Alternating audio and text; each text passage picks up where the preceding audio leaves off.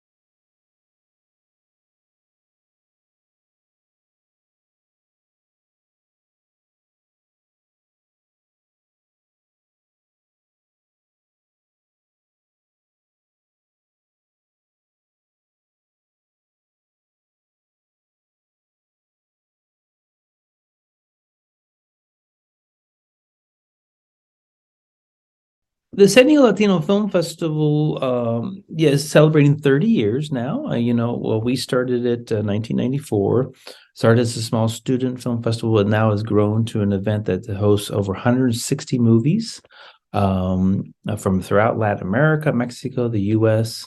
In addition to the movies, we have over 100 actors and filmmakers that will be in attendance to introduce their films, do Q&As, participate in workshops. And then we've also, over the years, kind of expanded this idea of like it's not just a film festival, but it's a celebration of Latino culture. So we have concerts. We have a whole Sonido Latino concert series that we call it in the mall. There's live music and dance every day, 11 days a week. So you can get there, hang out, and see live music.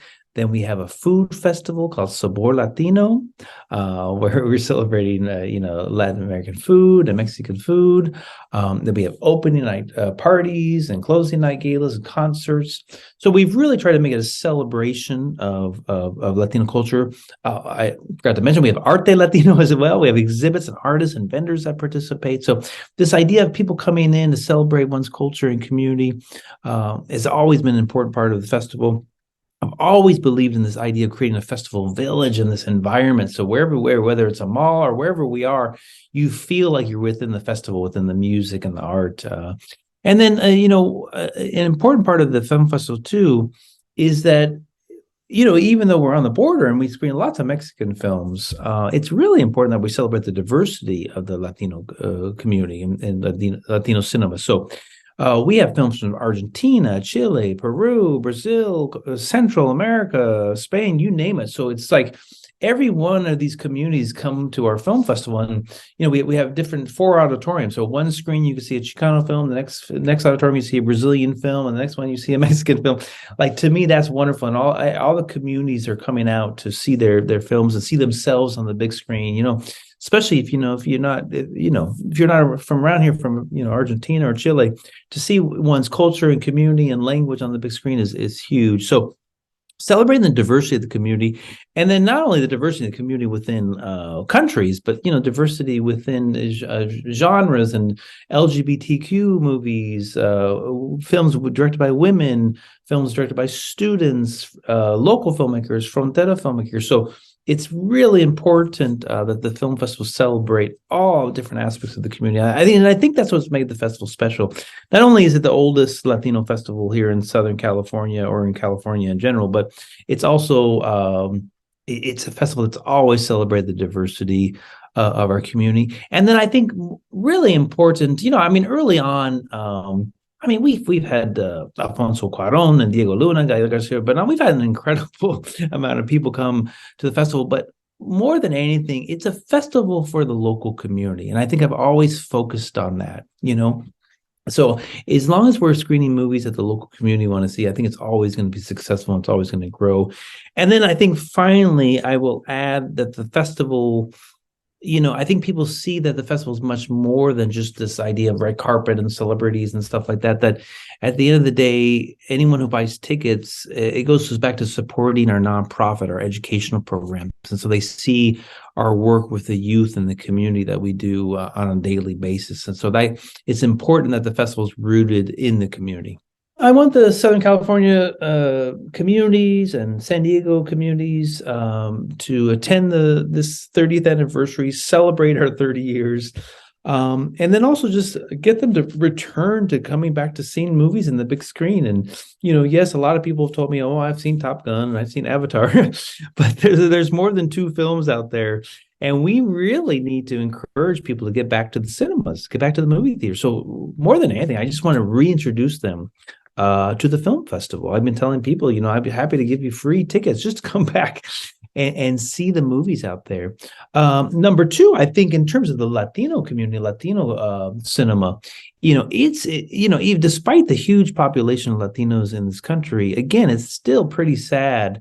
The really small percentage of Latinos in front and behind the camera. We're still dealing with 2 to 3% of Latinos in the industry. So that's appalling, and it should be continued. We need to continue to fight for that more representation, both behind and in front of the camera. So it's really important that people understand that. I think occasionally we see, Guillermo del Toro, someone won another award, so everything must be okay, but that's not true. And so we need to keep on fighting for more representation. And then additionally, we also need to make sure the film festival and others understand too that we're still fighting like the negative stereotypes that are constantly being portrayed in mainstream cinema, or mainstream news, for example, even more so. We obviously live on the busy border of Baja California and San Diego. But you're constantly seeing the rhetoric coming from politicians, or the rhetoric from mainstream news media, where you just constantly see the negative nature of the border. And so I want the festival, and I hope people from Southern California and San Diego get to see another aspect of the border, another aspect of a Latino community that they haven't seen before. And for me too, sometimes, the film festival is almost like, it's almost like receiving a passport and being able to travel to all these amazing countries without having to spend the money and get on the airplanes. For me to connect with, a wonderful actor or a wonderful story from Brazil or Peru or Chile or even about the border that I wouldn't have known about, I think is something special. So I think I want people to really understand the full Latino experience by seeing as many movies as possible. Personally, as the founder and executive director of the San Diego Latino Film Festival, I'm always looking forward to seeing people's faces when they leave the theater, when they leave the cinema. It's incredible to see. Sometimes very happy talking. You could just tell the energy, that film's going to win the audience award. Or, you see they're sad. They might be crying or something like that because it's a very serious movie. So I just love to see the reactions, the comments, and the engagement from the community members. To me, that's at the end of the day. Again, it's not about the red carpet, the celebrities, and the corporate sponsors or whatever. It's about those attendees that come out of the theater with a smile or a tear in their eye, and that have been impacted by those films that they've seen on the big screen. I've learned a lot over the past 30 years. And organizing a film festival or any large production, I think a lot of people don't understand how really difficult it is. It's very hard to do this every year because you're fighting against so many different things, scheduling, funding, and all that kind of stuff. So one thing I've learned over the years is to always have your big goal in mind and always say, okay, I'm going to do this film festival in March. You might not get there the way you think you're going to get there, but you're going to do it. And I think that's really important. I think the community has seen that we've committed. We said we're going to do it, and we're good to our word, and we're going to do a film festival. So again, always have that big goal in your mind. I've also learned, just from the filmmakers, is that a lot of them, they just want to have a wonderful time when they're here with the community. And so, like, how can we help filmmakers connect to audiences? How do we get them to have a good time and with here and while they're in San Diego? Take them to the zoo or something like that. Take them shopping, and also more importantly, how do we connect them to other filmmakers? That networking opportunity is really something important. So we have mixers and kind of pre-screenings, receptions, and stuff like that, so filmmakers participate. In terms of the customer experience, always have good quality audio, video. Technically, it's subtitles. You got to have a great production no matter what, so it's professional and they can enjoy the film. And then finally, for the customer experience too, it's just diversity of content. And I know this is actually getting harder and harder every day to get the content that we want, but to have some comedies, have some dramas, but not all the same thing. And so, like, really diversifying the content is really important for the customer. Why must the community attend the San Diego Latino Film Festival? I think it's really important for the community to support Latino cinema, to support representation. Again, I think I mentioned earlier, despite the large Latino population in this country, it's pretty dismal, the amount of Latino actors in front of the camera and then Latino directors, producers behind the camera. It's a very small percentage. And it doesn't make any sense. And so I think it's important that people come out to an event like this, a festival like that, to show the industry, to show Hollywood that, yes, we are here and we demand to see movies that represent our community and or movies that support, young Latino writers and actors and filmmakers. And so the demanding representation is being supported. And again, the other thing is demanding a more accurate portrayal of the Latino community on the screen by buying a movie ticket and supporting these Latino film festivals or Latino films. You're saying to Hollywood and industry that we want to see an accurate representation of our community, and we don't want to see the negative stereotypes that we continue to see in mainstream news and mainstream media. 30 years is a lot of years. Number one, my hopes and dreams for the film festival and our nonprofit is to continue, to be a resource for the local community, to educate young kids and young filmmakers how to make their own films, how to tell their own stories. So one of my dreams is that young filmmakers that have been participating in our workshops will eventually go on to make some feature films that are exhibited in the film festival, and or they come back and organize the film festival. So we were trying to create the future generations of both filmmakers and also the film programmers. In terms of the San Diego Latino Festival in particular, I think the festival is going to go through some changes just naturally because what's happening with the streaming services and how our world's changed drastically. So the festival needs to constantly adapt to that, and what type of films will we screen, what type of content and filmmakers that we support. So again, I think it's important that young filmmakers and or young arts programmers get involved with the film festival and create the film festival that they want to see during the next 30 years. And something new that's happening this year at the upcoming San Diego Latino Film Festival is, we have a opening night party and we have a closing night party. So it's, much more than just a film. So we have a 12-piece all-woman salsa band on March 9th. And then we have this great Colombian cumbia band called Sonora Dinamita on March 18th. So again, something exciting, and it's all gonna, what's new about it is that too, it's gonna take place here at our location, which is on Park and Market in downtown San Diego. So in addition to screening movies at AMC Mission Valley, there the opening night and closing night parties and our movies, we're also gonna have our Digital Gym Cinema open here in Park and Market. So that's gonna be exciting to introduce people to our new space down here that otherwise wouldn't have come. My name is Ethan Von Thiel. I'm an executive director and founder of the Media Arts Center San Diego and the San Diego Latino Film Festival.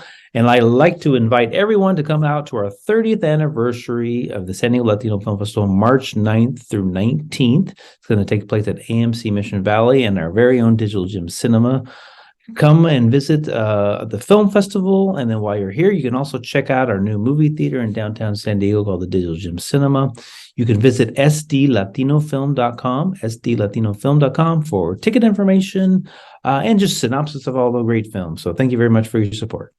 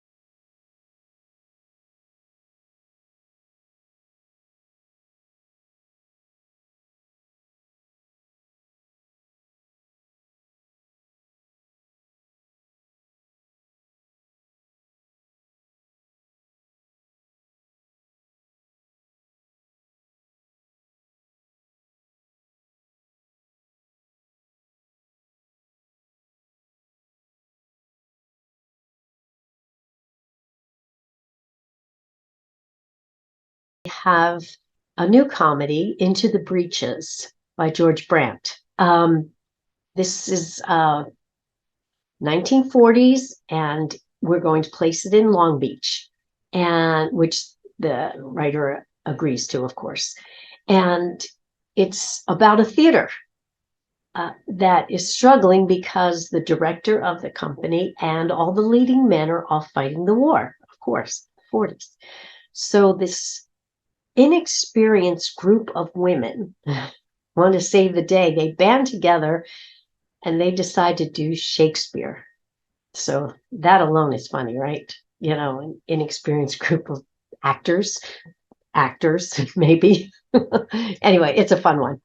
That's our fun, thought-provoking, entertaining season for our 38th anniversary in 2023. because we work on a calendar year, as you know. Well, what do I want the audience to experience when they come to ICT in 2023? I want them to, one, I'm blessed to have them return, and we're getting better at that every year, and people are feeling more comfortable and safer, and we've taken precautions to keep everyone safe.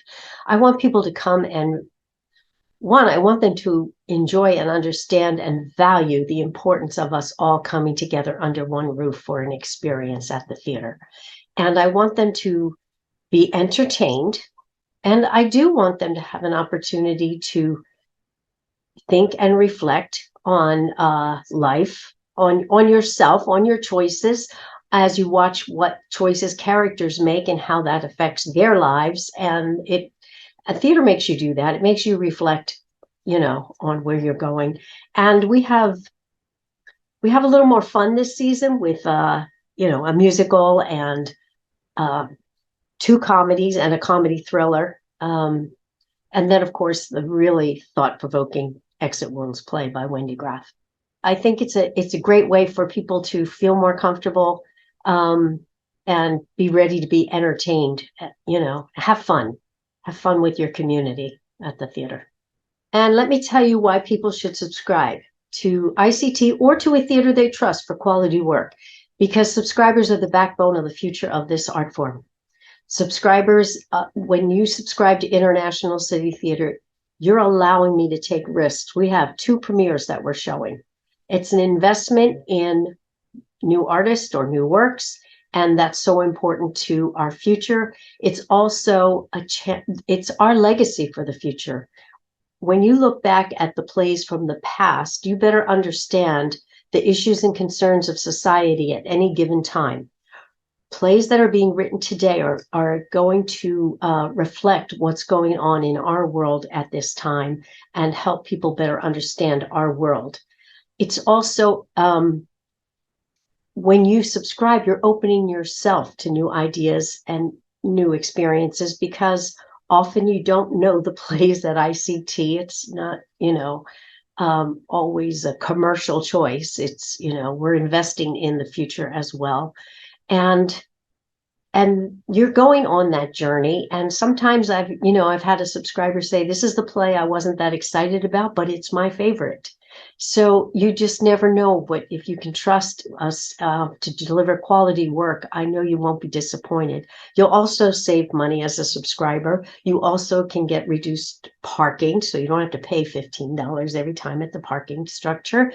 And this year we're returning to our restaurant discount card, which we haven't done since COVID, because restaurants were also rebuilding. But now we have a number of restaurants that want to participate, and you can get 20% off on your meal. So you can be entertained and with a full tummy.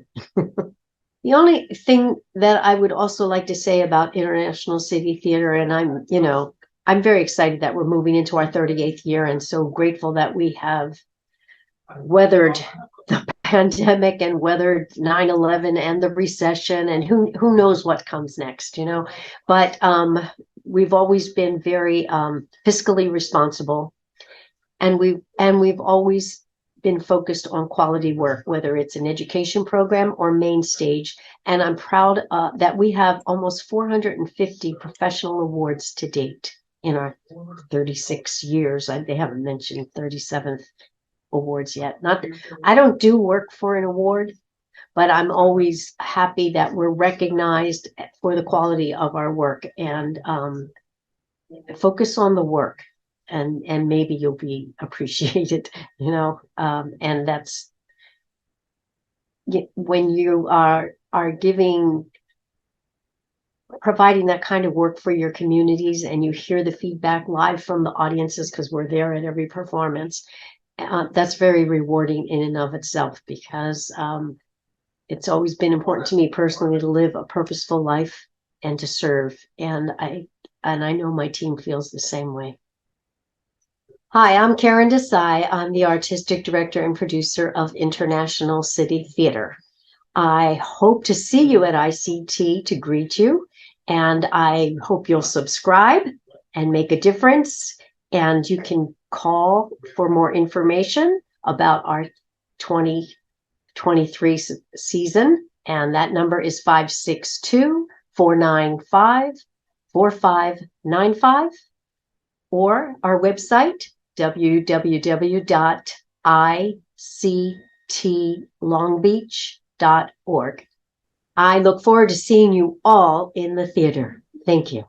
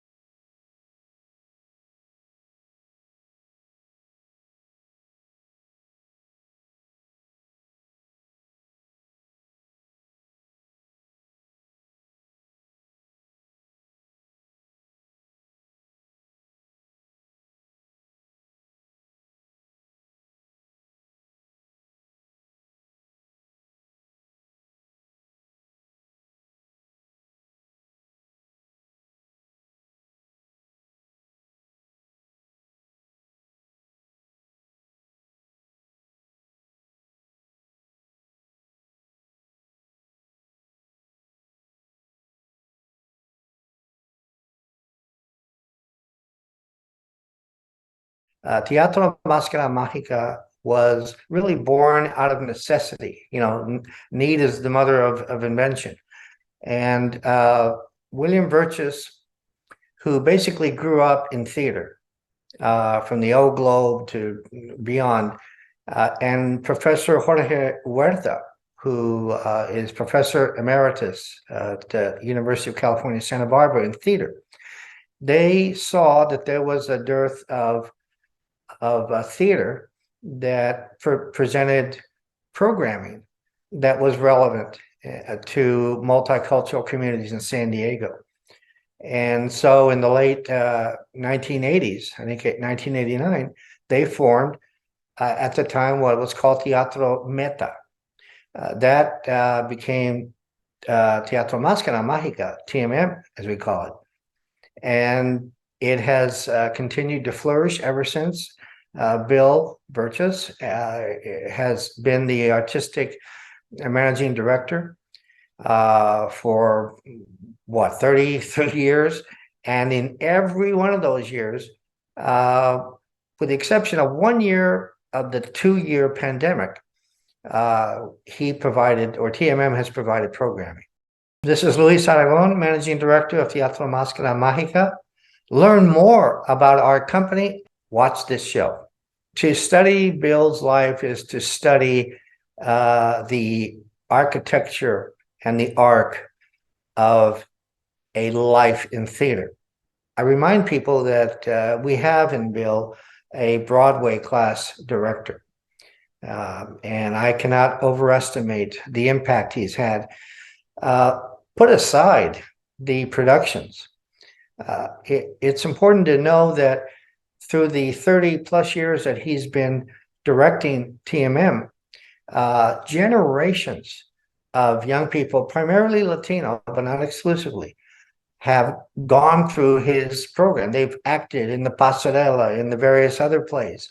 They've done the camera work. They've done the stage management. In essence, Bill has directed a lab, a theater lab for young people, and many of whom have gone on to professional careers in theater, the movies, and to this day he continues to do that. The other thing that I think Bill brings to the community is I've touched on a little bit, is education. Because there has not been a lot of programming that's geared to the multicultural communities, frankly, a lot of the communities aren't even aware of some of the the wonders of theater. So what does Bill do? He not only presents award-winning productions, but he does so at almost for nothing.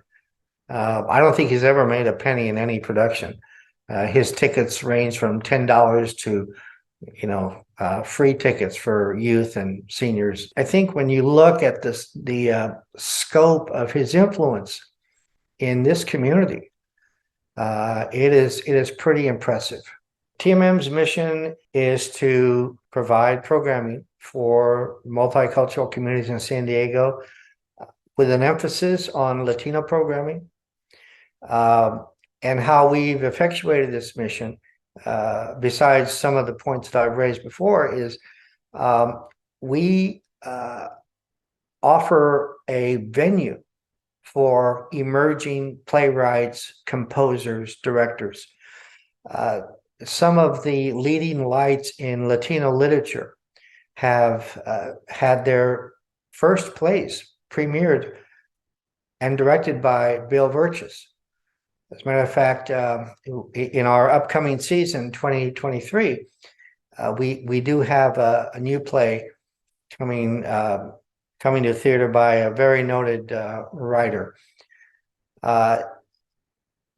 That's really our mission. If you think of Bill as kind of a Johnny Appleseed, spreading the seeds of theater and opening the eyes of people who have been kind of shut out of theater, that the theater is a place of magic. He gives us this passion. When I see Bill in action, it motivates me. I've known Bill for probably 20 years, have been involved on the board for the last 10 plus years, and recently became managing director. Part of my task is to spread the word and also to raise funds. It is remarkable to me that TMM has operated basically on a budget of $50,000 a year, which is almost embarrassing to say. That's maybe 3 or 4 costumes at a major theater. And yet you would not know that if you saw his productions. We are raising money through grants, through performances now that we've gotten through the pandemic. But his passion is really what motivates all of us and the community also. Bill's Rolodex, to use a kind of a term that many may not even understand, his contacts are incredible. So how does he do these productions with basically no money? Well, he gets the Carpenters Union to help him do a stage for free, a set for free. I could go on and on. He likes to say that he lives off the kindness of strangers, and it's really the kindness of people that admire him. Anyone who's not inspired by Bill in theater just isn't really listening or looking. I learned some years ago the power and majesty of theater. In my professional, I'm a lawyer, and I spent 30 years as a district attorney. And one of the things that we try to do as prosecutors is to prevent crime, right? It's not just, it's nice to get them to prevent crime. I was at a community art gallery probably many years ago at lunch, and there was a group of Latino high school students. They were at an exhibit of paintings by a former gang member who had spent 25 years in prison. When I saw how these students were reacting to these paintings and how they were receiving the message of the artist, that reminded me the power of theater. All theater is political, right? It's only good theater if it has a message, and all messages are inherently political. The power of the message, the power of the voice is what theater is all about. And when you don't have a voice, when you don't literally have a spot on the stage, if you will, then no one hears you and no one sees you. When we present, for example, the pastorela, it is a tradition, and it's more than just a religious homage. It's really about a community overcoming incredible odds, which you could really say is the backstory to so many Latinos and the farm workers. And so it conveys a message of overcoming, of strength. When we put on Zoot Suit and other Latino plays, it's powerful. So I realized and decided at that point, those years ago, that I would do whatever I could to bring theater and music, but primarily theater, to those who really did not have the opportunity to see it, and to offer the stage, literally, to the distinct voice of not just the Latino, but the African American, the Asian. One of the proudest moments for Teatro Máscara Mágica was recently when we premiered a musical called Not Working. Not Working is a kind of a modern day adaptation of Stud Terkel's book Working, that became a big musical on Broadway. Because of COVID, we decided, well, no one's working. So, and we got 3 theater groups: Asian Story Theater, San Diego Black Ensemble Theater Company, and Teatro Máscara. Those 3 theater companies put together what I consider to be a fantastic show. It included a dozen composers. Anybody who's ever had to put together a play or a musical, I mean, the thought of somehow bringing all those disparate voices, those disparate composers together, and it worked. So, when we talk about that we're a common ground theater, we mean it, and we literally show it.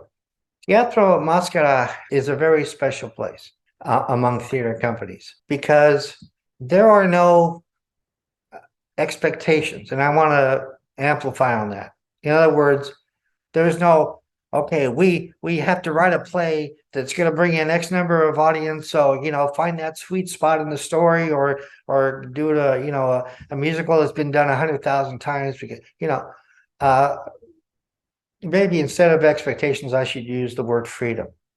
There is incredible artistic freedom, and because we don't have those limitations, we're not about money. We're not about fame. We're about theater. And we are particularly about telling stories that have never been told before, using voices that have rarely been heard before. So for emerging playwrights, emerging writers of musicals, directors, you can come to TMM and you can follow your passion. And there's no one going to be screaming at you about you're over budget, because you won't have a budget. So I encourage you to come. And of course, what you are doing for the community, you are providing a generation of young people. You're opening the stage, the curtain. And some of these young people, as I say, they go on, they become actors, they become directors. You know, it's a beautiful interaction that you will have. The reason that Teatro Máscara is important, and the reason why I think we enjoy the strong support of our community, is because besides the terrific programming that we offer, we are a venue that offers educational opportunity. Matter of fact, I'm excited to announce that Teatro Mascara is starting a scholarship fund. We're calling it Act Proud. And the funds, this scholarship fund will go to young actors who act not only with our theater, but other theater groups, because it takes money. And a lot of the actors, especially the young people, they have day jobs. So any extra income. So we're really excited. This is a beautiful effort. That whatever funds we raise will be exclusively for scholarships that we will award every year. And I encourage people to donate to us. Look, you know, when you look at where we are as a society, the pandemic kind of held up a mirror to who we are. And there was some there is some sadness in the reflection. Technology, while amazing, has also tended to bring us apart. You know, we don't meet in person anymore. We Zoom, and we could go on and on. So events like theater that bring us together, I think, are needed more than ever. And when you see a great production, and I'll use a reference that people like, The Sound of Music. It kind of allows us to look at the glass half full, even though most of the time we're presented with a half empty. So art and theater, it's our heart, it's our soul, and it is exercise for our better angels.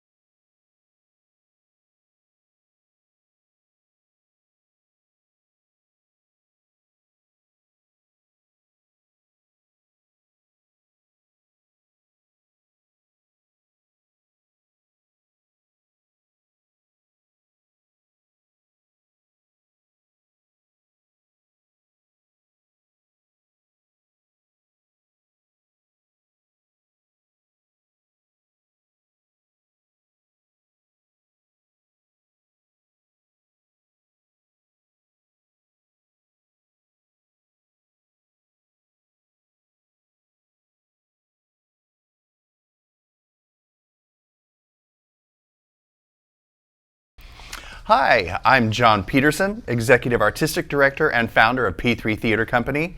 And today I am sitting here with my good friend and colleague, Jimmy Hippenstiel. Hello. Who is the director of our production of Funny Bones, The Humerus Solution. So, Jimmy, when did you fall in love with the theater, and why did you have to be part of the theater world? Well, John, first of all, I want to thank you for letting me sit this close to you. This is an unusual event, and I'm enjoying it. It's delightful. Well, thank you. John, I began theater when I was just a tiny tot. I was about 5 years old, and my mother put me on the stage in her PTA shows. And I loved it, and she loved having me in there. And then after that, it was a natural progression. She noticed I wasn't a basketball player like my brothers, or I didn't ride horses like my sister. So she put me in an audition when I was 8 years old. And it was a group called Junior University in San Bernardino, and it was my children's theater that I grew up in. And it was only during the summer, but every summer we looked forward to it as our favorite part of the year. And then I knew I loved theater, and I was going to be doing it for the rest of my life. Oh, I can just see a little Jimmy running around in tap shoes. Pinocchio, 10 years old. Oh my God. What was There are cassette tapes, by the way. Oh my God. Cassette tapes, what are those? 1970. Oh my God. Hey, that's the year I was born. Yeah. Oh, thank you. Okay, this interview has been really fun. And let me ask you, John, when did you fall in love with theater? And why did you have to be a part of the theater world, other than the obvious fact that they needed you to be? They needed me. They really did. Actually, it's kind of funny. I got a late start. I'm a late bloomer in the theater world. As in last week? Or? Pretty close. Okay. Pretty close. Thank you. You just de-aged me about 30 years. No, it was actually not until high school. The true story is I lived next to a high school in San Diego County that was known for its drugs and its gangs, and my parents didn't want me to go there. So the only way to go to a school in a different district at that time, there was a performing arts high school on the other side of the city I grew up in, Chula Vista High School for the Creative and Performing Arts, and I had taken some piano lessons at that point. So I actually auditioned and got into that school as a piano major. And then my senior year of high school, I auditioned for their madrigal choir and their glee club, aka the main attraction it was called, and was cast in both of those. And that's kind of how I got my start with that. Then I auditioned for a production of, my girlfriend at the time convinced me to audition for a production of Sound of Music. And at the age of 16, I was cast as a Nazi. Even though there is a role, 16 going on 17. There is, but I had never done theater, so it went to someone much more talented than I at the time. And that kind of, between that production and the two groups I was in at the Performing Arts High School, I just kind of caught the bug. And actually, I went into college as a criminology major, but then I auditioned for the choir at UC Irvine, and they convinced me to audition for their madrigal choir, which was an elite group of singers, and I had been taking voice lessons at that point, and I just kind of really just got sucked in, and by the time I graduated, I ended up with a theater degree, and no criminology, and the beast was born. So when you think of drugs, gangs, and Nazis, think of John Peterson. And the theater. I was a madrigal too, by the way. Were you? Eisenhower High School. Yes. Oh, very cool. I was. Well, can I ask you another question, John? Absolutely, go for it. Why is the sketch comedy format such a unique format to you, and why do you love it? Well, first of all, it's comedy. How can you not love comedy? I would tell you that if I was in my early 20s, I would not have liked sketch comedy. I didn't like comedy. When I was growing in the theater world, I was really a singer first and foremost. And I got caught up in an opera company, so I was this dramatic opera singer, and ended up doing musical theater because I could dance. Which some operas make me laugh, by the way. Some are funny. Yes, indeed. Some are very funny, especially when you don't know what they're saying. But over the years, I started doing musical comedy and getting cast in more musicals, and really found the love of comedy. But sketch comedy is just so different in that it's a lot more timely, and it's basically, a lot of times it's songs you're familiar with parody lyrics written to it, and you're making fun of something that's real in the real world, and it's not necessarily part of a major dramatic storyline that's in a show. And you do get to have that connection with the audiences too, that you wouldn't in a regular musical. And I also like it, I prefer it to improv personally, because I'm not always that quick on my feet. So with sketch comedy, it is more or less scripted typically, and I do much better with some type of outline of a script at least. And it's just so much fun. It's great when you're in it and you're hearing the audiences laugh, but you're laughing too because of the material, of what it's making fun of, or what the parody is about. It's always just such a fun thing. I was going to say I have a very similar feeling about sketch comedy. It's the fact that it's planned, but it's not planned. I know everybody's favorite part of the Carol Burnett show was when Harvey Korman or Tim Conway would make everybody bust up laughing. Yes. That's exciting in sketch comedy because everyone loves to improv, everyone loves to make up what they're saying and doing, but if you have a format like sketch comedy that works, and you know that it works because you've rehearsed it and you've planned it, then you've got your basic core that you can build off of and then just go to town from there. Yeah. So that's what I like about sketch comedy. Yeah, the room to play and expand, and because of the relationship that the cast builds with the audiences, you get the feel for what's working right at that moment, and you can kind of expand upon it, exactly. or diminish it if it's not quite working out, or the crowd that particular night they're not really into colorectal surgeons, for example. Why would you not be, first of all? Right? I ask that question all the time. Oh my gosh. So, well, this is kind of our next question is kind of more of a collaborative question because of our business relationship with the show. Let's talk about our process in creating a sketch comedy skit. Like what do we do? Let's let everybody know what we go First, through. let me talk about a place called Fire and Ice in Anaheim. Yes, I'm giving them a free shout out. It's a wonderful restaurant, and John and I love to meet there and talk about Funny Bones, and we just did so a couple of nights ago. I think the process is really just keeping your eyes and ears open what the world's about right now as far as news goes, as far as what's funny in the world, which is getting harder and harder to find sometimes, but we listen to songs and we collaborate that way, and we say, hey, what do you think about this song? Johnny will email me a link to a song, and I'll go, oh my gosh, that's perfect for our group. It's hilarious, and we're a little bit irreverent. We don't always do the clean version of everything, but that's why the audiences love it. It's unexpected, and it's a guffaw moment. Really, you know. So if they don't expect to hear something, they're going to laugh really hard. Yeah. If something catches you off guard and it is funny, that's the best sound is those spontaneous laughter, the guffaws, if you will. Mostly we use each other as a sounding board, though. I'll get ideas, John will get ideas, and we go back and forth and say, what do you think? Will that work? And it usually does on our talented group of funny boners. Wait, can I say that? Funny boners? Blooper reel of our funny bone group. Funny bonesers. Funny bonesers. Yes, there you go. That's better. And I have two things that I like to keep in mind when selecting material to be in the show, and it's number one, if we offend everybody, nobody can be offended. Correct. Of course they will anyway, but hey, it's worth a shot. And then what was the second one? I forgot. There was something that was second. Oh yes, if it's in the news, it's probably worth making fun of. Whether it's good news, bad news, in between news, it's out there. Everybody knows something about it, so they can relate. Right, and again, I don't know if you feel this way, but sometimes I have to turn the news off because you want to keep your day bright and you want to keep your day happy, and sometimes the news will get under your skin, and if we can help enlighten everybody's knowledge of what's going on in the world by poking a little fun at it, I think we've done our job. Yeah, absolutely, 100%. Which takes us into, why is sketch comedy good for the soul? Well, because laughter is good for the soul. It is. I mean, that's the short, easy answer, really. Everybody needs a little laughter in their lives. It only makes you happier as a person.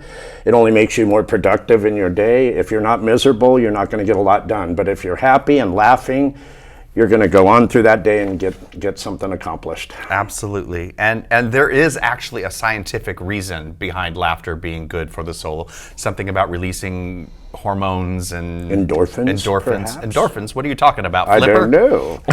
I don't know. But we do have a member of our cast who is a licensed music therapist, so that might be a good question for him. Like, what are the benefits of laughter? You know, from a medical or scientific standpoint. Yeah. I mean, that's there. I mean, but it just feels good, doesn't it? I think most of you know that. Yeah. But if you don't, you need to get to Funny Bones. Laughter is good for the soul. Yeah. This just in. All right. All right, so when did you hear about P3 Theater Company, and why did you want to work with this theater on Funny Bones specifically, and why did you want to be a part of it?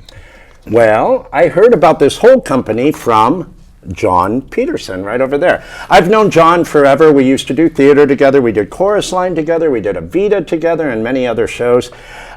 We established a good rapport back then. We were great friends. We enjoyed being on the stage together. So when John tried to get what he made so successful in Florida prior to coming to California, he wanted to get it going out here. And so he gave me a call and he enlightened me on it and told me his vision, and I was intrigued.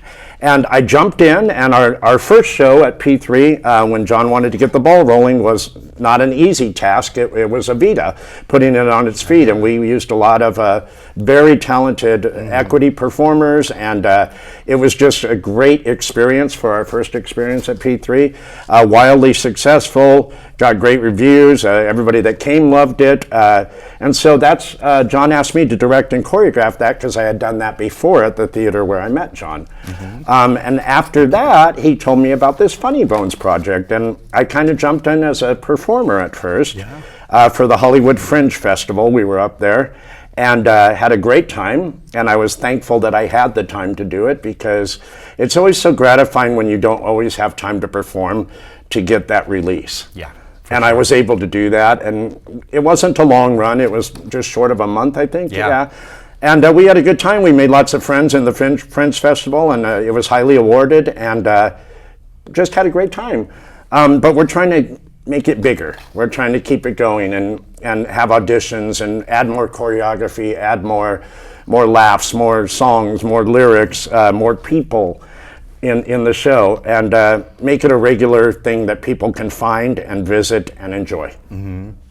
So when I was looking at casting the Fringe Festival, Jimmy was one of the first people I thought of because you are the funniest person I've ever met in my life, on stage and off. So when I was looking to cast, I thought, well, gotta call Jimmy. And because you're so popular and so in demand, and with the Music Theater Academy, you're so busy that I knew you wouldn't be able to do a long run. But the Fringe was a great test for the show to see if it would work out here on the West Coast, which it does. So I knew I had to have you involved in the production in some capacity. And if you couldn't be on the stage, absolutely having you at the wheel of this production and bring your vision in comedy to the cast and the interpretation of the songs and in the choreography. I was super thrilled that because of the way that the show is structured, you're able to be a part of that because of the flexibility of rehearsals and stuff like that. Yeah. Just to clarify, I run a musical theater academy in Orange County, and we rehearse there sometimes for Funny Bones. And they'll just come in after I have a rehearsal with the kids, and we just are creative, and it's great to work with adults as well as children, and I just enjoy this group so much. Yeah, so we should give them a quick little plug, the Music Theater Academy of Orange Yeah, County. the Musical Theater Academy of Orange County, and theater is spelled pretentiously with an R-E at the end. And they've been a great partner with us, like you said, us being able to have rehearsals there and utilize that space, which is a fantastic space. So we're very grateful for the partnership with you guys on that too. Awesome. Yeah. Okay, this says ask to John, so guess what I'm going to do? I'm going to ask this question to John. You're so clever. I follow instructions well. How would you explain to the audience what the new Funny Bones, capitalized, group is about? So it's unlike the rest of our shows, really, our main stage productions, where we cast each production individually. This is more like a troupe of actors that we're assembling for an ongoing recurring production that updates over time based upon what's in the news, what's happening, what new material can we bring in that's just as funny, if not funnier, than the material that's in it. Got to keep it fresh so we can get those repeat offenders, aka the returning patrons, because people do that. They will come. They'll have friends come into town the following month. They go, "Oh my God, we're going to bring you to the show we saw a couple months ago. It's fantastic." Don't forget, elections are coming up. A laugh a minute. Oh man, I tell you, we could have a whole comedy show on politics alone, but but there are other things out there that we have to make fun of. So, but that's basically what it is. I mean, with what we've done since the Hollywood Fringe Festival, we're expanding in 2023 by bringing on a live piano player as opposed to using musical tracks. We're bringing in new material. We've hired 2 new cast members. We're looking at hiring another couple more, and potentially even more beyond that, because with a long-running gig type thing like this, we get people who are so talented that want to go out there and do 4 weeks of a musical type thing. So we want to be able to afford them the opportunity to do that while still being able to keep them, but keep the integrity of our show. And then reel them back in when they're done. Reel them back in. Yes, sirree, Bob.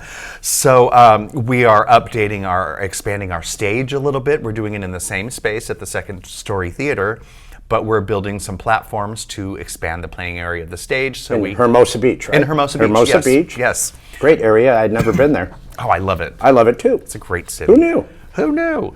But so we're making more playing area on the stage so Jimmy can have bigger choreography, because he is not only funny, but he's an excellent choreographer.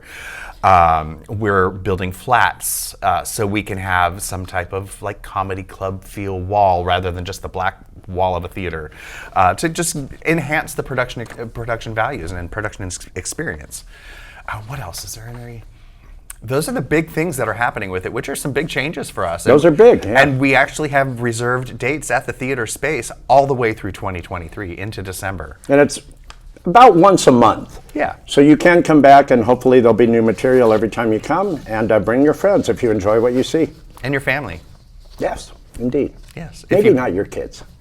Yeah, we like to say, what is it? What is it, 13 and a half? I would say. Is it 13 and a half? That half is a big difference. It's the deal breaker. But Yes. Again, we do leave it to the discretion of the parent, as long as we put out the caveat that there's some adult humor. I mean, it's not a nasty, dirty, raunchy show by any means, but there's some, a little bit of language and some adult humor. So use your discretion as parents, and it's up to you.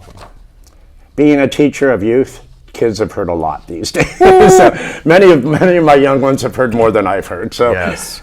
So now I'm going to follow directions, and I'm going to ask Jimmy a question.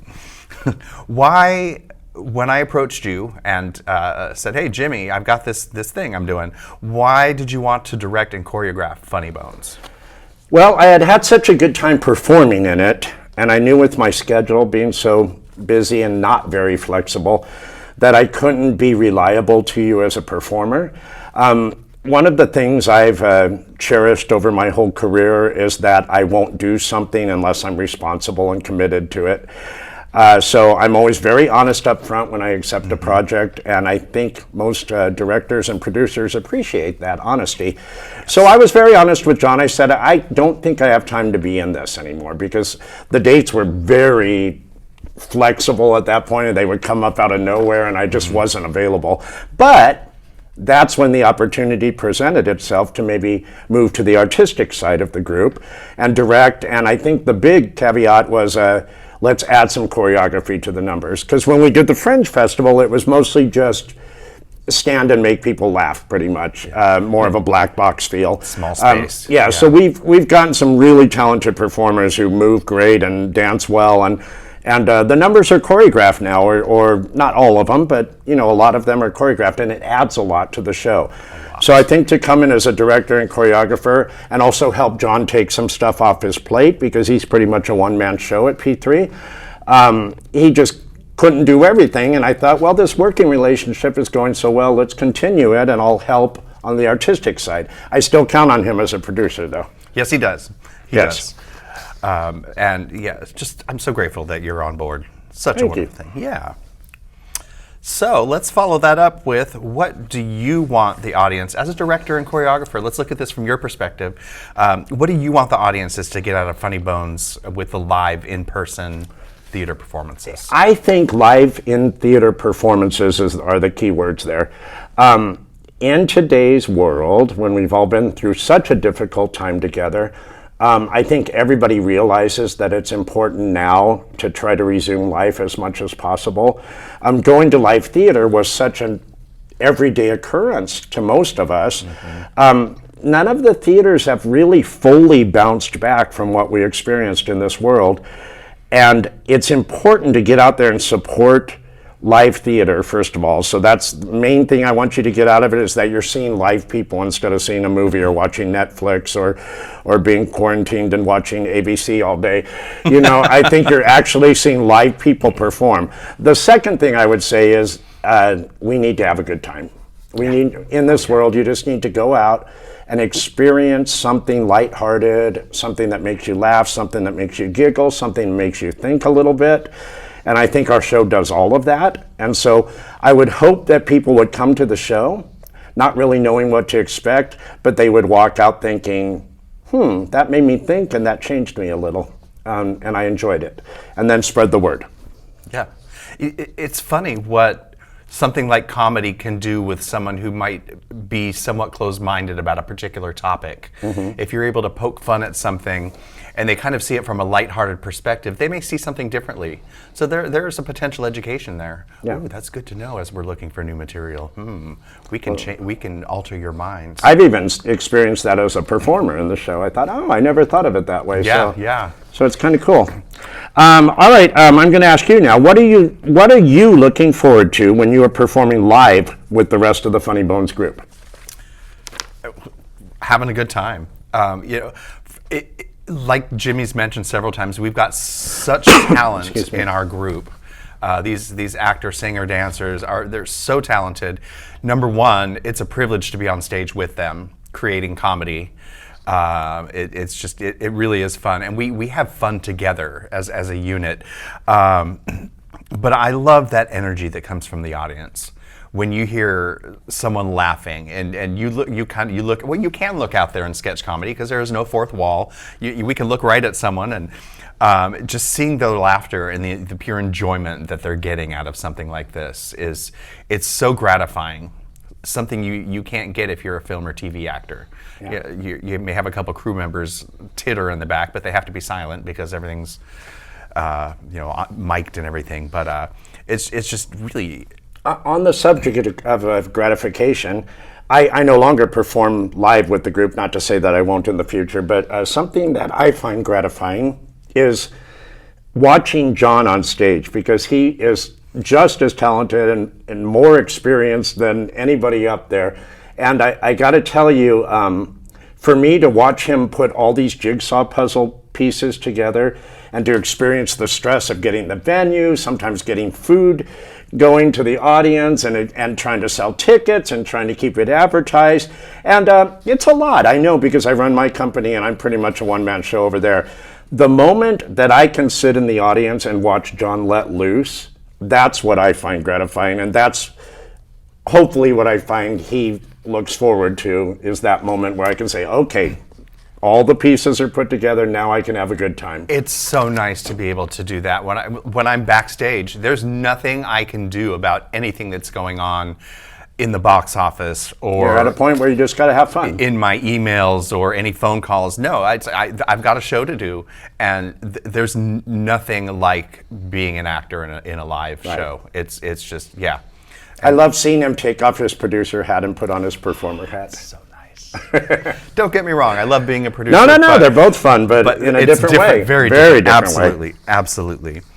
Let's see, where are we here? What number are we on? Why must viewers attend P3 Theater Funny Bones live performances and go monthly to see Funny Bones? I think we've touched on that a little bit already. We have. But just come out to have a good time. That's the main opportunity. But also, if it goes once a month, chances are when you come back, the material will have changed a little bit.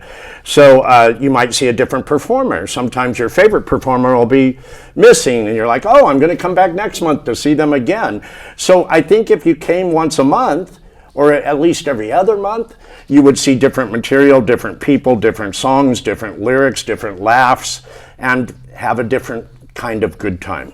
Absolutely. And putting the producer hat on with that, your support of live theater, you attending over and over, especially if you're enjoying yourselves, which you will, it helps support the theater and keep the theater going. And you know, those ticket sales, they aren't a majority of what the theaters need to make their business run, but it's a big part of it. And you know, without the audiences, we wouldn't have a theater. Correct. So from a business aspect, that's my answer to that. But when you do that, you will have the fun that Jimmy's talking about. And that's, Pardon me while I have a sip of vodka. I mean, water. That's what I wrote, water. Uh-huh. Clear water. Let's see here. So you have a question to ask of me. I do. What are your hopes for the new P3 Theater Funny Bones group now and in the future? And again, I think you've already touched on that a little bit. We have, but I do have a little bit of a vision that we haven't touched on yet, and that is to actually have such a demand for our product, our show, that we have to have more performances because we're selling out and audiences are wanting to come see the show, which with being able to reach out to more people in the community, it creates more work for our actors and creative team, which is great for actors to be employed. It all helps the economy. You know, people come down to see our show. There are a lot of great... Hermosa Beach, you go out to the restaurants afterwards. And then after the city. After the show, you go to the bars. There's so much to do down at Pier Plaza in Hermosa Beach and in the whole South Bay area. But I know a good place to go to watch football, by the way, so I'll let you know. So on top of being able to have more performances, maybe 2 weekends a month or 3 weekends a month or maybe every weekend. Or maybe in a different location. And that was my next thing, is to be able to expand to possibly have a touring company of Funny Bones that does different venues in the Southern California area, or maybe one that goes out to Palm Springs for a month. They need to laugh out there too. It's so darn hot that you gotta laugh. So we'll make sure we find a song about heat or summer or the desert or something. But yeah, to be able to have like a traveling troupe. That type of thing, or to even do corporate events. This is perfect for corporate events or private events, Christmas parties. When I worked at Laughing Matters, which is the predecessor to Funny Bones from the East Coast in Florida, we had Boeing, the airline, they bought out the venue. DHL, they bought out, we did sold out or buyout events. So those are opportunities as well. So we're looking forward to expanding to all of that and really just having a ball. We can only do that with your support. So, we will wrap this up by saying, see you at the theater. Yeah, sure. So we will go, see you at the theater! Bye! Ciao!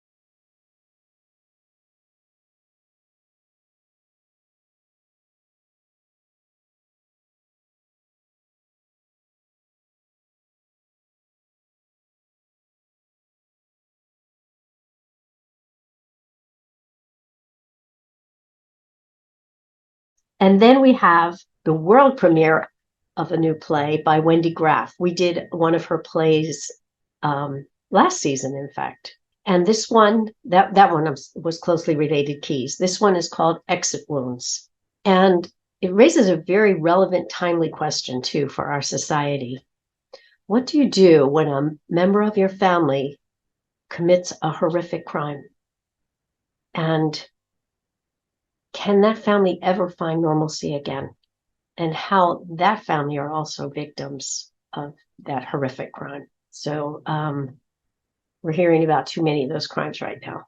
That's our thought-provoking, entertaining season for our 38th anniversary in 2023, because we work on a calendar year, as you know. Well, what do I want the audience to experience when they come to ICT in 2023? I want them to, one, I'm blessed to have them return, and we're getting better at that every year, and people are feeling more comfortable and safer, and we've taken precautions to keep everyone safe. I want people to come and, one, I want them to enjoy and understand and value the importance of us all coming together under one roof for an experience at the theater. And I want them to be entertained. And I do want them to have an opportunity to think and reflect on life, on yourself, on your choices, as you watch what choices characters make and how that affects their lives. And a theater makes you do that. It makes you reflect, on where you're going. And we have a little more fun this season with, a musical and 2 comedies and a comedy thriller. And then, of course, the really thought-provoking Exit Wounds play by Wendy Graff. I think it's a great way for people to feel more comfortable and be ready to be entertained. Have fun with your community at the theater. And let me tell you why people should subscribe to ICT or to a theater they trust for quality work, because subscribers are the backbone of the future of this art form. Subscribers, when you subscribe to International City Theater, you're allowing me to take risks. We have 2 premieres that we're showing. It's an investment in new artists or new works, and that's so important to our future. It's also it's our legacy for the future. When you look back at the plays from the past, you better understand the issues and concerns of society at any given time. Plays that are being written today are going to reflect what's going on in our world at this time and help people better understand our world. It's also, when you subscribe, you're opening yourself to new ideas and new experiences, because often you don't know the plays at ICT. It's not, always a commercial choice. It's, we're investing in the future as well. And you're going on that journey. And sometimes I've had a subscriber say, this is the play I wasn't that excited about, but it's my favorite. So you just never know if you can trust us to deliver quality work. I know you won't be disappointed. You'll also save money as a subscriber. You also can get reduced parking, so you don't have to pay $15 every time at the parking structure. This year we're returning to our restaurant discount card, which we haven't done since COVID, because restaurants were also rebuilding. But now we have a number of restaurants that want to participate, and you can get 20% off on your meal. So you can be entertained and with a full tummy. The only thing that I would also like to say about International City Theater, and I'm very excited that we're moving into our 38th year, and so grateful that we have weathered the pandemic and weathered 9/11 and the recession, and who knows what comes next, But we've always been very fiscally responsible, and we've always been focused on quality work, whether it's an education program or main stage. And I'm proud that we have almost 450 professional awards to date in our 36 years. They haven't mentioned 37th awards yet. I don't do work for an award, but I'm always happy that we're recognized for the quality of our work, and focus on the work, and maybe you'll be appreciated, and that's when you are providing that kind of work for your communities, and you hear the feedback live from the audiences, because we're there at every performance. That's very rewarding in and of itself, because it's always been important to me personally to live a purposeful life and to serve. And I know my team feels the same way. Hi, I'm Karen Desai. I'm the artistic director and producer of International City Theater. I hope to see you at ICT to greet you, and I hope you'll subscribe and make a difference. And you can call for more information about our 2023 season, and that number is 562-495-4595, or our website, www.ictlongbeach.org. I look forward to seeing you all in the theater. Thank you.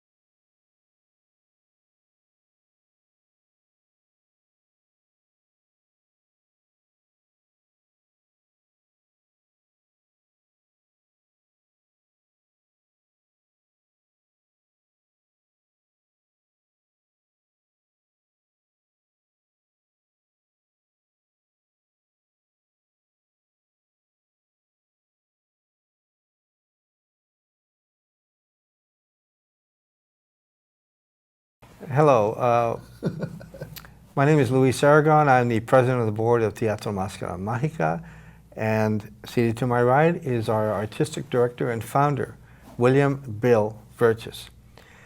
Thank you for joining us today. We're going to talk a little bit about theater, Teatro, Mascara, Mágica, and hopefully invigorate.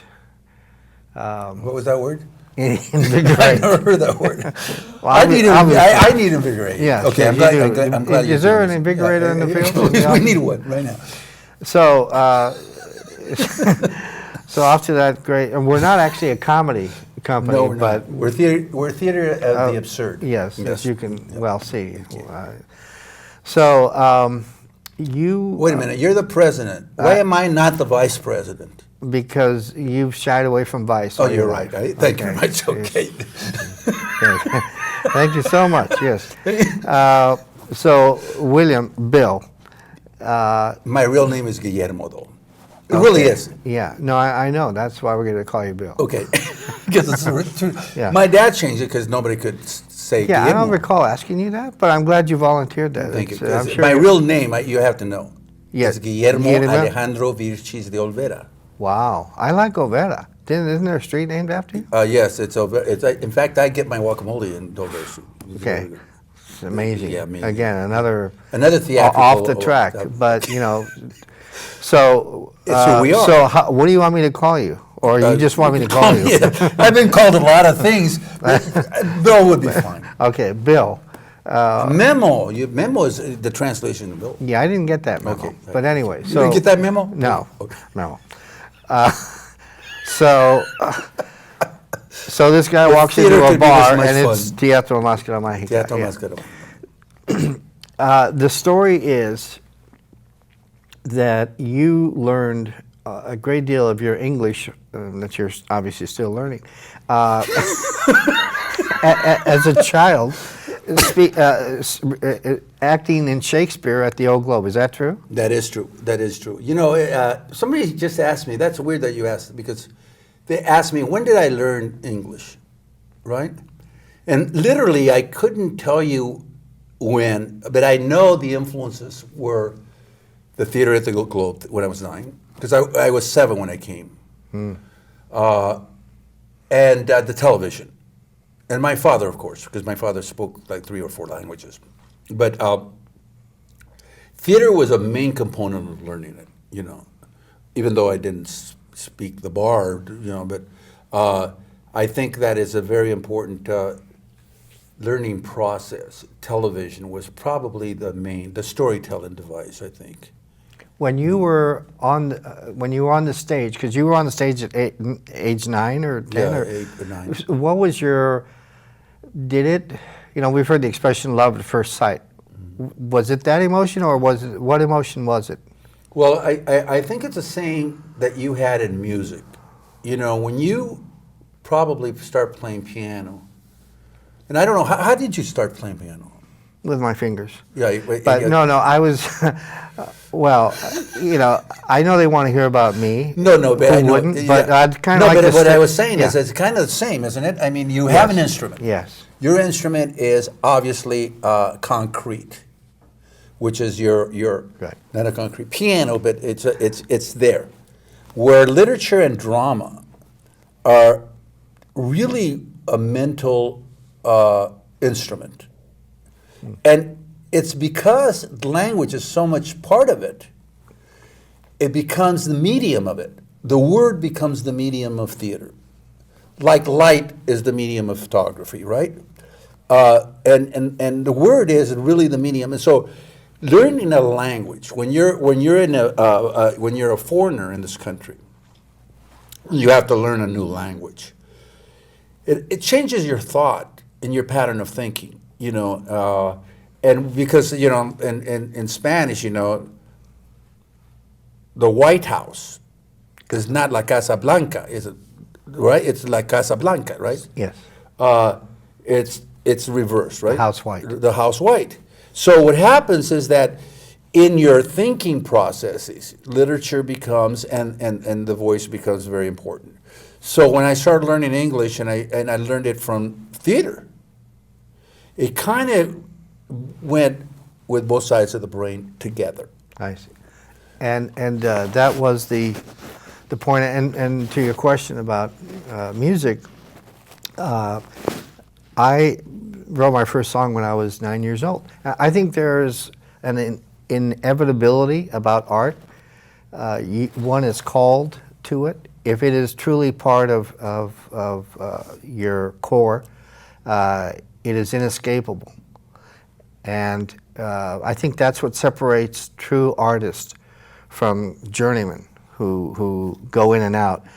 And it hit that theater has been your core, and from that moment forward, that caused you to found to start Teatro Máscara Mágica. And if I can capture that one moment where you and Dr. Huerta decided to form Teatro Máscara, what was the prevailing thought, that moment where you conceived it? I remember it like it was yesterday. It was a conversation that we were giving time and our talent and some of our treasure to others and articulating their voice. And because I don't know whether it's because we all came from the educational field, which was very grounded on logic and literature and progressive thinking. I don't know if that was the case, but we spoke the same language. Remember we talked about language? So Jorge Huerta, myself, and Dr. Floyd Gaffney got together and said, you know, it is time for us to leave the nest that we came from, which was the Globe Theater, which was Teatro Meta. And even our own institutions, you know, where we did our work. And that was the thought. It was almost like the freedom, you know. It was almost like crossing the border to a new frontier. And it was our new frontier of, we realized that one day we would be the majority. And that was very strange. Like, this was like 1970s, right? We were all successful in our own little institutions. We could have stuck there, you know, and did what we did. But I think all of us three were committed to those voices, the African American community, the Latino community, and the Chicano community. For me, I was Mexican, Jorge was a Chicano, Mexican American, and Floyd Gaffney was an African American. And we all had issues in the 60s, you know? Mm-hmm. And that was where I think we crystallized the thought of being an independent company. Now here it is, you know, like Shakespeare said, 2 boards and a play. I have, of course, been a lifetime supporter of Teatro, but it's always amazed me at the foresight that you had when you created Teatro Máscara Mágica. No doubt you would have been in theater all your life, but that you chose to be a part of creating this theater company at a time, frankly, when it may have been difficult to foretell the demographics that you referred to and the need for the voice. So I think that's very impressive. Let me ask you, in the now, we're about to celebrate the 30th anniversary of Teatro Máscara Mágica. So congratulations to you, Bill. Congratulations to you, because you have shepherded us in the last 5 years into another level of professionalism, and also articulating our voice and keeping our focus, you know. But I think our 30th year is very important, you know. Before you go there, because that's obviously something we want to talk about, during this 30-year journey, was there a time when you felt, and maybe there were several times, but was there a time when you felt, this simply, I can't carry on with every this? day? Every day, really. Like you know what happens? It's like you're growing every second as an artist. And in the growth, there's doubt. There's weird stuff about growth. It's like, you know, if you plant a seed and it starts growing, there's a doubt always in the positive sense that it will grow if you nurture it. But there's a doubt. Will it really grow into what I think the seed should be? This tree that will give this fruit, right? Because you've seen the fruit out there. You've seen the good trees. We came from good theater. We saw the good trees.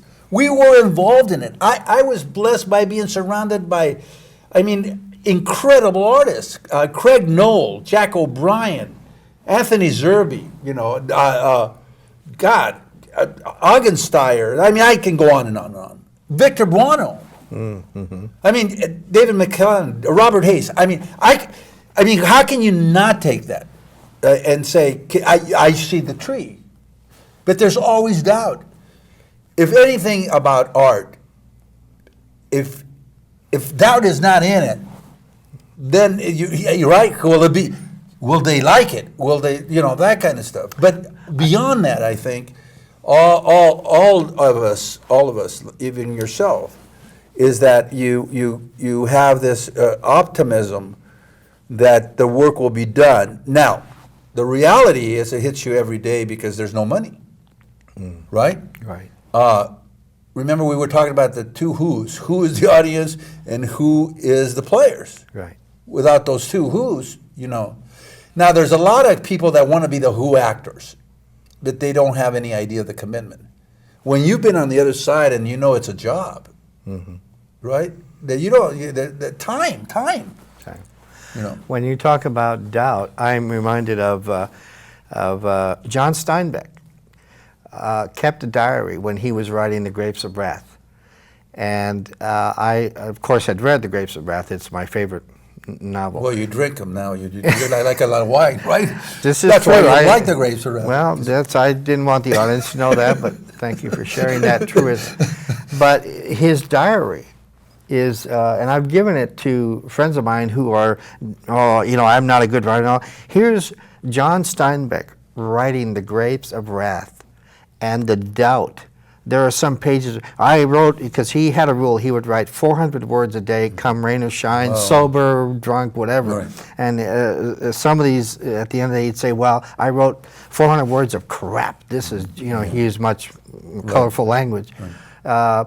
And I'm thinking, oh my God, if John Steinbeck, as he's giving birth to perhaps the greatest American novel written, has those doubts, then it validates your point that to create art is to expose the most intimate part of who we are. When I can't imagine the courage it takes an actor to go and do a scene that draws from great emotion. Oh yeah, no, it's a two.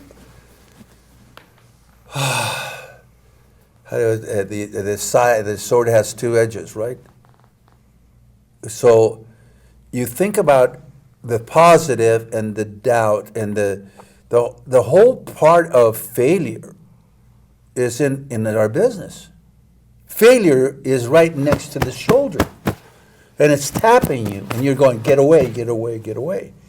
I've seen it. You've seen failure, both personal, artistic, emotional, psychological. Never failed. You never failed. I've never failed. But You go never on. failed, though. Yeah, I failed a lot. But the whole thing is this, that in our quest in theater, especially theater is not one person. Theater is a collaboration of all kinds of voices. As a director, you are the manager of those voices. And there are people that doubt even coming in your ability. And you go, well, why are you with me, right? Mm-hmm. Even when they've seen work that you've done that's been successful, there's a little doubt. Where do I fit into this thing? So as it sits on your shoulder, you bring all these people together. Now just think about how theater is. Okay, you as an artist and as a composer, you have your piano and you have your voice and you have your arms and your keys. And I mean, no other guy is going to come in and say, let me play the right hand, right? You have both hands. True. And in theater, there is a right hand or left hand of other people, right? The piano is another person.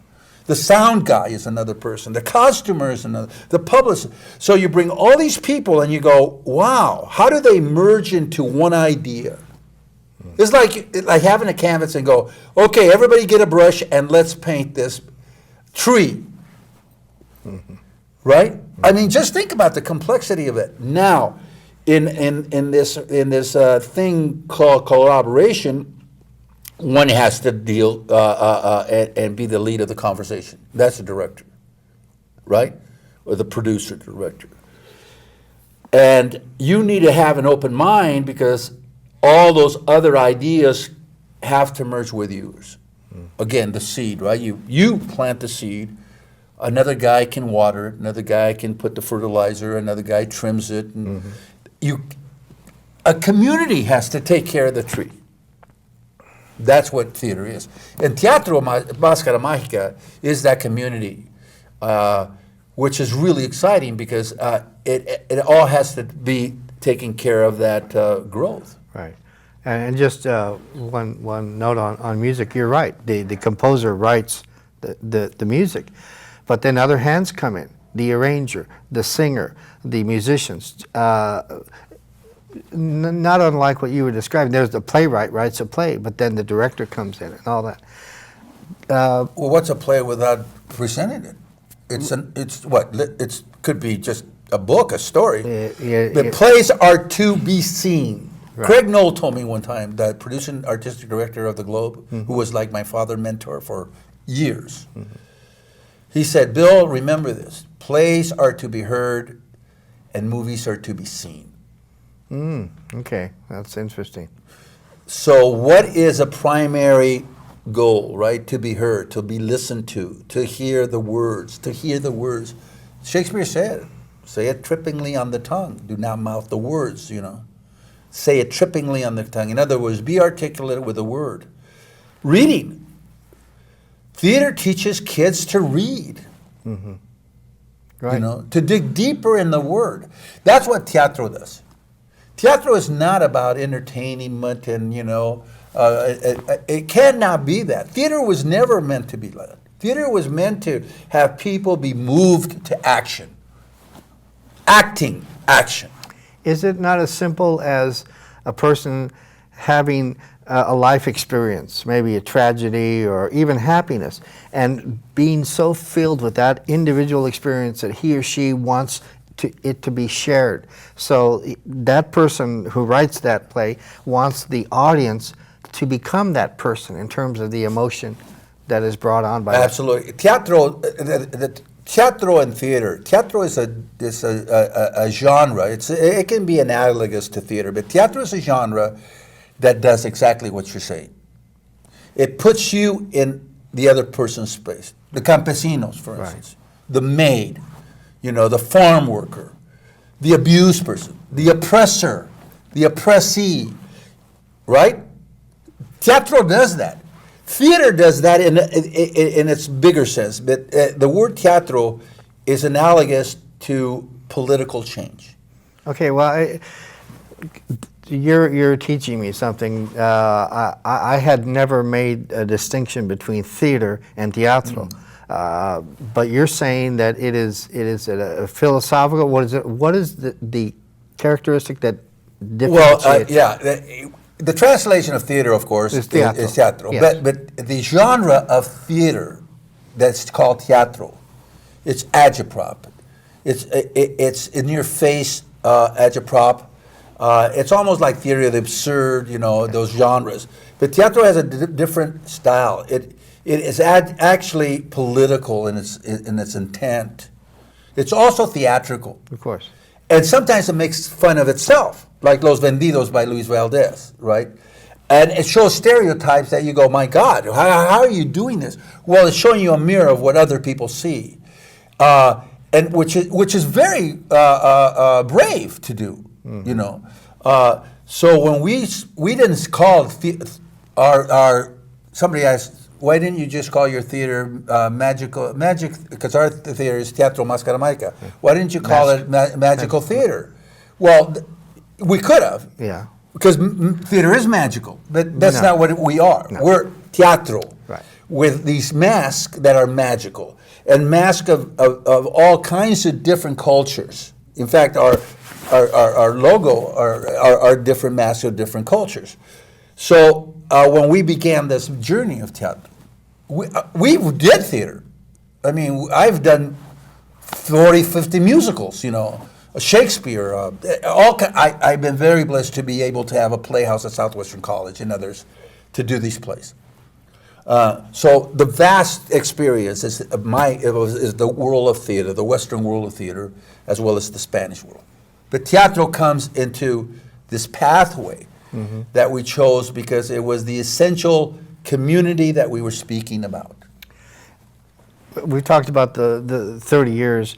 Do you think Teatro Máscara has to do anything different as it approaches the next, let's say, 10 years? Oh, you know what? In fact, I was just, somebody says, what, I was asked, 10 years from now, what do you see? Well, Right. 10 years from now, I'm probably going to be dying. I'm going to be 85 years old 10 years from now. So I'm going, okay, this is scary. Okay. I hope not, but let's just say, in 10, Can I have your jacket? Yeah, you can have my Thank you. jacket. Yeah, I'll leave you my hat. No, I don't too. want the hat, No, but no, the you're jacket, okay. okay. So anyway, 10 years from now, this is what I hope. This is that we build a new voice.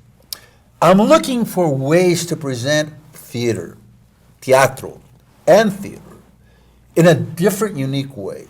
Okay? Can you Now, describe watch. what that means? See this thing? Yes, This is really important. right. Not to us, but to the audience. The young audiences are duped by this. Yes. Okay. So how do we tell them to throw away this other brain that they're connected to, right? How do we do that? Well, the way we do technology is we have to merge this thing, this kind of delivery system in live.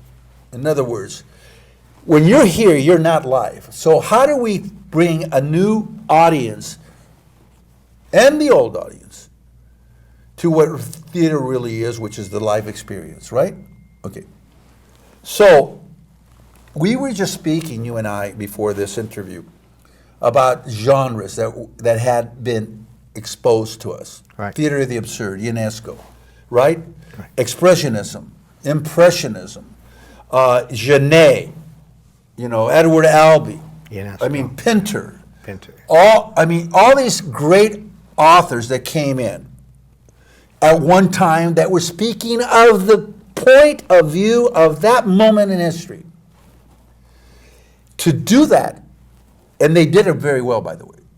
It wasn't preachy. It was about the human existence of a particular environment. In order for us to get out of the victimized role, is find a new voice of entertainment that is truly entertainment, which is intellectual. Shakespeare is very entertaining. Ionesco is very entertaining. Theater I don't mean froth. I mean thought-provoking. Something that you can even laugh at. Irony, right? Right. So to find a new voice, a new delivery system, I don't know how we even survive in this theater thing with sets that cost $1 million. Right. I mean, how can you do Les Miserables with all this stuff? Well, you do it as best you can with 2 sets and stuff. But it isn't Les Mis, It is not that. So even high schools are having problems with getting properties. They just copy the thing and blah, blah, blah. So how do we get away from this frosting, right? I remember going to a rock concert 30 years ago and then going with my kids to see Coldplay. And the difference was Phenomenal. phenomenal. I mean, we were just talking about the Beatles. They quit because they could not stand the noise. They couldn't sing the songs live, right?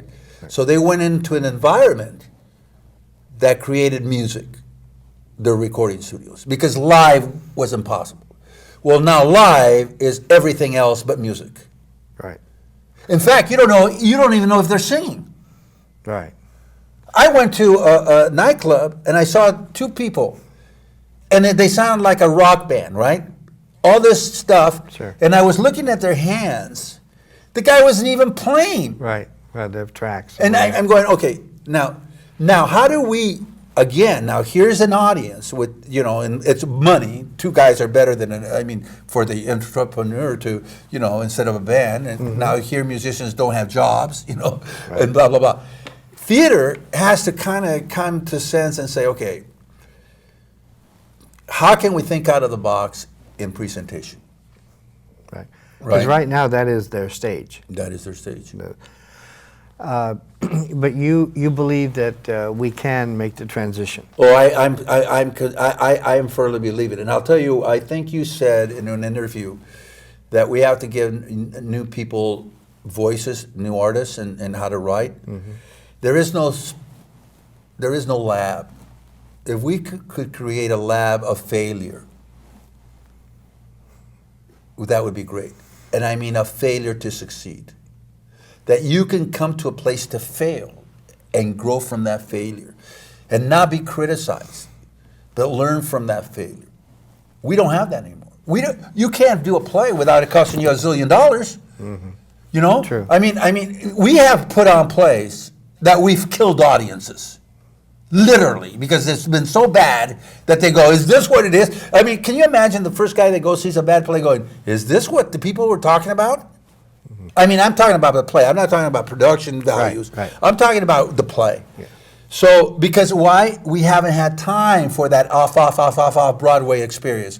We haven't had those trials off, before we get in the big white wave, I mean, we're so hungry that, we're the first Chinese play, and we're the first Latino play, we're the first the first Indian play. And you go, well, Yeah. it's scary. The moment is more important than the actual product. But with Casa Familiar, where we're going to have actually 3 theaters. We have the large 300-seat theater, the salon they call it, that's a little under 100 seats. Then we have an amphitheater behind that. So some of the things that you've talked about, readings, showcase, workshops, we're going to be able to do. And why is San Isidro significant to you? Well, it's ironic. I come from Mexico City, right? It's 2 minutes away from where I was born, practically, Mexico, right? It is the Berlin Wall. We need to knock off that wall. And I think our voice before they build another one. Before they build it, another one, right? Yeah. We need to be at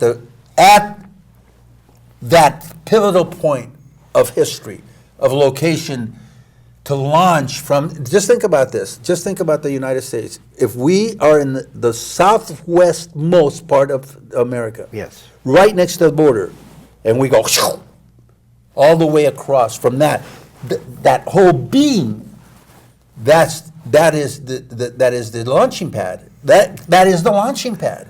I've thought that it is poetic justice that of all, because Teatro Máscara has been in search of a venue forever. And we've rented a lot of venues. We've been the Pasarela in search of a venue. We've been the minority theater of other theaters. And isn't it, again, poetic justice that we end up in San Isidro on the border? It's almost, if you could pick any place in San Diego. That's it.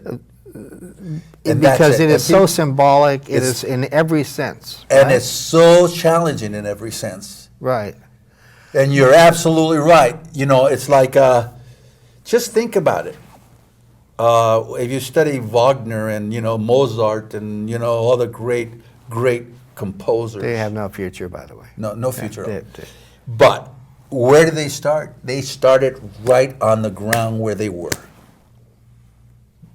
Mm-hmm. Right? And their music went out to the world. And it wasn't there was conflict throughout those artists, right? Sure. Michelangelo, he didn't travel to Austria, he painted there. In the ground of the battleground. The battleground. Shakespeare, for God's somebody said that Shakespeare never traveled. That's the story that he, how could he create this stuff? He must have had a great mind. Well, so other people came and told stories, right? And he grabbed him and goes, yes, I can do Italy. I'll just change from Rome to Rome to Corona. But the people are the same. Yeah. And so guess what? That's it. That's going to be our Stratford on the border. I like that. Don't you think that some of the quote-unquote issues with San Isidro are really reflective of some of the stereotyping and frankly the racism that is becoming virulent right now given the political environment? Instead of looking at San Isidro as kind of a cool, niche-y kind of place with, people view it as with some degree of alarm. And again, I think that reflects an unjust way of looking at. You have to break you have to break that whole mirror that has been portrayed or painting that has been portrayed. You just got to destroy it. It's a myth.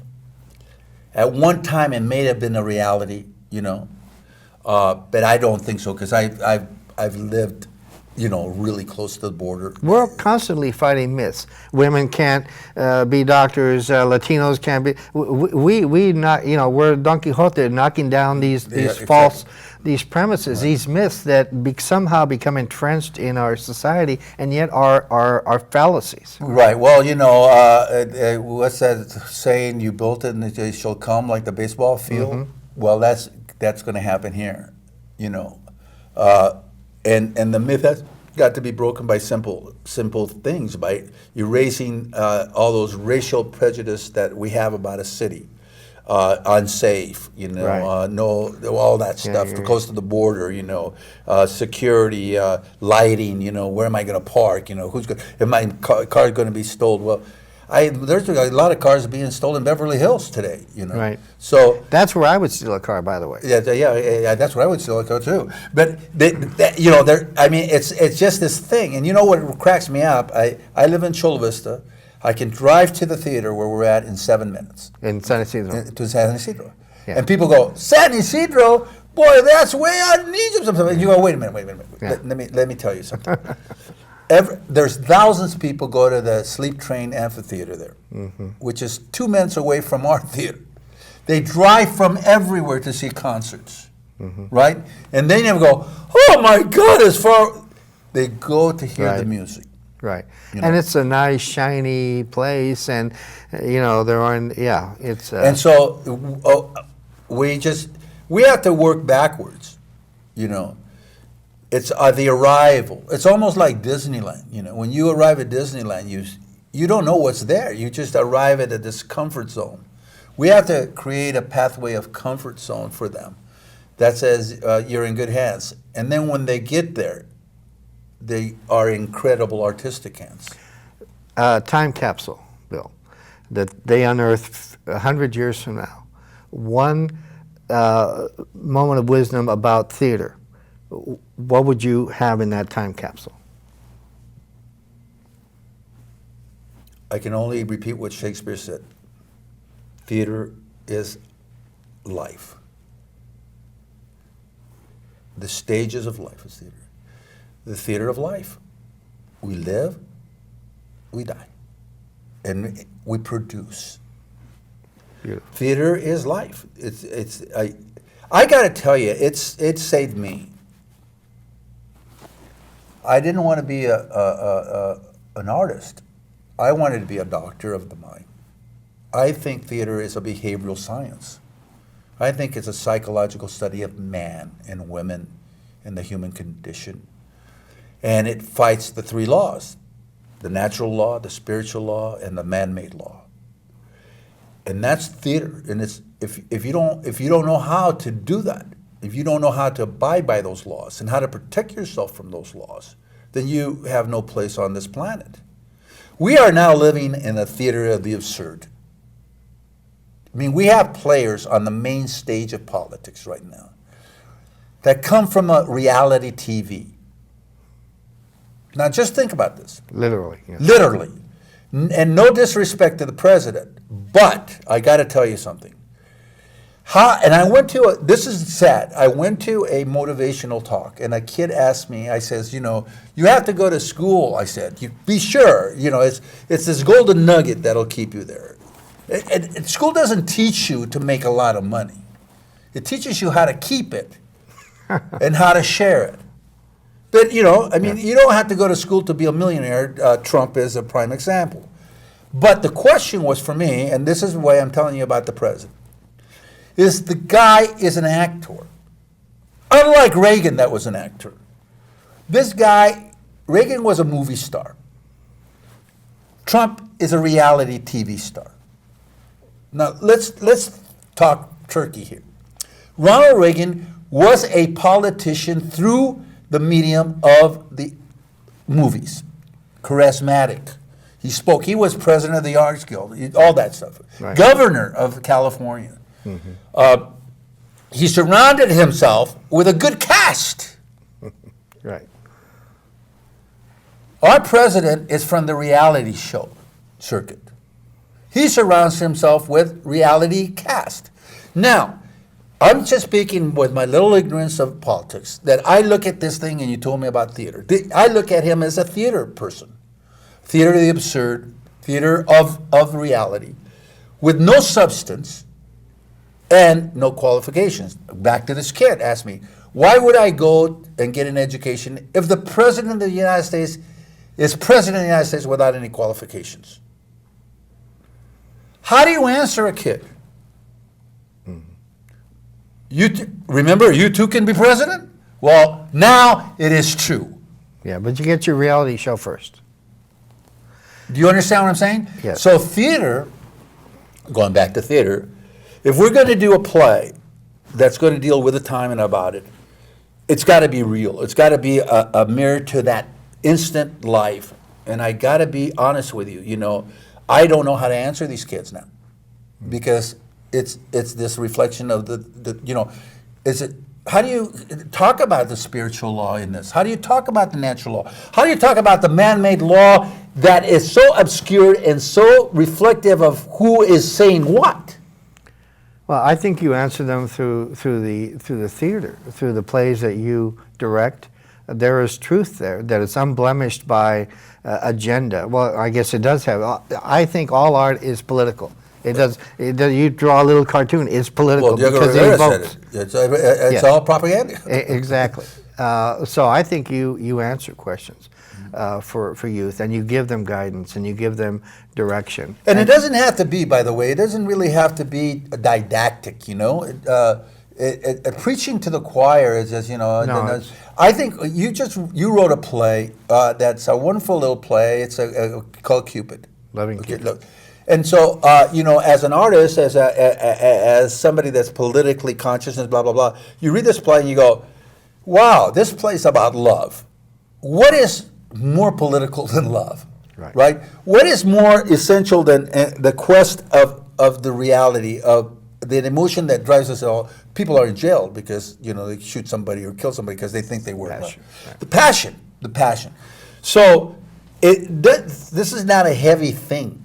What it is it's a human thing, right? Right. And I think that's what Teatro does. Teatro Máscara Mágica is trying to give a platform for humanity, to make us better people, to do things right. That's what theater is supposed to do. And on your way, if you laugh and you cry and you think, that's good. But what is it good if it's like going to church? What good is it going to church every Sunday if you don't practice at least next Monday? Right? Right. At least at least Monday be good. But see, it amazes me. We've seen the bad, good, the bad, and the ugly from the beginning of time, from the storytelling, and we've yet to learn. And guess what? Because it's part of the ritual of saying the story over and over and over and over until you get it. The Jewish people have a saying, let's not forget. Right? That's right. Well, thank you. Well, thank you very much. It was a pleasure. Now I'm so heavy. I I know. gained 20 pounds by talking to you. You because really it's so did. heavy.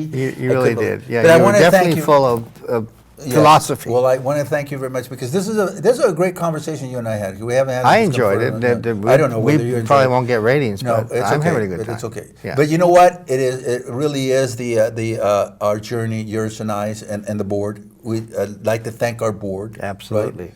And our we have a advisory great board board. and our advisory board. Artistas de Honor.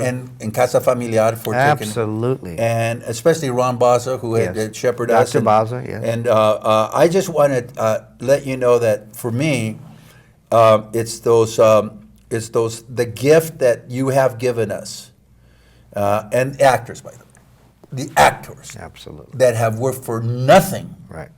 you know, who have given all their time, their Right. treasure, their talent, and I got to tell you, we are blessed by those people. We are. You know, And I think once they reflect their life, they're going to find out how important teatro was to their whole entire life. When you're in the eye of the hurricane and your ego's involved and you think, you're a legend in your own mind and all that stuff, you kind of don't see who brought you to the dance kind of thing. My dad said, never forget who brought you to the dance. You don't have to like them, you just have to respect them. Right. I think Teatro Máscara Mágica, to hundreds of people in the long journey, will be a very strong part of their puzzle. The lifelong puzzle. I think it already has. And I thank you very much. And I all those people, like the actors, the technicians, everybody who has made this possible for this little choo-choo train with zero budget, and just a bunch of guts. I hope you've enjoyed our discussion. Well, if you have it, please write to him. Right, yeah. And let him know. And he'll write a whole new Yeah, one. and then he'll write a thesis about it. And we'd like to thank the studio, by the way, who made this possible. Absolutely. We're not supposed to mention names. Oh, no, we won't. That's right. Well, I don't know who Buell is. Yeah, I have no idea. yes. But we'd like to thank the studio who did Absolutely. this. Because we've wasted a lot of their time. And I don't know who's going to. I know that you and I will see this and probably go, Hundreds what of did times. we do? Yes, Hundreds of times I'll watch this. And you better Yeah. watch it too, because this could be part of your curriculum. Yeah, really. And they'll be tested, right? Absolutely. Yeah. We're going to send you an email on the test. Yeah. So if you enjoyed this discussion, and Okay, particularly if you tell them didn't, where they can get a hold of us. That's very important. This it's is our county commercial. jail. Oh no. Okay. So Teatro Máscara Mágica, and And here we are in the Tijuana jail. Have got no money. No. Yeah, tell them where to. I don't want to. No, give them our website Oh yes, teatromascaramagica.org. and how they can be involved. Any way that they wish to be, as an actor, as a volunteer, someone. If you have an extra $100,000 hanging around, and we know who you are, give it to us because we need it. Someone has to buy these silly hats for him. Yeah, exactly. So please get to know us, because we're here to get to know you and to put you on the stage. Thank you. Gracias. Gracias.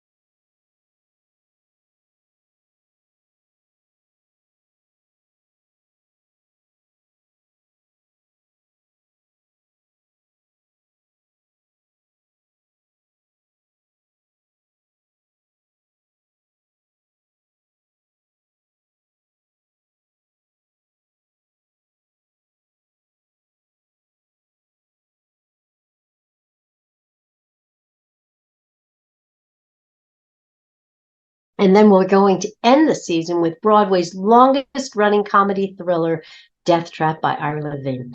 So, and that's a really fun show. So that's our fun, thought-provoking, entertaining season for our 38th anniversary in 2023, because we work on a calendar year, as you know. Well, what do I want the audience to experience when they come to ICT in 2023? I want them to, one, I'm blessed to have them return, and we're getting better at that every year, and people are feeling more comfortable and safer, and I am and we've taken precautions to keep everyone safe. I want people to come and I want them to enjoy and understand and value the importance of us all coming together under one roof for an experience at the theater. And I want them to be entertained.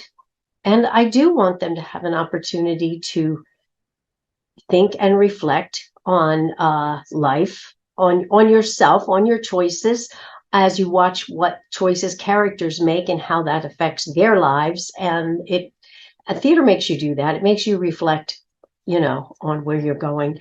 And we have a little more fun this season with, a musical and 2 comedies and a comedy thriller. And then, of course, the really thought-provoking Exit Wounds play by Wendy Graff. I think it's a great way for people to feel more comfortable and be ready to be entertained. Have fun with your community at the theater. And let me tell you why people should subscribe to ICT or to a theater they trust for quality work, because subscribers are the backbone of the future of this art form. Subscribers, when you subscribe to International City Theater, you're allowing me to take risks. We have 2 premieres that we're showing. It's an investment in new artists or new works, and that's so important to our future. It's also it's our legacy for the future. When you look back at the plays from the past, you better understand the issues and concerns of society at any given time. Plays that are being written today are going to reflect what's going on in our world at this time and help people better understand our world. It's also, when you subscribe, you're opening yourself to new ideas and new experiences, because often you don't know the plays at ICT. It's not, always a commercial choice. It's, we're investing in the future as well. And you're going on that journey. And sometimes I've had a subscriber say, this is the play I wasn't that excited about, but it's my favorite. So you just never know if you can trust us to deliver quality work. I know you won't be disappointed. You'll also save money as a subscriber. You also can get reduced parking, so you don't have to pay $15 every time at the parking structure. This year we're returning to our restaurant discount card, which we haven't done since COVID, because restaurants were also rebuilding. But now we have a number of restaurants that want to participate, and you can get 20% off on your meal. So you can be entertained and with a full tummy. The only thing that I would also like to say about International City Theater, and I'm very excited that we're moving into our 38th year, and so grateful that we have weathered the pandemic and weathered 9/11 and the recession, and who knows what comes next, But we've always been very fiscally responsible, and we've always been focused on quality work, whether it's an education program or main stage. And I'm proud that we have almost 450 professional awards to date in our 36 years. They haven't mentioned 37th awards yet. I don't do work for an award, but I'm always happy that we're recognized for the quality of our work, and focus on the work, and maybe you'll be appreciated, and that's when you are providing that kind of work for your communities, and you hear the feedback live from the audiences, because we're there at every performance. That's very rewarding in and of itself, because it's always been important to me personally to live a purposeful life and to serve. And I know my team feels the same way. Hi, I'm Karen Desai. I'm the artistic director and producer of International City Theater. I hope to see you at ICT to greet you, and I hope you'll subscribe and make a difference. And you can call for more information about our 2023 season. And that number is 562-495-4595, or our website, www.icth.org. ictlongbeach.org. I look forward to seeing you all in the theater. Thank you.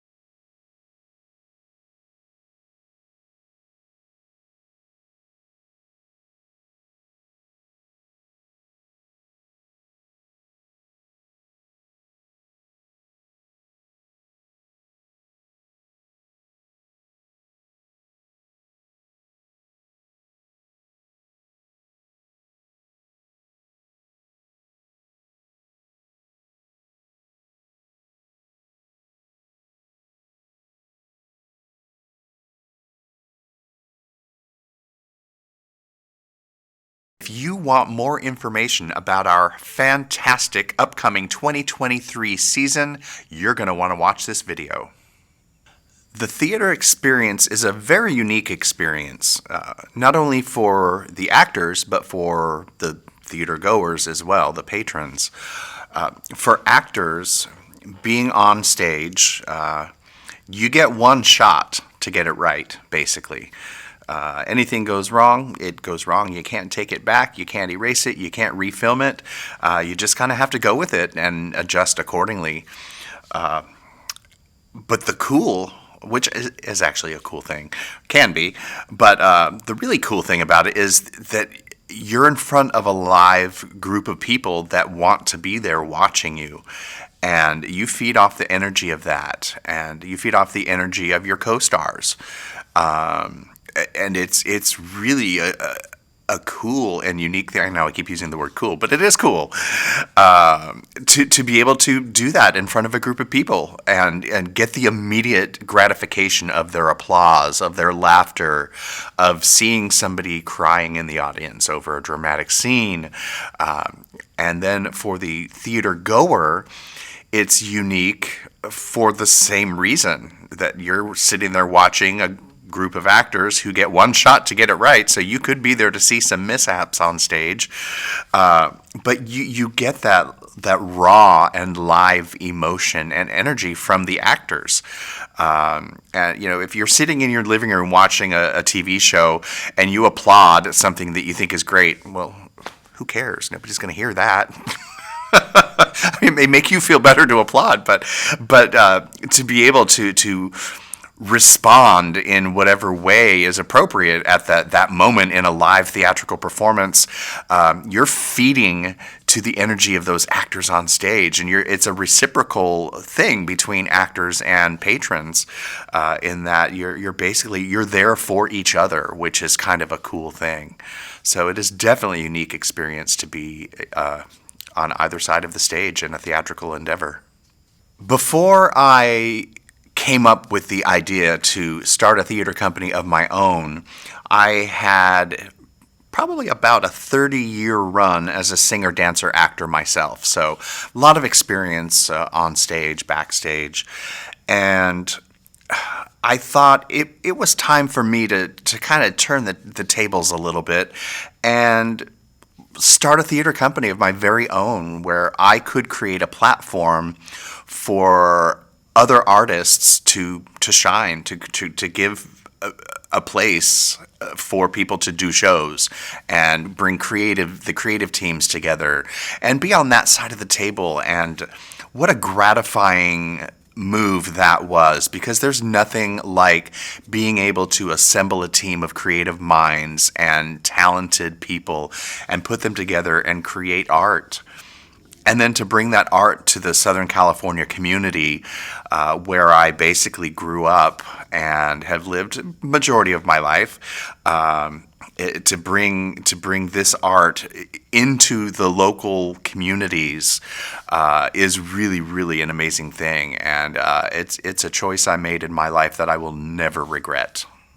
As I've mentioned, P3 Theater Company has offered a fantastic platform for creative minds, for creative teams, for performers, for all different types of talent in all walks of theater.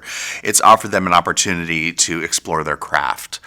P3 is more than just that. Yes, we've been able to, as according to our mission, been able to offer paid employment opportunities to creatives, but we have explored humanistic truth through creative works of art. We've explored the diversity that's in our surrounding communities, and it's been such a thrill to be able to be a part of that and to really, really watch that grow. P3 Theater Company, while many theater companies are alike in many, many ways, each one of us is unique in its own special way.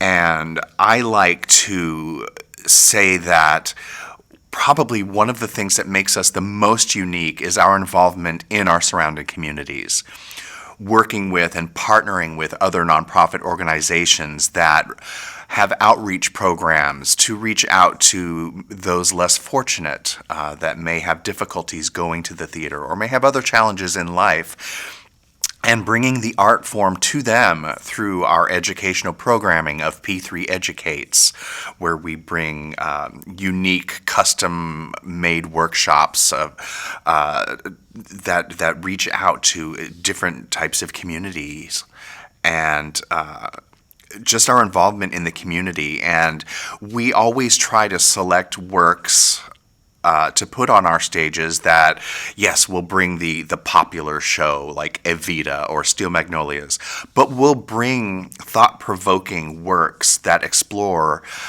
different walks of life, such as Love, Valor, Compassion, which is a Tony Award-winning play that explores the LGBT community in the early 90s, and talks about the AIDS crisis. We have shows coming up in our upcoming season that touch on a lot of different maybe mental health challenges and things like that. So we like to bring relatable works and keep that connection with our community, which basically our community is the reason we're here. So we're very grateful for that, and very, very excited about seeing how we can continue to grow that connection to the community and further explore our mission. When I was in the beginning stages of developing P3 Theater Company, I really wanted to make sure that anybody employed or that worked with P3 Theater Company as a volunteer or whatever aspect, that they had a great experience. So what I was very careful to do was to take all of my experiences in theater over a 30-year period and pull out the best experiences that I had with different theater companies on cruise ships, tours, whatever it was. It didn't matter. I wanted to remember and pull all of those best experiences that I had in working with that particular company or a particular show. And I tried to take all of that and make all of that into P3 Theater Company. I like to think that is working. And I say that because we have some actors and creatives who have been with us since our conception. I have an actor who started in the ensemble of our inaugural production of Vida, who is now the assistant to the executive director, on top of still being cast in shows because of his talent level. Ultimately, I like P3 to feel like one big family. That's really important because, yes, there's the business side of any business, and including theater. That's why they call it show business. So there are those business choices and decisions we have to make, but people aren't just a number when they come here. We're not just another theater, another gig. While, yes, we technically may be, but when people are here and working with us, I want them to feel like they belong, like they are wanted here. And they are, of course, because I wouldn't hire anybody I didn't want. What it comes down to. And we keep that in mind when we are hiring creatives and casting the show. We're not going to cast you just for your talent. Yes, your talent will certainly get you a second look. But people give off a vibe and they behave in certain ways. And we want to make sure that everybody fits that mold of being part of a family. And then theater-going audiences get a unique experience with P3 in that we pay very, very close attention to production values. Every person we've had on our stage has been extremely talented. We hire only the best of our creative team: directors, choreographers, musical directors, costume designers, prop designers, set designers, sound designers. Every single one of those pieces is crucial to the outcome of a production. And I like to think that we pay very close attention to that, so the audience always walks away having seen a superb production. And I'm proud to say that we've got a remarkable team of people. And even from the bottom to the top. There is no bottom, there is no top. Everybody is treated with the same respect and the same love, and that shows when we put on a show. So the cast members and the technicians feel it, the audience feels it. When you call our box office, you're remembered by name. Our box office staff remembers the people's names, and they will greet you by name when you come to the theater and make you feel like you're part of the family too. It's because you are.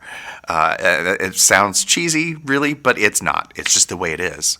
And there's no experience like it. As a result of the lovely worldwide pandemic known as COVID-19, we were somewhat displaced. Actually, we were no-placed for over 2 years as everything was shut down. But when things started to open up and we were looking at being able to do live in-person productions again, we no longer had access to the venue where we had originally opened. So in my original search over the years, I had found this really great theater space in Hermosa Beach. There is what's called the Hermosa Beach Community Center, and it houses a 502-seat, I think, theater and an 81-seat theater. So there are actually two different theatrical spaces in one location, which is great, depending on what type of show you're looking at producing. So we did our MGM in concert show there. I think was the first thing we did there. We were actually supposed to do that in May of 2020, and that got shut down. So we brought that back, and the staff there was fantastic. They were just so welcoming and so hospitable, which is really cool because you don't always get that. And so we decided to try a couple of different productions in that location. So we started producing shows in the second story theater, which is the smaller space in there. They have the main theater in the second story. And it's such a quaint space. And I cannot say enough how awesome the staff at that facility is. And the thing that I didn't realize at first, but I found out very quickly, is that the Hermosa Beach Community Center and the theater spaces there, they are actually run by the city of Hermosa Beach. Again, it's shocking to get such hospitable treatment out of something that's run by a city, because usually you just you're another check coming through to rent the facility. No, it's not like that. They treat us as if we're family. Over the last year, as we've been producing show after show there, we've really developed a great relationship with the city of Hermosa Beach, with the Chamber of Commerce in Hermosa Beach, with the community in Hermosa Beach. And we are very proud to call the Hermosa Beach Community Center our home. As long as they'll have us, we'll keep going there. P3 Theater Company is so excited about our upcoming 2023 season. First of all, it's going to be the first full year back in what we hope to be full swing post-pandemic. We have some incredible productions that are coming your way.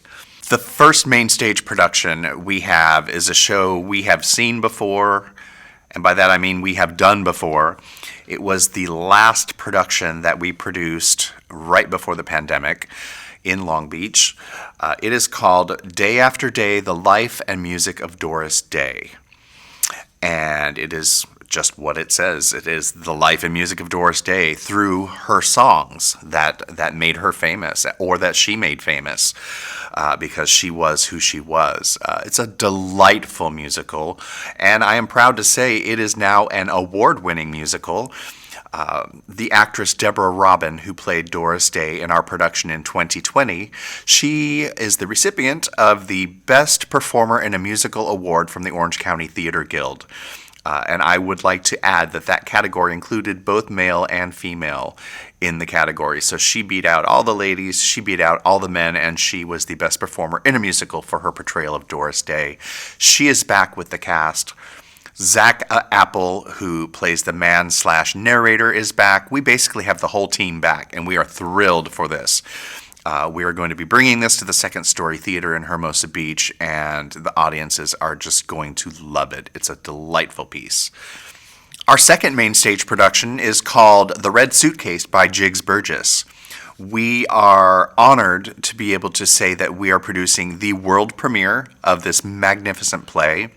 It is the winner of the Del Shores Foundation playwriting competition as the best play, and it is an extremely moving piece. And the fact that P3 Theater Company gets to be the very first theater to produce this is an honor bestowed upon us like no other. We are thrilled to bring this. It is a story of hope and self-discovery, and it's very, very, it just delves into a lot of serious content that we can all relate to. That is really fantastic. It's not all dark and serious. There's definitely some humor in the play. Very well written and guaranteed to be a huge success. And because of the fact that it is a world premiere and we wanted to expand our audiences for this particular production, we are going to be producing it at the Broadwater main stage in Hollywood, California. So this will be a slight venture away from our home, but we are thrilled to be able to bring it to the greater LA area, and it's just a thrill. And the third main stage production in our season of 2023 is a huge hit. At one time, it was the longest running musical on Broadway. It is a multiple Tony Award-winning musical, a Pulitzer Prize-winning musical, and it is none other than A Chorus Line. I don't think I need to describe that show. It's a blockbuster hit. It's one of my personal favorite shows. I have performed in that show many, many times. A little long in the tooth for the show now, but not too old to produce it, I will tell you that. We have a magnificent creative team coming in to direct and musical direct the show, and that will actually be in the large theater at the Hermosa Community Center, Hermosa Beach Community Center. It's the main theater, the 500-seater, big proscenium stage, and we are holding back nothing in the production of this. Super thrilled to bring this magnificent work to the stage. So those are our 3 main stage productions. However, just like I always do, thinking outside the box, we have a musical sketch comedy review show called Funny Bones, the Humerus Solution, which performs at the Second Story Theater in Hermosa Beach. That is not your typical Friday, Saturday, Sunday for 2-3 weekends. Here's your show. This is a recurring production that we do on a monthly basis. About monthly. Some months there's 2, like one at the beginning, one at the end, just depends on the dates. But it is a hoot. It is a satirical look at politics, current events, celebrity mishaps, social mishaps. Basically, if it's in the news, we're making fun of it. It's a sketch comedy, so it's not improv. It's not made up on the spot. It's scripted, but it's not a regular musical comedy. It's a bunch of, think of it like a musical Saturday Night Live. All the skits they do on SNL, just think of that put to music. It's a freaking hoot, if I'm allowed to say that on the air. But it is for sure to get the audiences laughing, and it has. The show's been around for a little over a year. We've been producing it now, starting at the Hollywood Fringe Festival in 2021, where it won the award for Best Cabaret and Variety Show, as well as the Producers Encore Awards. From that, we gave the show legs, and are now bringing it to the South Bay, Long Beach, Orange County. And you come from Palm Springs to see the show, doggone it, it's worth it. It's a hoot, though. So we are excited to bring that on a regular basis to the community on top of our regular main stage productions. But that's not it. Again, as a result of COVID, we started a cabaret series that is working fantastically as a fundraising series for P3 Theater Company, in which we reach out to local professional singers who either enjoy doing cabaret performances or who have never done a cabaret-style show and would like to do a cabaret-style show. And we put all them together, and on a monthly basis, this is in Long Beach now at the Aurora Theater. What a quaint little 46-seat theater. I love being in that space. It's just, feels like someone's rich living room, kind of, if you will. It's very velvety and warm and inviting. But we gather different singers every month with a different themed cabaret show. It's called the Cozy Cabaret Series. It's because the theater is very cozy, and it's a cabaret. So it's very original, isn't it? Very, very innovative. But we have done themes over the last year, a holiday-themed cabaret. We did a patriotic theme in July. We did a Disney-themed cabaret. We did one for Mother's Day that was all songs celebrating mothers. And so that is on a monthly basis at the Aurora Theater in Long Beach. And it's great. We have a repeat offenders, audience members that come time and time again. We have at least 4 people that I think have been to every single cabaret that we've done. So once again, that's the Cozy Cabaret Series at the Aurora Theater in Long Beach. So if all of these productions are exciting to you, and even if they're not and you're interested or curious and want to check them all out, we have a special offer. It is called the Flex Subscription Offer, where you can, rather than buying one individual ticket to each show and paying 100% of the ticket fee, you can subscribe and purchase either a 3 or 4 show pass for a discounted rate. So that is definitely a way to see multiple productions at a discounted rate, and I highly encourage it because even if you're not totally sold on any of the productions, I guarantee you they are going to be worth your time. What a lot of theater audiences are not aware of is the fact that ticket sales don't cover all the expenses of a theater company.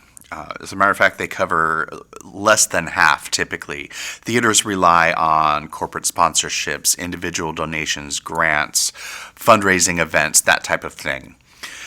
And the segue with that statement is the fact that P3 Theater opened our doors 6 months before COVID in the fall of 2019, we were all set to have our first annual fundraising gala in the spring of 2020. Well, guess what happened? Yep, nothing. Nothing happened in the world in May of 2020. So we are very excited about an upcoming fundraising, our very first upcoming fundraising gala. We have a date, we have a location, we are working out some other details that are very exciting. So I will say that on June 8th, 2023, at the main theater at the Hermosa Beach Community Center, will be the location and date of our first annual fundraising gala. I do know there is an exciting show involved. There will be the opportunity for corporate and individual sponsorships for the event. We will be having a silent auction. It's going to be a night of wonderful theater, a lot of fun, and we are super, super excited for it. So stay tuned for more information as it unravels about June 8th, save the date, for our very first annual fundraising gala event. Theater companies like P3 Theater Company and other nonprofit regional and community theaters are vital to the communities in that they do bring arts and arts education to our communities. And we wouldn't be able to do that without the support of our patrons and our community in forms such as corporate sponsorships, private sponsorships, grants, individual donations. They're all very, very vital to organizations like P3 and other local community and professional nonprofit theaters. We would not be able to bring the work we do to the community without that support. So we are certainly appreciative of all of our patrons, all of our donors, and we look forward to a long, long life in the local community. Speaking of sponsorships, which of course we always welcome, I would love to give a big shout out to the Port of Long Beach, who has been supportive of not only P3 and certain productions, but they have been a very loyal sponsor of every iteration of Funny Bones since we started at the Hollywood Fringe Festival. Organizations like that and individuals, like-minded individuals, philanthropists, if you will, are really the true angels of the regional nonprofit theater community. So here's the thing. Theater goers must attend our entire 2023 season for one big reason. It is a season like no other at any other theater company ever. We have an award-winning musical about Doris Day, which musicals or shows about Doris Day are few and far between. We have a world premiere of an amazing dramatic play. It's actually an award-winning world premiere because it won the Dale Shores Foundation playwriting competition. We have a blockbuster musical, A Chorus Line, and we have a sketch comedy musical review show. Now, you tell me one theater in the United States of America or anywhere else in the world that in 2023 has a season like that. Tell me. I dare you. See you at the theater.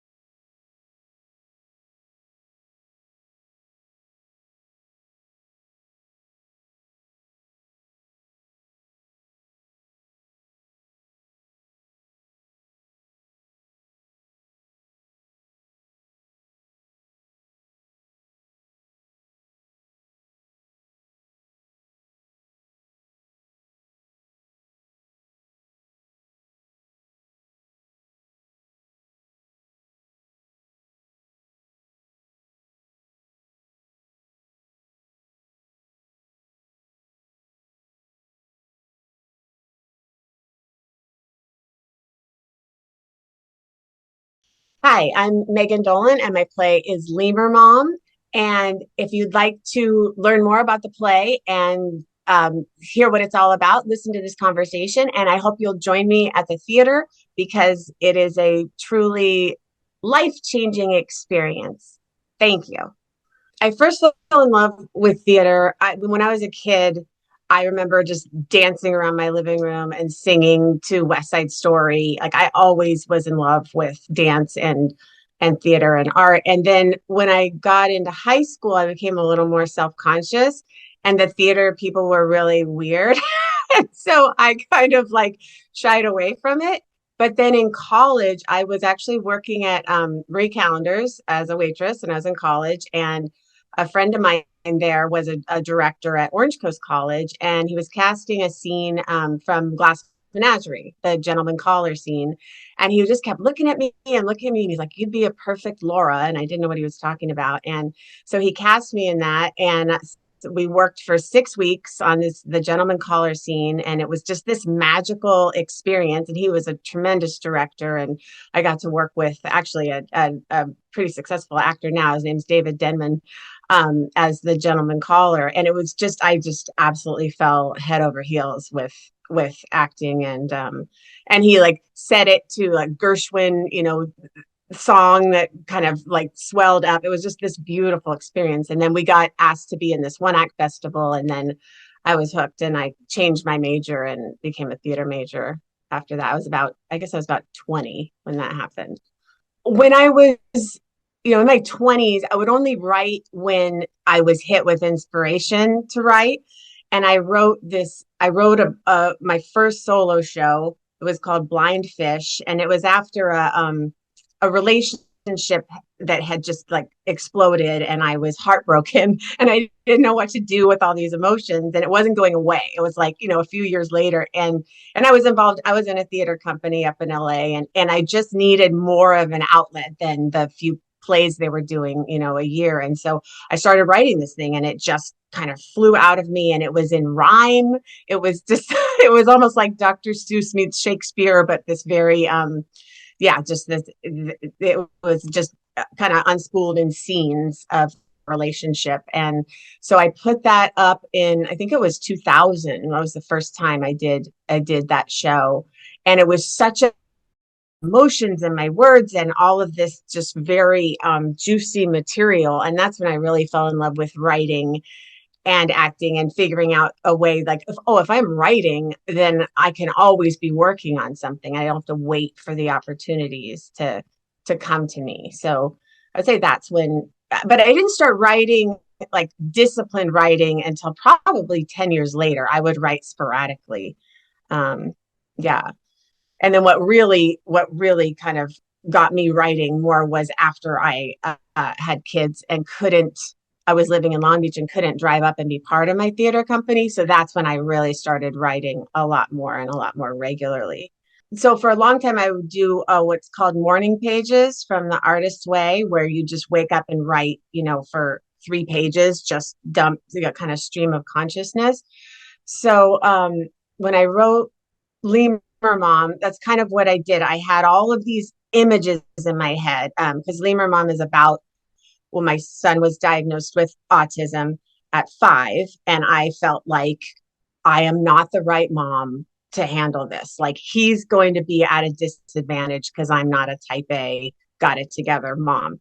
And so as I was going through all of these appointments and support groups and, psychologist visits, I would come home and write about it just to capture, and because it helps me process how I feel about it. Because I also have ADHD. And I didn't know that at the time. I found out when I was 43. But so it just helps me to process it. And then probably, I don't know, a year or 2 later after the diagnosis, I just sat down and kind of wrote out every scene that I had in my head, things that I was missing. And then once I had that big kind of, I call it, Anne Lamott calls it a shitty first draft. Then I went back and tried to kind of formulate the story and worked with my director, Wendy Hammers, who was key in finding the arc of the story. Because it's so hard when you're the artist to kind of see what it is. It's just all of these scenes, but it really helps to have an outside eye. And I also had different writing groups as well, and I would bring pieces into writing groups and they would give feedback. And then I started performing pieces at a show called Expressing Motherhood. So I'd take one piece, work it, hone it, and perform it there to see if it worked. And then I would kind of have like that piece in place. And then I think I did that for 3 or 4 of the pieces, and then decided to book a theater and just try to see if it worked, fill in the missing parts. So that's how that one kind of came together. My husband and I just saw the play at the Amundsen. It was room 222, or no, not room 22. It was 222. And it was like this ghost story. And the entire audience, we were just jumping at the same time. And it was the most incredible experience. And I thought about exactly that. I was like, why is theater so different? It feels holy to me. It feels, when it's good, when everybody is really invested in it, it just feels like a synchronicity of like hearts and minds. And it's a relief from all the anxiety of life. It just can really transport you and just make you feel part of something bigger. I feel like there's unity. That's I've always felt. I never was raised with any religion, because I felt like when I found the theater, like that feels like a holy place to me, like church to me in a way. So the idea for Lemur Mom came from kind of desperation, and because I am an actor and a writer, and that's how I process things. When my son was first diagnosed with autism, I just had to start documenting all of the appointments and experiences that we were having, and just little things that would kind of trigger me. I had to write it because I was just so flooded with everything that was happening, and I kept getting in these spirals of self-doubt and kind of like just like a we're screwed feeling of like, how are we going to incorporate this in our lives? And like one of the scenes is the first time I went to a support group, the first thing these ladies said to me was, "Oh, you have to hire a lawyer and sue the school district." And I was like, "What are you talking?" Like that was not even in my consciousness. And so I couldn't process the kind of person I was going to have to become in order to advocate for my son. So I had to start writing it. And I was in like an artist group at the time. And so I would share these things with the group, and people really, it resonated with people, which gave me relief, because I wasn't alone in feeling like this. So that's why I had to write it, because I thought, if there's other mothers or parents out there that feel this way, this could be a service. It wouldn't just be me processing it. It could be, a way to bring other people relief or recognition. So that's why I had to write it. And then one of the things, it's kind of a blessing and a curse, I really write to my own performance style. So sometimes I worry that if you read it on the page, you're not going to hear it the way I want it to be heard. So that's a real challenge, to learn how to write to make it sound like the way my voice sounds. So I had to perform it, because I just knew there's certain things I knew how to make a scene land, or I knew that this could be, I hoped that this could be funny in this, this certain way. Like I had this, is it okay to go into one of the scenes? So the first scene I wrote was when we were meeting with this psychologist, and she was giving us the diagnosis, and she had been out for a couple of weeks. Like we hadn't seen her for a couple of weeks. And I was noticing she had all these like bruises on her face. Like there was just weird things about her face. And as she's like telling us this about my son, I'm realizing that she's just had plastic surgery. And so I'm like processing all of this information. So that's the first scene I wrote, was this, like, what's going on with her face? And then she's telling us this, and it's like, but wait, look at this. It's my own inner monologue as this devastating information is coming out. And I just knew, I was like, I think this can work. I think I can make this work, and it was so satisfying. I worked on that piece for about 6 months before I presented it, and it did work, and it was just so exciting. So I knew I had to perform it, because I just felt like it was very specific to me and my strengths. what I want people to take away from this show is, I mean, the main theme of the show is I'm not the right mom. I'm not the right mom to handle this. And there is so much judgment, in parenting, even, in raising neurotypical kids. So if you have a kid that isn't neurotypical, you tend to compare yourself to the wrong people. You're like, so what I want people to take away is, and ultimately I don't want to give anything away about the play, but where the character, where my character comes to at the end is different from where she begins. So what I want people to take away from it is people that don't have a direct connection to the autism world, or I want them to have a better understanding and maybe develop a little more compassion, through humor. There's a lot of humor in the show, and that really disarms people. And then for people who, are in this world, I would like for them to walk away with a little bit of relief, and that I'm not alone, and that, our family isn't, doing it wrong. That, and I just like a more of a sense of like, we're all in this together. So when someone walks out, of Lemur Mom, I guess two things I'd like them to remember. One, I have a line in the show that my son's doctor said that, oh my gosh, rings in my head all of the time. But she said that things that for neurotypical people are, innocuous or like an annoyance, for my son are invasive. It's an invasion. And so I'd like people to hold that, and to remember that when you encounter a kid at a party who won't eat whatever's being offered or something, rather than just being like, oh, he's, they're picky and they're entitled, or to maybe just have for a second, like, oh, well, maybe there's texture issues, or maybe, just something more than just the dismissive kind of attitude that I've encountered a lot. And then the other thing I'd like people to take away, just, let's see. Yeah, is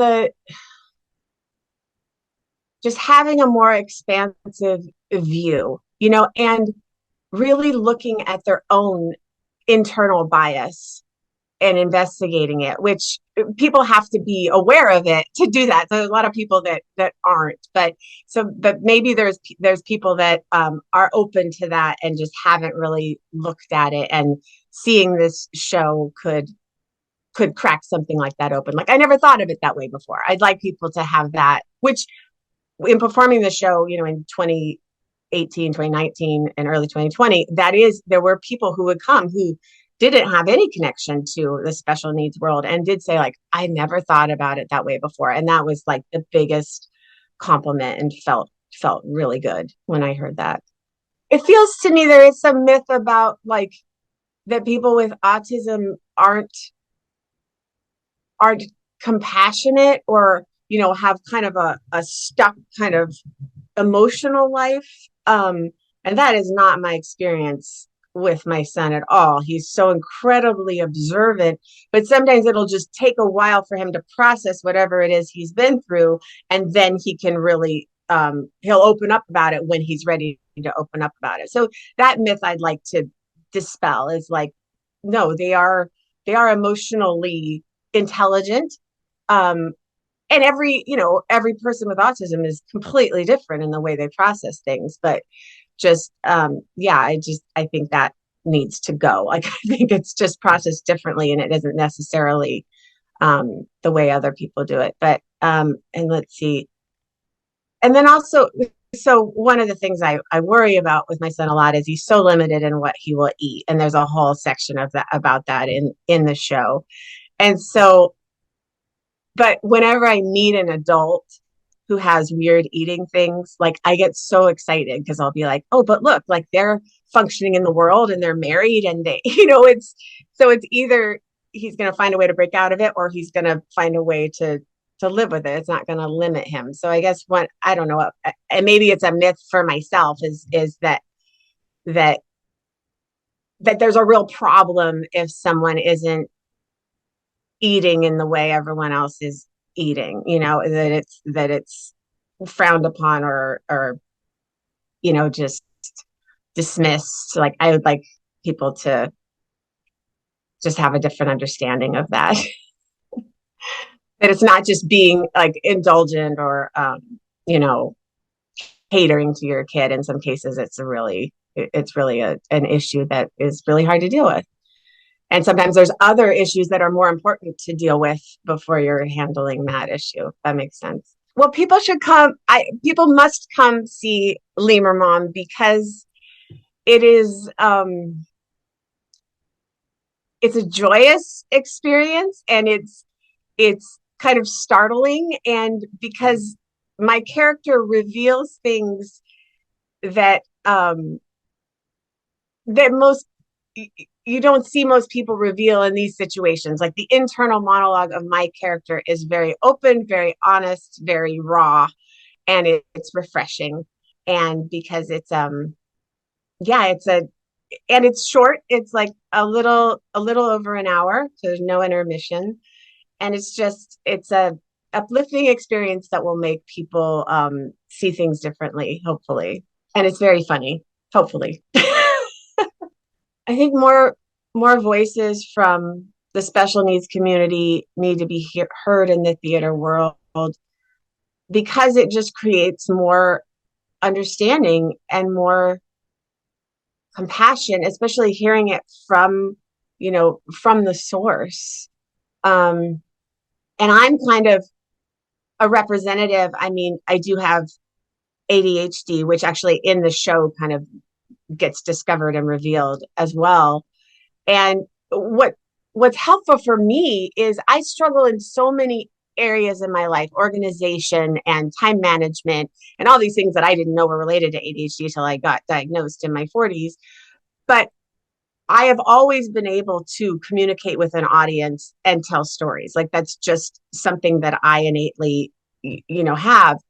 And it's valuable to people. So when I'm performing the show and then people come up to me afterwards and have, they have tears in their eyes and they're grateful, it gives me a sense of value. And whereas I struggle in so many other areas of my life, and as a mom, and compare myself to other moms and how I don't measure up, I have this superpower, if you will, to connect with people. And that gives me a sense of value. So I feel like if other people, from the special needs community can find their voice, it could also uplift them in their, self-esteem and what they have to give to the world, to say like, oh, look, in this area, I can do this. Where a lot of people are like, how do you talk in front of people? And I'm like, that's not a problem for me. Like, how do you clean out your refrigerator? Those are the areas that I struggle. So that's what I've discovered for me. It's like, oh, this gives me a place in the world. This gives me something that I can share and give. And that makes me feel valuable. So my hopes and dreams for Lemur Mom production. So when the last time I performed the show was February 2020, and it was going really strong. And we had just gone to Tucson and performed the show for a special engagement, and we had another booking in June, and then the pandemic happened, and it shut down for 3 years. So I had all these dreams of a Netflix special, I was just had really big dreams, and it's been put on hold, and a lot of things happened in these past 3 years that were very difficult for our family. So now I kind of feel like my dreams have been scaled back a little bit, and I'm very excited to present it again and get it on its feet. And my hopes for it right now is that it can go from, just getting it on its feet again to having another run somewhere. And then hopefully, I'd love for it to get picked up by, it could be part of a theater company's season, or if I would just like it to get the ball rolling again. I'm a little apprehensive to have the big dreams again, but just getting it started again, because it is, and I'm excited. I'm a different person than I was 3 years ago, and I'm excited to see what I bring to it now. I have a bit of a different perspective. Because I lost my mom in September, and she's a part of the story, and it just brings a different angle to it, a different poignancy, I feel like. The only thing I'd want to mention is when I did the play previous, I used all of our real names, because I'm just not imaginative in that way. And my son, who's now in middle school, and when I first started performing this was in third grade, he requested that I change the names. So I've done that. I've changed everyone's name but my own. And so I guess what I want to emphasize is this, this play is based on true events, but timelines have been condensed and things have been, heightened. So I just want to give it a sense of like, this is a story. It's not necessarily exactly my story. Just, I feel better about having a little space in that. I'm Megan Dolan and my play is Lemur Mom, and I really think you should come see it because it is hilarious and it's joyous and it really brings the audience together, and you will walk out with a different perspective on the special needs world. So I can't wait to see you there. Thanks.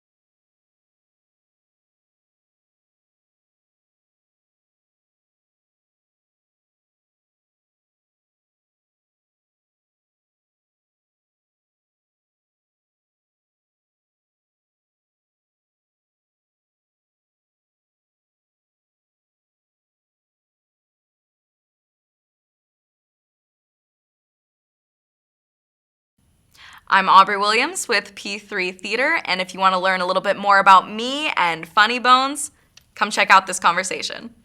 I first fell in love with theater when I was 5, because it started when I watched the movie Grease, and I know that's a movie, but that brought me into the musical theater world, and my first show was, The Wizard of Oz. In The Wizard of Oz in 6th grade, they had a drama program, and I just had to be a part of it, and when I got Dorothy, had my little red ruby slippers, I knew I wanted to be a part of theater forever. I like to be a part of theater because it allows me to be a storyteller, and I think every art form should have a component of storytelling, but theater is quite literally telling a story live in person, which I think is far more exciting than seeing, well, I love movies, but far more exciting than just watching a screen. I like to be live and in person and see the audience's reactions and hear them and feel that energy. I think that's such a special part of what makes theater theater. I love theater for that reason. I fell in love with sketch comedy probably when I was like in 8th grade when I started theater.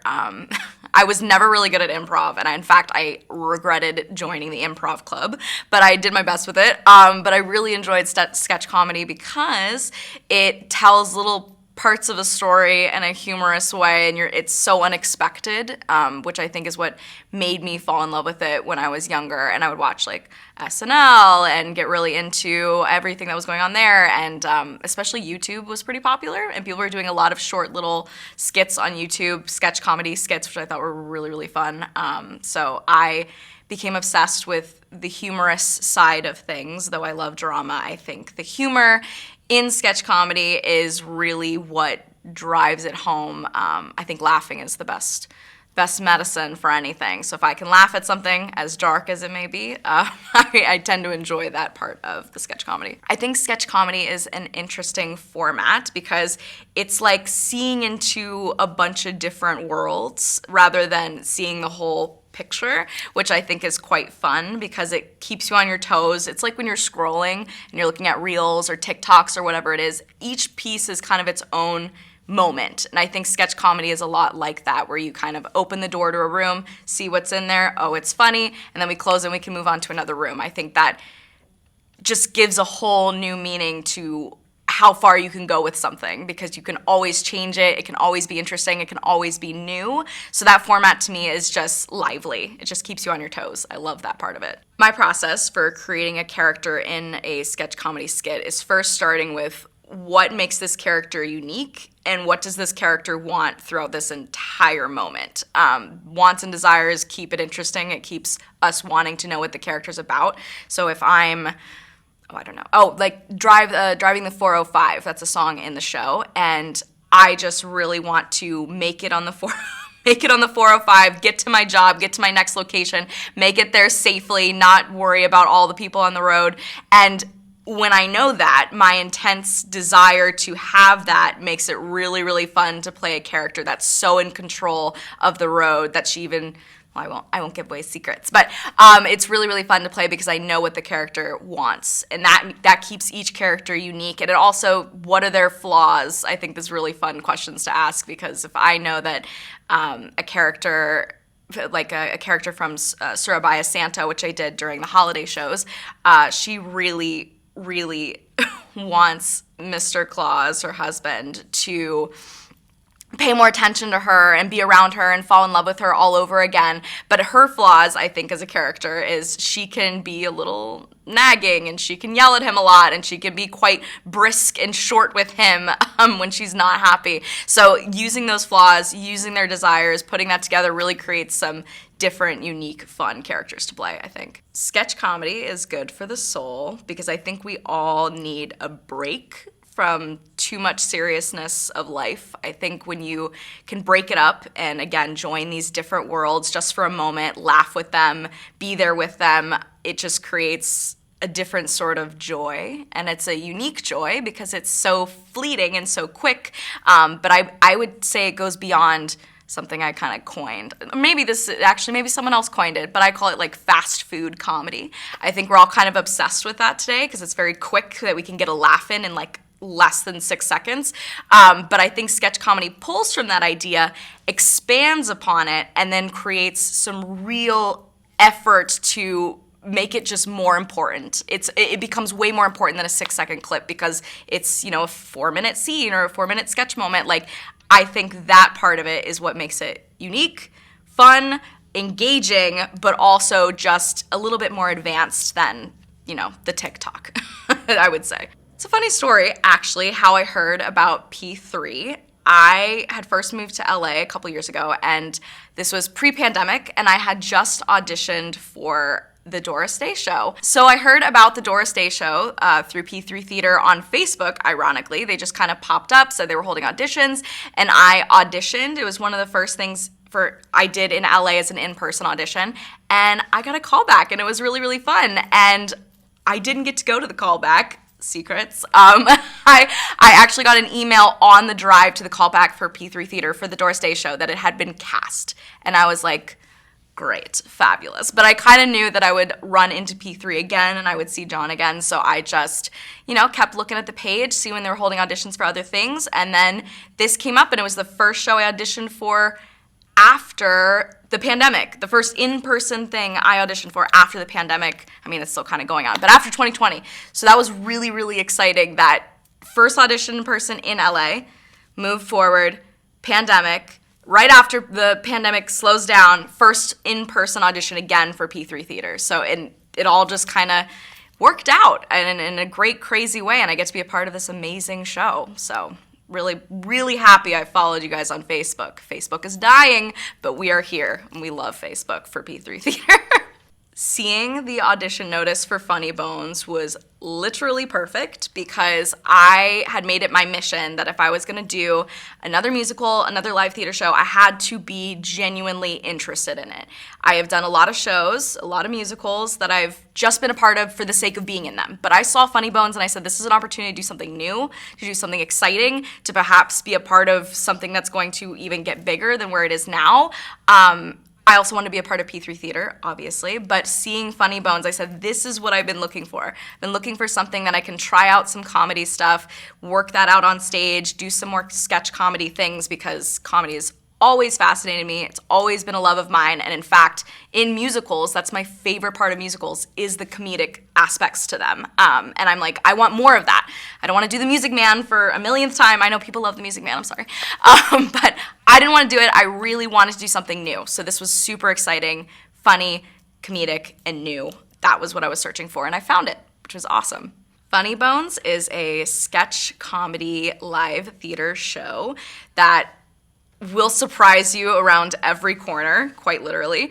Every song, every scene, every piece is its own thing, stands on its own, and it really does make you laugh. I try not to laugh in the middle of some of the songs and scenes that really tickle my funny bones. I have to say it. I really do laugh during those moments, especially in rehearsals and everything. So being able to present them to an audience, show you guys what it's all about, how hard we've worked on it, and hear your guys' laughter really just makes it all worthwhile. It's such a fun show. I want the Funny Bones live theater performances to remind our audience that live theater is still alive and well, and sketch comedy is not going anywhere. It's super accessible, and it's something that I think being in a room full of people to be a part of is so much more rewarding than, watching it on your own and alone in your room. I think it brings people together. I think it shows everyone that live entertainment is just so fabulous and it's so special. And I think everyone will take some of that away with them when they leave the theater. When I sing, I really enjoy the audience kind of being taken away with me into a story. And that's why I thought, okay, singing, just singing in general is my favorite. And it wasn't until I did comedy that over seeing the audience's faces or getting some tears or hearing the applause, over all those things, laughter was so much more important and interesting and engaging, and I felt like I was one with the audience in a way that I'd never been before. Laughter is the key, and that's exactly what I look for every time we perform Funny Bones. That's my favorite part, is hearing you guys laugh. You have to come check out Funny Bones because you are going to laugh. We all need some breaks in the seriousness of life, and I think going with a group, going with your family, having some friends there is just all a very community, social thing to do and be a part of. It's so much fun. You're going to enjoy it, and you have to come back more than once. Come every month when you can, because Funny Bones is always changing. That's the fun part of the show. It's changing so much that sometimes the night before, I'm still getting emails saying we're doing something different. So you're going to be surprised, because I'm continually surprised about what we're putting in, what we're taking out, what we're changing, what we're adding to the show. It's always an ever-growing, ever-moving piece, which is quite fun for us and even more fun for the audience, because you can always come and expect something new. My hopes for Funny Bones' future is that we continually grow our audience. We get new faces in there constantly. I think that's the important part, is we want to introduce more people to Funny Bones. That would mean the world to me, to just see new faces every performance, grow the audience, grow our group, perhaps travel with the show, do a lot of extra things so we can just show everyone how fun and funny this show really is. P3 Theater needs the support and love from our audience through donations, through sponsorships, through volunteer work. Anything you can do to keep theater alive is so key to just happiness all around, and the key to bringing our communities together, getting more people under the same roof to see the same thing, to laugh, to enjoy. Theater is never going anywhere, but through your help and through your effort, you can always help us expand and grow and keep this theater running. And I think it's the most important thing to keep theater going, to keep our performers going, to keep our audiences there. It really does bring communities and people together. Why do I like John? John is a fantastic leader, an even more amazing person. Just being able to work with him and laugh with him in rehearsals and getting connected through the P3 Theater program has meant so much to me. And he's such a passionate and wonderful individual. He really does put quite literally all his efforts and time and work into this theater program for the performers, for the community. He really does do the most. I mean, to a point where I'm like, does this man ever sleep? He really does a lot, and I enjoyed working with him. I enjoy him as a director. I enjoy him as a performer. I enjoy him as a friend. He really is just the greatest, and I knew I was gonna like him during my first audition for P3 Theater because he said he liked me. So that I knew we were gonna like each other because he said he liked me enough to want me to come back and see P3 Theater and be a part of it. So I'm here, and I'm so happy that John is taking control of a really, really, really big ship to make this work out. He's in charge, he's got it going on, and he can always use some more help, and I know that, but he's just such an amazing person. Funny Bones has helped me find my voice in comedy in a way that I never really had before. I'd like to say that I've done comedy my whole life, but truly, it's probably been the last couple of years that I've really gotten involved into it, and it really did help me explore that world more and find myself in it, which I was always a little bit nervous. Comedy is hard, but it's really, really fun and really rewarding. I'm Aubrey Williams with P3 Theater, and come out and laugh when you see Funny Bones. We'll see you at the theater. Hi, my name is Cam Burchard. I'm a cast member with P3 Theater Company's Funny Bones. If you want to learn any more about the show, about me, about the cast, come check out this conversation. I got obsessed with theater when I was 3 years old. We were going to see my oldest brother in You're a Good Man, Charlie Brown at our local theater company, and he was amazing. It was the first time I had ever seen a staged show, and he kind of just lit that flame for me. And he's done that with so many things, like music and, enjoying like animals and different kinds of food. I know that's silly, but I really wanted to be a lot like my oldest brother. And he's been an inspiration for me for so long, and I don't know, he's just kind of like my driving force. I always think about him whenever I get into a show, and it's just really cool that my oldest brother is just so cool. I feel like I have to be in theater because my brother has since stopped doing theater to focus more on his career, and I completely respect him for that. But I don't think I would respect myself if I stopped with him. And I had just enjoyed it and enjoyed it and enjoyed it and have really fallen in love with it. And when he stopped doing it, I was like, okay, I need to keep doing it because you wouldn't be happy if I stopped with you. And he was like, yep, I agree with you. So since then, it's been my whole life. It's the best thing I've ever done with my life, really. So when I first fell in love with sketch comedy, it was the doings of Saturday Night Live and Key and Peele, Monty Python. My dad and my older brothers are really obsessed with anything comedy, so that's kind of a lot of what we all watch together. It's just anything that's funny, anything that is just the most outrageously weird thing we just like to watch together. And when I found out about Saturday Night Live, I also found out about a rendition of one of my favorite plays, which I didn't know about at back then, but I love it now. It's called Samuel Beckett's Waiting for Godot, and it starred Robin Williams and Steve Martin.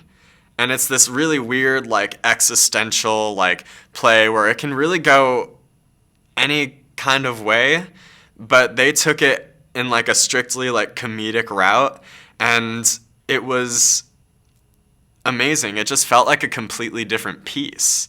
And it kind of made me realize that sketch comedy isn't just, like, laughs and, like, just getting someone to laugh. It's like, you have these deep characters and they're, like, rich, and, like, you fall in love with them even before they say something. And it's that one thing you notice about them that I think is truly intriguing.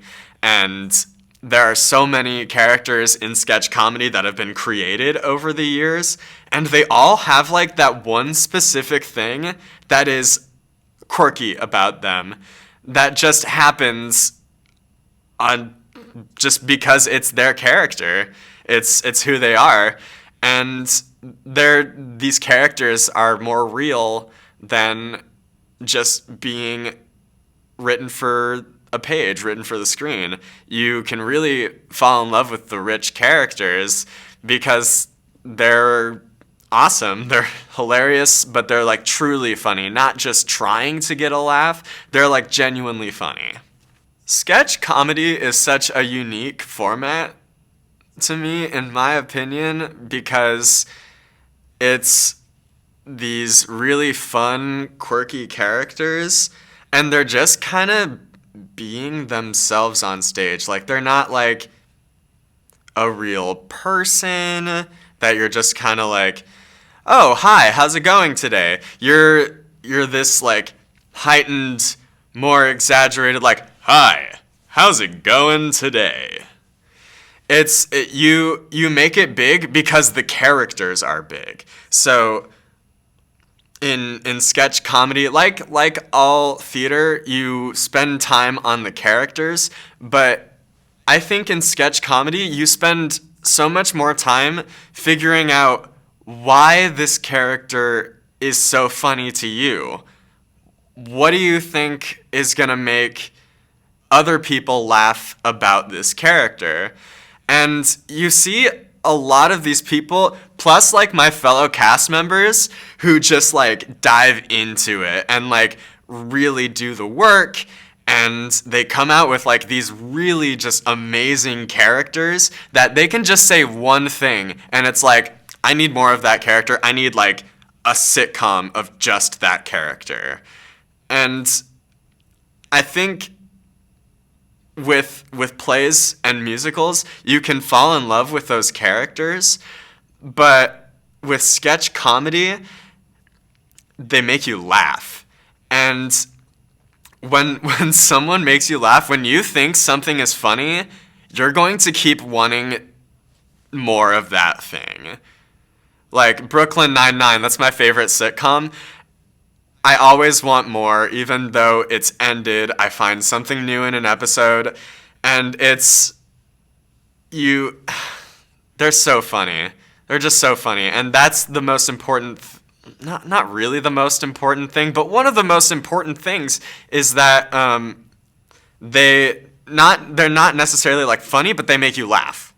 When I'm creating a character in sketch comedy, I'm gonna take Funny Bones as an example. I was given the material. I'm gonna use the Sarah Palin song, and I was reading those lyrics, and I was like, okay, this kid is nerdy, but I gotta make him more than a nerd, because there are so many nerds. What I always experiment with is a different dialect or voice with reading the material. And for that one, for some reason, the one that stuck was like a Bostonian, like a Boston kind of dialect. And I don't know, that one made me laugh, and just along with, like, the really, like, awkward, like, just standing there in the corner, and I'm in love with Sarah Palin. Like, it was, when I think something is funny, I'm like, okay, I'm gonna see if I can expand on that and see if other people can laugh. Sketch comedy is good for the soul because everything's a joke. Everything's a joke. Everything is joked about in sketch comedy. Not necessarily like everyone is joked about, but situations are joked about and are kind of made a little more lighthearted or heavy-hearted humor, like all of the COVID-19 things that have been happening and the lockdown. We all roasted the lockdown. Like, each of us individually was like, the lockdown sucks. You're so terrible, lockdown. They were more vulgar than that, but I think in sketch comedy, everyone laughs. There's something for everyone. And you watch something, you're like, oh, I didn't like that thing. But then the very next bit is something that you did like, and it makes you want to try that thing again and keep going on that. And then eventually maybe you'll find something that you like about it, something else that you like about it. You can always give sketch comedy a try. So I first heard about P3, I was just surfing through Backstage.com, and there was a posting that P3 had made for Terrence McNally's Love, Valor, Compassion, which was going to be done in Hermosa Beach. So I signed up for a slot. I picked out a character that I thought was really amazing, and I went in with the monologue provided. And I met John for the first time. I met Craig Turrell for the first time. Both incredible human beings. That audition process, Craig Turrell has actually worked with my theater department chair, who I've worked very closely with. So he knew her by name. So that was very cool to audition for someone that my professor knew. And then going to that callback was really awesome. There was really not that many people there, but everyone that was there was so nice and so dedicated to, like, not getting the part, but getting the text right. And it showed me that even just like that one show, like that one time that I had been there to audition, every single person was lifting each other up. And, you know, we would go into the audition room and John would lift us up, Craig would lift us up. And it was awesome. It was one of the best audition processes I've ever been a part of. So that opportunity did not work out for me. But because of that, now I don't know what John was thinking when he said this guy auditioned for a play, let's see if he does musicals. So he just sent me an email right after I got an email about not getting cast in Love, Valor, Compassion, and he pretty much just said that he thought it would be really good for me and that he thought I should audition. And I was like, well, that's amazing, and you know, I was very touched and honored that he wanted to reach out and still try to get me involved. I auditioned for him, and I did a quick callback for him. He sent back saying I was in the cast, and I was so excited. There were a few like kind of dark periods before then that I didn't really know if I was still going to be a part of theater anymore. Like I was really scared that I was just gonna throw it all away. But John Peterson, that man, the saint that he is, he's also insane with what he does, but in the best way possible. Sorry, going back to, I get to rehearsal with the full company. I'm the newest guy there, and they're all so nice. just the same experience that I had at the Love, Valor, Compassion callback I was having in Funny Bones rehearsal. That's when I knew. I was like, oh man, I gotta stay with this company. Like, this is one of the most wholesome experiences in theater that I've ever had, and it came at a time that I really needed it. What is Funny Bones? I don't know. I ask myself that every day, and the answer changes, but I think today my answer to that is Funny Bones is just a joyous thrill ride of laughter, satire, crazy characters, and unforgettable songs, lyrics, and jokes. It is some of the funniest stuff I've ever been a part of. What I want them to get out of Funny Bones is that sketch comedy and musical theater very much go hand in hand. Like, there's so many, like, starting out when people were writing musicals, they were mostly comedic. Like, there were, like, not like over the top comedy, but like there were more jokes than there were tears. And sketch comedy in musical theater reminds me that musical theater can just be funny. Like, it can just be a good time. Not that theater's not a good time, which it most definitely is, but sketch comedy musical theater is a branch of musical theater that every single person needs to try.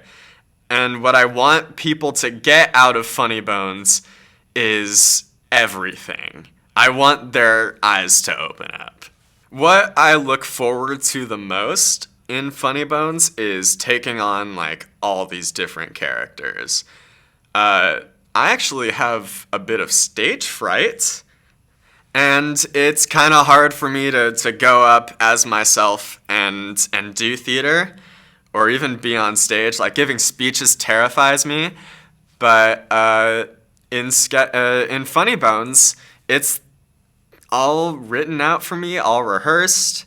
We know, like, when the punchlines are, we know when everything is, and we know when the audience is gonna laugh, or when we think they're going to laugh.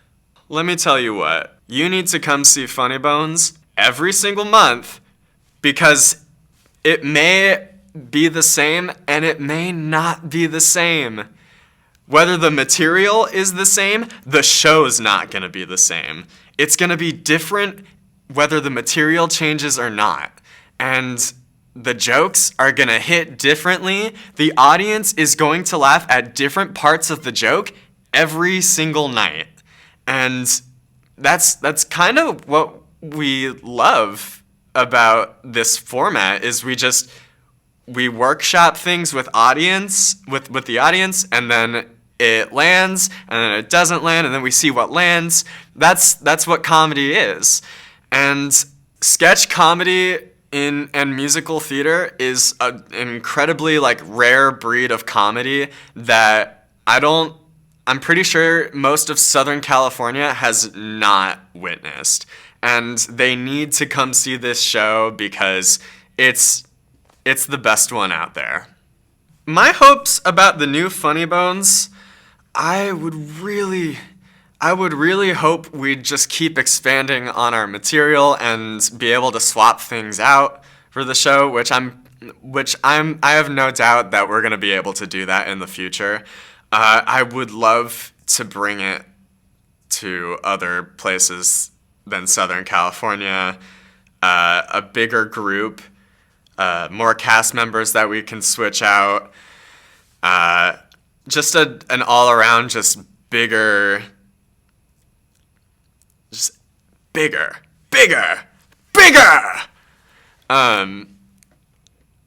but you know, John's got it all.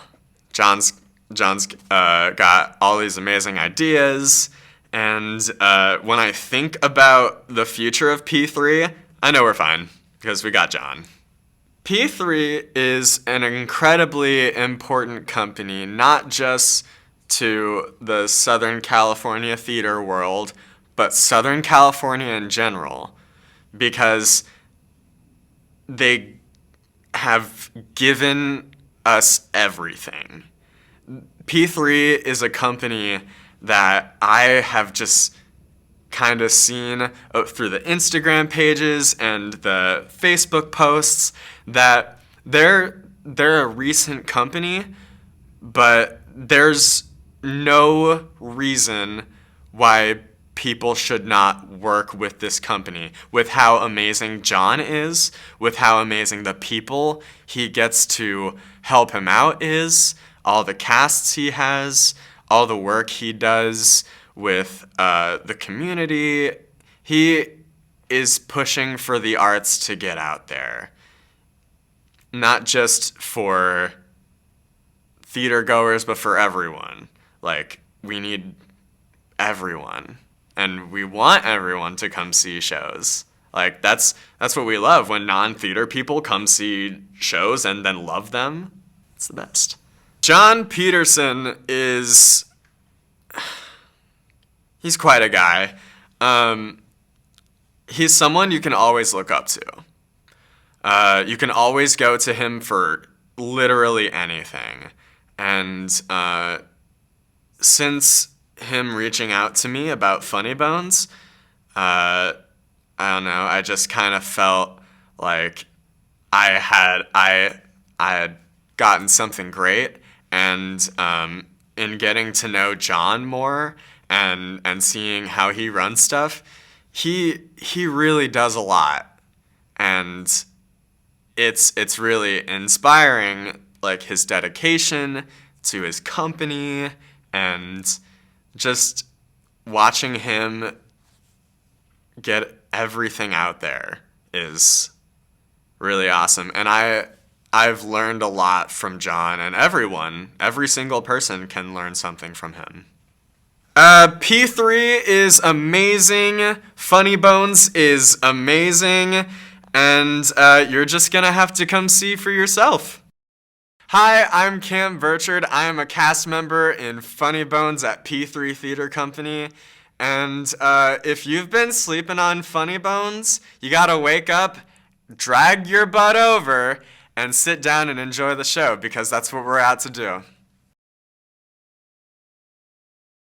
Hi, this is John Peterson, Executive Artistic Director of P3 Theater Company. Don't turn that dial. What I'm about to talk about is something you're going to want to hear about.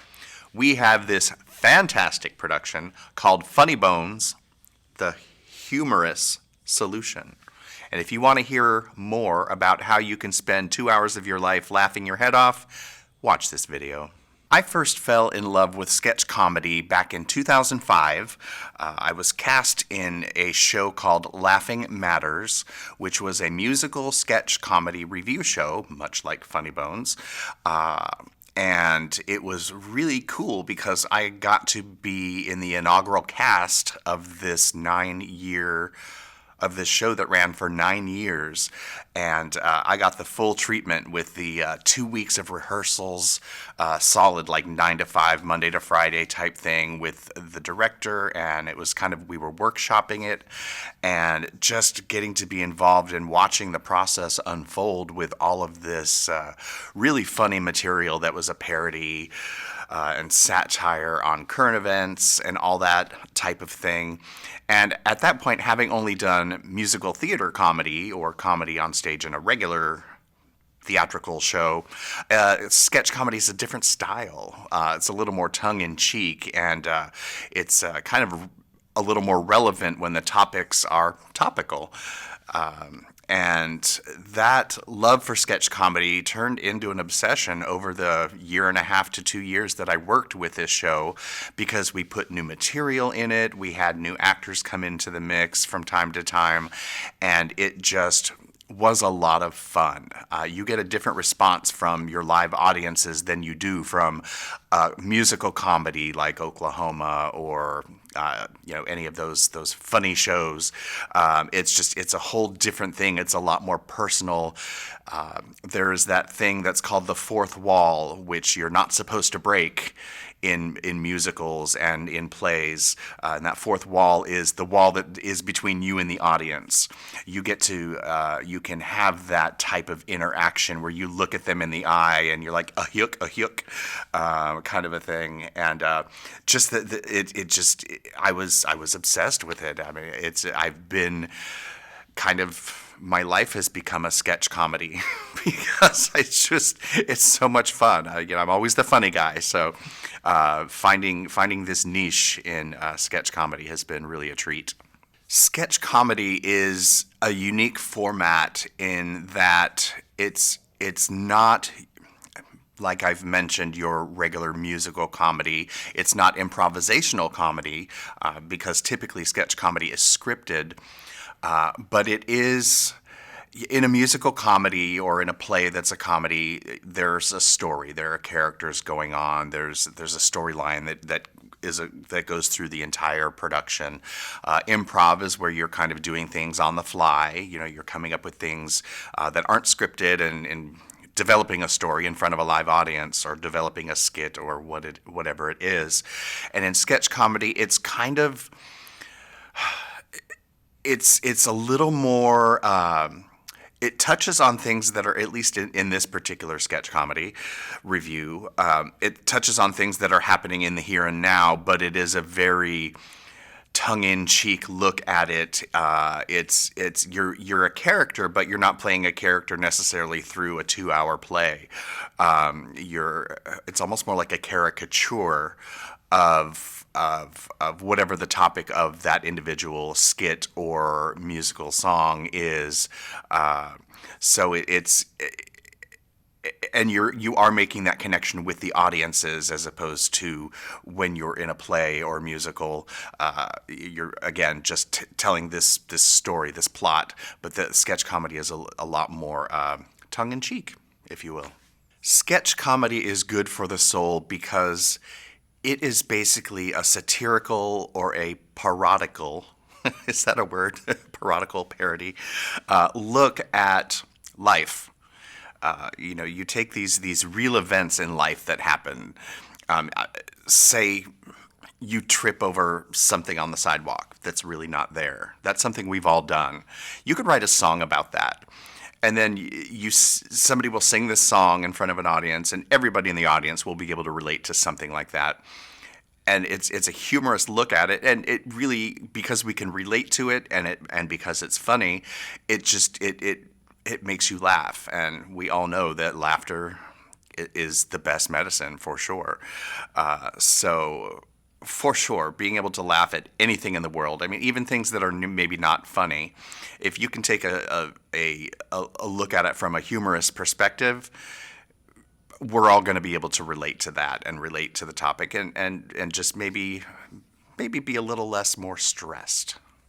As I've mentioned before, having worked with Laughing Matters, I developed this obsession with sketch comedy. And as the artistic director of P3 Theater Company, now presenting these Broadway class musicals and plays, I have a platform and an avenue in which I could bring this sketch comedy to our communities here locally.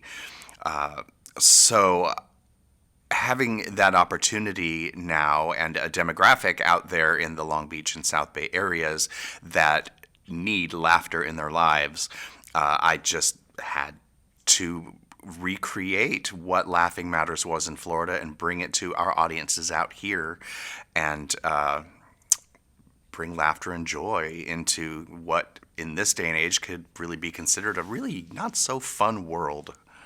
So when I first had the brainstorm idea of bringing Funny Bones to the Hollywood Fringe Festival, I wore all the hats. I was the director, the choreographer, the musical director. I was in the show, which was a lot of fun. A lot of the material that we did in Funny Bones at the Fringe was brought over from Laughing Matters in Florida, so I was familiar with a lot of the material. I knew what worked. I recreated a lot of the staging and that type of thing. But I knew moving forward, once I decided and it was would be worked out that we would be able to have a recurring production of this show, I knew I wouldn't be able to carry forward with all of that because I am the artistic director of the entire theater company. So I've got a lot on my plate.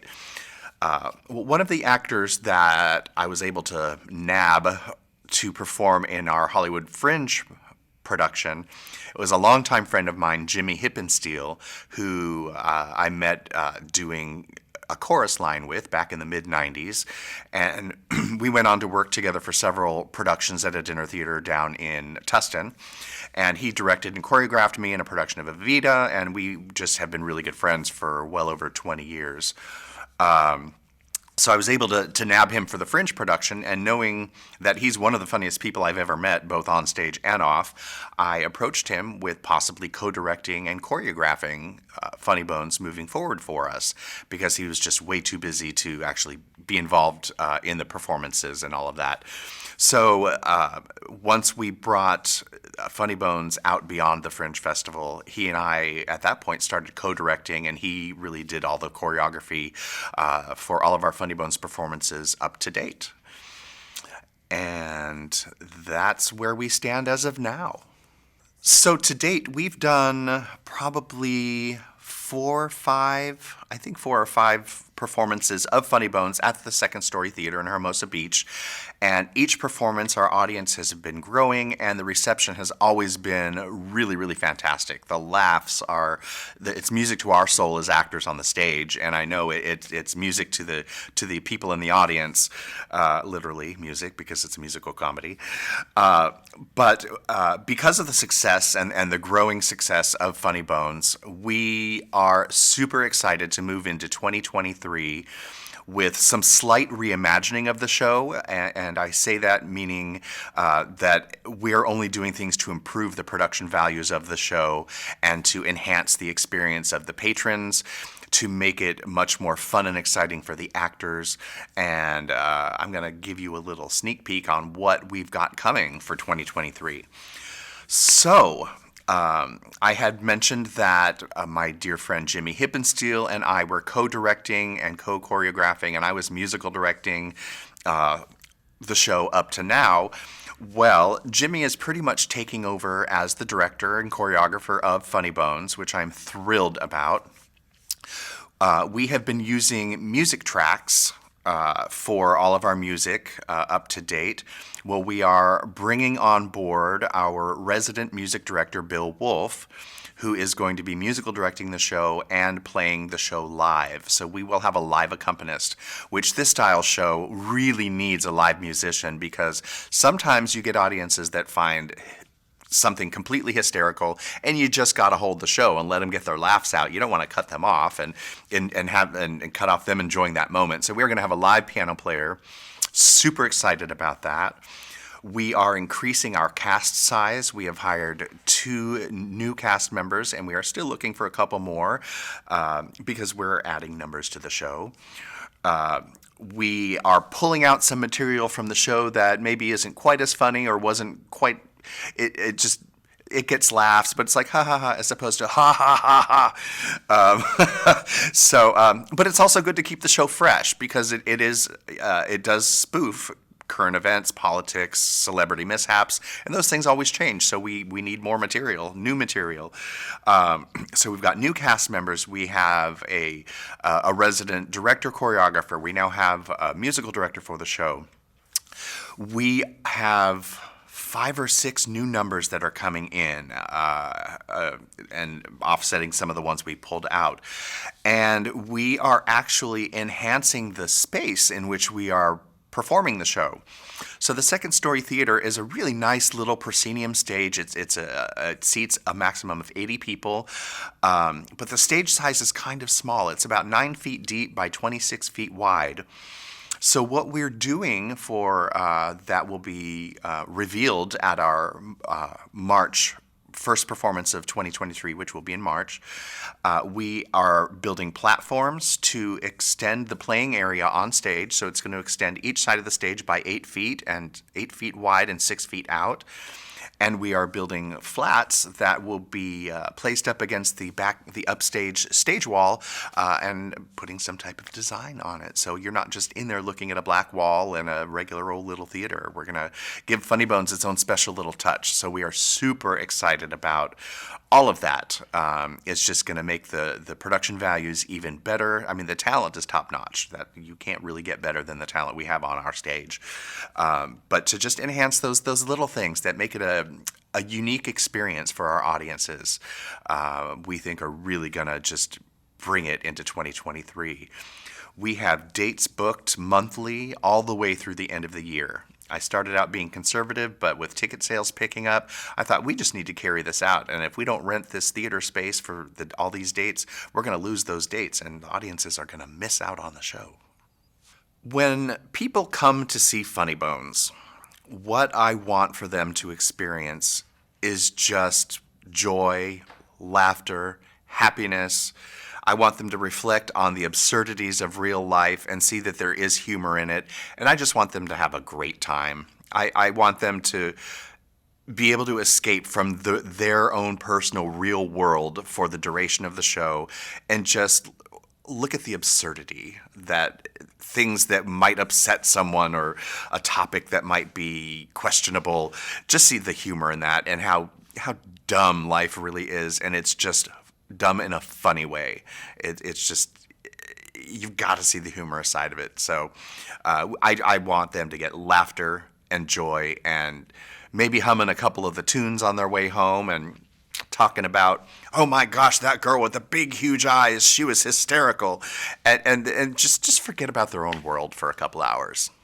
As I've mentioned before, I am obsessed with sketch comedy, and it's just so fun to perform. So of course I have to be in the show. But as artistic director, I have to remind myself I didn't create this theater company to put myself on the stage, but I still got to do it. So I am in a couple numbers in the show. Both numbers actually are numbers that I performed in the original Laughing Matters in Fort Lauderdale, and they were two of my favorites. So I do those numbers. But my real role is to be there, is to really connect with the community, with the audiences, be there with the cast, and just enjoy and revel in the laughter that's surrounding me. But when I'm on stage, I've performed in several different numbers throughout the different iterations of Funny Bones up until now. Sometimes I've had to step in for other actors and perform in their numbers because they were sick or not able to be at a performance. So I've had the pleasure of being able to do a lot of the numbers that are in the show. And it's just so much fun. With it being a sketch comedy and alternate parody lyrics, sometimes we get to sing a lot of words that would never really be in a song, but we get to sing words like, I can't even think of any off the top of my head, but this isn't in the show, but like a word like intrauterine. That wouldn't be in a song, but stuff like that gets put into parodies and sketch comedy. So it's fun to be able to sing those words you'd never be able to sing.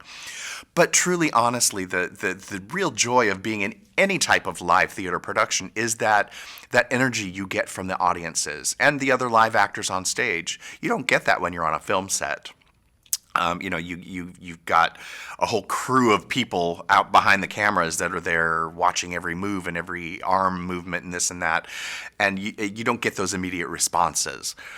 But with a sketch comedy, which is full of laughter, sometimes we have to restrain ourselves from laughing on stage. What I love to get out of performing that is truly the laughter and the energy from the audiences, and it's all positive and humor and fun and silly. So that is why I just have to be in at least one number in the show. Theater audiences absolutely must come to see P3 Theater's production of Funny Bones, because if you don't, you will miss out on two of the most hysterical hours of your life. And you don't want to walk out of this realm with the coulda, woulda, shouldas. And it just really, anybody that I've ever talked to that has seen this show or its predecessors have just told how joyous of an experience it was. And here's a little secret. Because we are changing the show up on a regular basis because things in the world change, so we have to update the material, you'll probably never see the same show twice. So guess what? You can come back when your friends come into town and go, oh my gosh, there's this hysterical show that runs every month that we have to go see. I'm going to take you to see it when you come. You can bring new friends and just come yourself. Just keep coming back yourself, and you'll see different numbers in the show. You'll see different actors sometimes because we're always hiring new actors in the cast. And so you just don't miss out on this must-do experience in life. And another reason that you have to come to Funny Bones is because in doing so, you are supporting a local regional theater. Nonprofit, mind you, so we do give a lot back to the community, and your patronage helps us continue to do this show as well as our main stage productions and expand on our educational division as well. Looking forward into 2023 and beyond, for Funny Bones, what I would love is twofold, really. I would love for us to have more performances, to be able to bring more joy to our community and to give more work to our actors. And I would also love to have a little spin-off version of Funny Bones where it's not in a set theater space, but where we can play different venues and take it to different communities in the Southern California area, basically everywhere from San Diego to Valencia out to Palm Springs. It would be great to have the ability to do that, where we could have multiple casts of the show performing little regional tours, because a show like this moves very easily. It's easy to get the actors places. There's not a lot of set pieces or anything like that, and we can just bring Funny Bones to the entire Southland of Southern California. At P3 Theater, there has been a really unique experience with the culmination of Funny Bones. Well, that was a really big word for me. In that Funny Bones, while it is a musical sketch comedy review show, so there are elements of singing involved and, of course, acting and comedy, it's not your standard typical book musical or play like Jesus Christ Superstar or Death of a Salesman. It's borderline comedy club material. So we've had people come to our main stage productions, our regular musicals and plays, that have heard of Funny Bones, which is a little more comedy club style. And they've come to Funny Bones, and it wouldn't be something they would typically go to on a regular basis or even at all. And they've found a lot of enjoyment out of it. And we've had multiple patrons that are recurring, I like to say, recurring victims of the show. And on the opposite side of that, we've had people come to Funny Bones because it's a little more comedy club style, and they wouldn't really go see a musical or a play. That's just not their thing. They like the comedy. A lot of people think it's improv, and then they realize it's sketch comedy, and they are very similar. They're sister comedy. But then in seeing that and seeing the caliber of the production of Funny Bones and the comedy and joy they get out of it, they'll try to go. They'll go, this P3 Theater company is pretty cool. Let's go see this production of Love, Valor, Compassion, or Day After Day, or whatever show is coming up next. So we're getting that cross-pollination of patrons, people who go to the comedy clubs, people go to the theater, and they're coming to both. And all in all, that's really great for us as a theater company, especially a local regional theater company, because we really are supported by our patrons.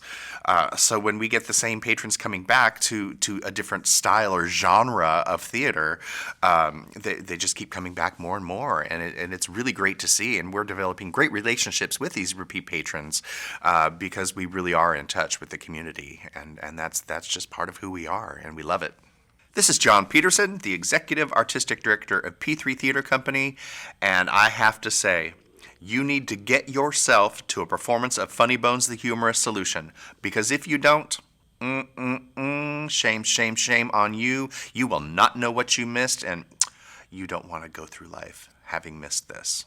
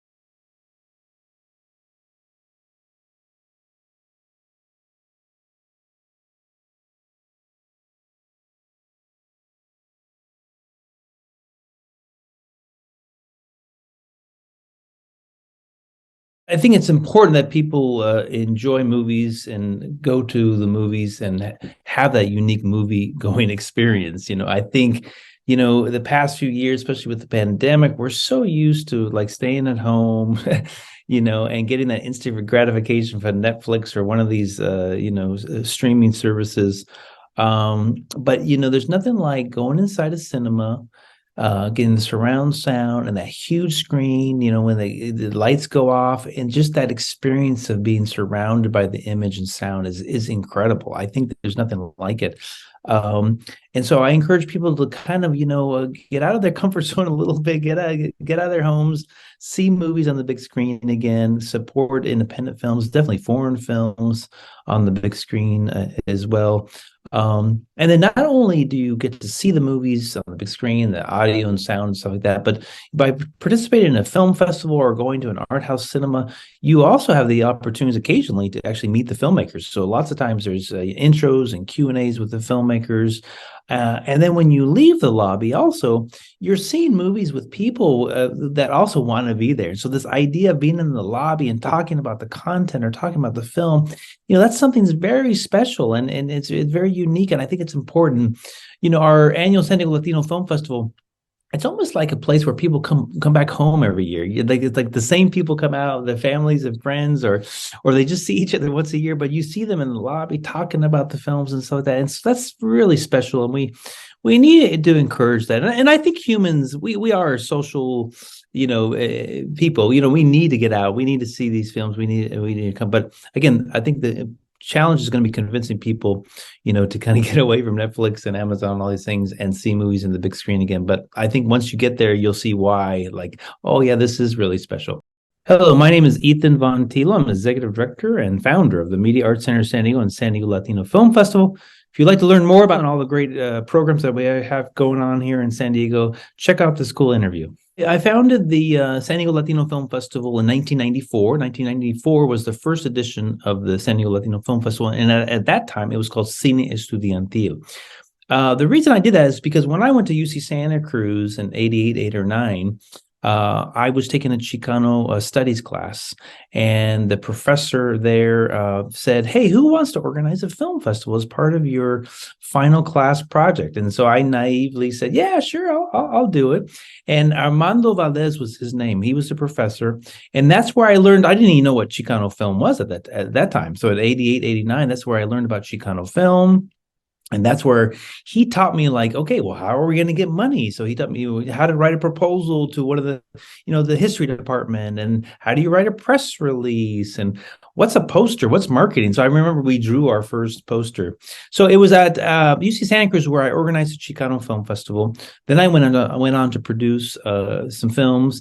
And so then when I graduated about 92, I came down to San Diego, and I saw that San Diego didn't have a Chicano Film Festival with a huge population, obviously on both sides of the border. So I immediately said to myself, I've always been a self-starter organizer. So I said, I'm just gonna do it. That's one thing I know how to do.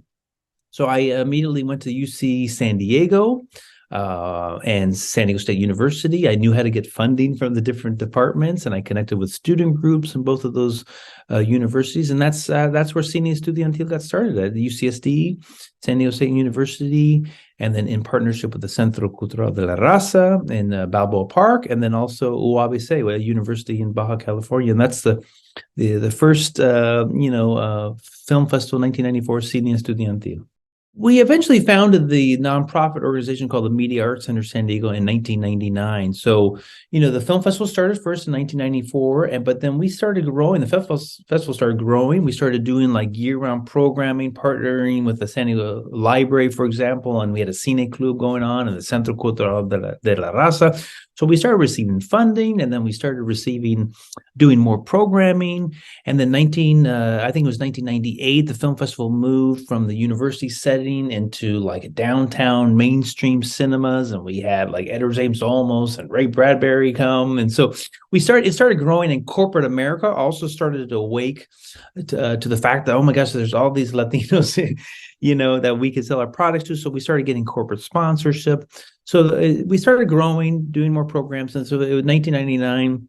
the advisory committee for the film festival eventually became the board of the nonprofit, which is called the Media Arts Center San Diego. And it would have been real easy just to call the Media Arts Center San Diego like the San Diego Latino Film Foundation, but we really wanted to do something larger and different. And so we modeled the Media Arts Centers San Diego off other media arts centers in throughout the country. For example, Bay Area Video Coalition, or Film Arts in San Francisco, 911 Media Arts Center in Seattle. So there's various models of media arts centers across the country where you're not only exhibiting films like the San Diego Latino Film Festival, so you're exhibiting and supporting independent filmmakers, local filmmakers, but then also you have workshops. And so we have workshops for 6-year-olds up to like 30-year-olds, independent filmmakers and young teens. And then also you produce content. So you help the community, you give them access to equipment, or you help the community tell their own stories. And so we've had digital story stations, we've had community production studios, various initiatives where we help the community to tell their own stories. So 3 departments: film exhibition, education, and production are the 3 key departments of our nonprofit called the Media Arts Center San Diego. And yeah, it's much more than just reaching the Latino community. We work with refugees, immigrants throughout the city of San Diego, foster care youth, you name it. We really try to connect to different schools and different communities throughout the city. The Media Arts Center San Diego started about 23 years ago or something like that. And like I said, we have 3 key departments. There's education programs, there's film exhibition programs, and there's the community production program. One of the departments is obviously the film exhibition program. So we have the annual San Diego Latino Film Festival. But then we also have this amazing, very cool, unique independent cinema movie theater here in downtown San Diego on Park and Market. Just built a brand new cinema. It's only 58 seats, but it's the only single cinema left in the city of San Diego. It's one of the few cinemas in this area that screens independent and foreign films on a daily basis. So from 12 p.m. to 10 p.m., 7 days a week, you can see a cool independent foreign film. We're screening some of the Oscar-nominated documentary shorts this coming weekend. We had a German film, a Mexican film a few days ago. So there's something for everybody: cults, classics. So the Digital Gym Cinema, it's called, on Park and Market. Check out digitaljim.org to see what independent films that we're screening. And then on our education side of things, we have spring and summer youth media and tech camps for 6-year-olds to 13-year-olds. So young kids can come in, they're using iPads or iPhones or little cameras, and they're making quick little stop motion animation films. They spend a whole week doing pre-production, production, and post-production.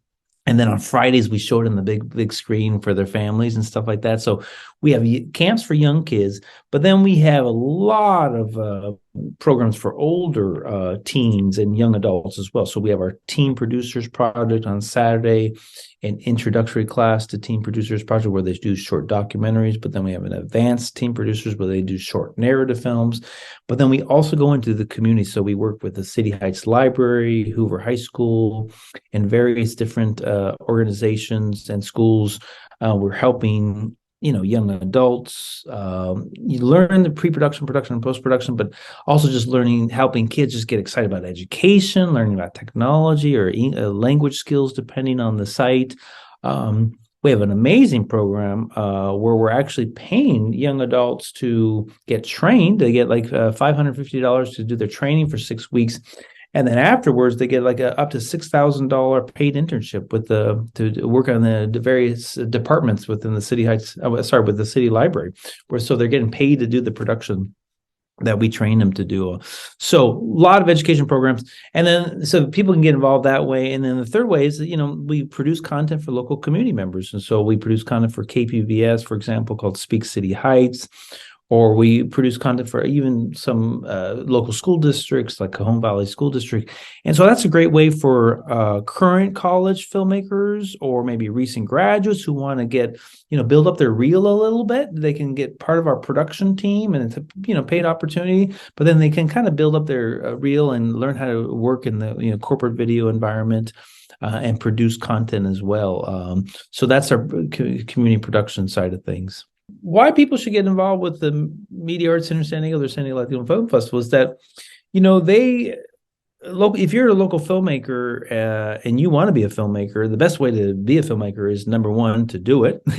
So get involved and with some of our production department, get on a crew, produce content. The other way, if you want to be a filmmaker, is to see films. You got to see films. So come to the movie theater and be a usher volunteer, watch all these incredible independent films. And then the film festival, there's 160 movies. Again, you got to see movies if you want to make movies. And then the film festival is 11 days. There's also going to be over 100 actors and filmmakers. So what a great opportunity to get your business card out and meet all these people and talk about cinema and or talk about how they got into their careers. And so again, I encourage everyone, I exemplify that. My career exemplifies that. If you want to do something, you just got to do it, but you got to be proactive and you got to get out there and got to do it. So the best way to do it is to be involved, not just with our nonprofit, but, any of the other nonprofits in the area that might be working with film or media arts or visual programs. And then, if you're not in school, try to get into a community college or a local university. There's tons of educational programs as well, on top of ours. So again, learn the craft, but also participate in the craft, be on a crew, and then watch lots of movies.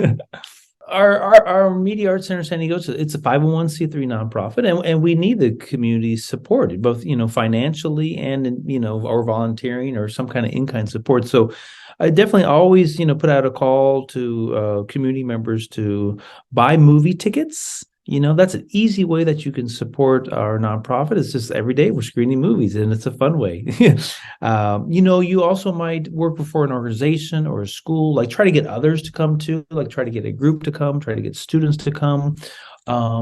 So by buying movie tickets, you can get involved. You can also become a member of our Media Arts Center San Diego. We have different membership levels where you get free tickets or discounted tickets or discounts to our youth media and tech camps. If you're a parent and you got kids, that need to have something to do in the summer or vacation time, they can participate and buy registration for our camps or buy membership for our camps. So, also, you might have a small business or a company or nonprofit that needs to produce media. We all need to produce promos and testimonials. So you can also hire our production company. Our video production department will produce content for you as well. So buy movie tickets, get your kids involved with educational programs, and or hire us to produce your next video. It's just one of three ways that you can participate and support our nonprofit and make it sustainable for the future.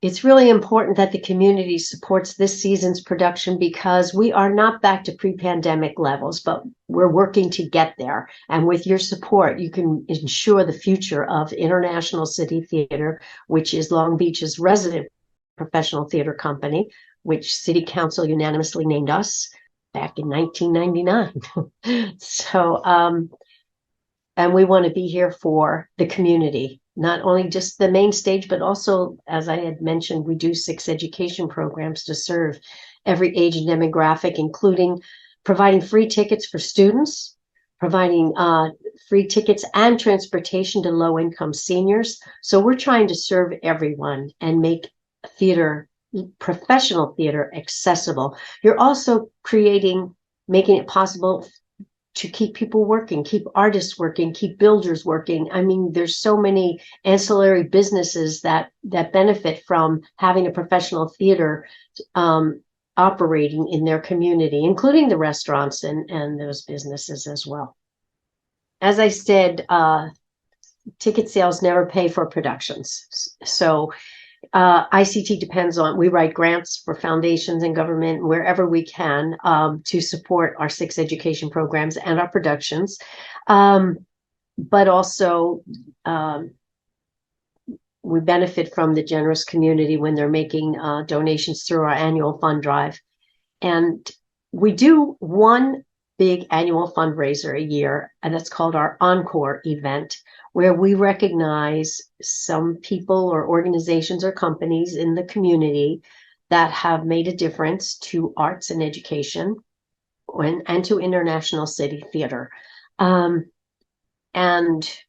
that's one way for you to come and be part of that community, to attend and also support those people that are making a difference. And at the same time, you're contributing to the future of International City Theater and the work we do for our communities.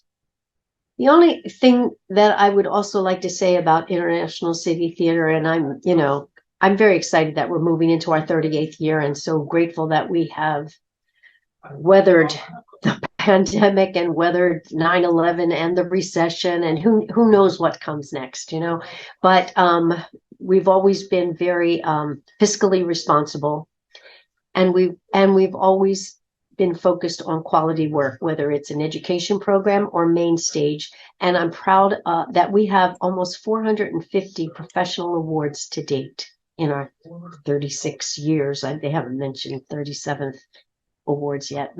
I don't do work for an award, but I'm always happy that we're recognized for the quality of our work, and focus on the work, and maybe you'll be appreciated, and that's when you are providing that kind of work for your communities, and you hear the feedback live from the audiences, because we're there at every performance. That's very rewarding in and of itself, because it's always been important to me personally to live a purposeful life and to serve. And I know my team feels the same way.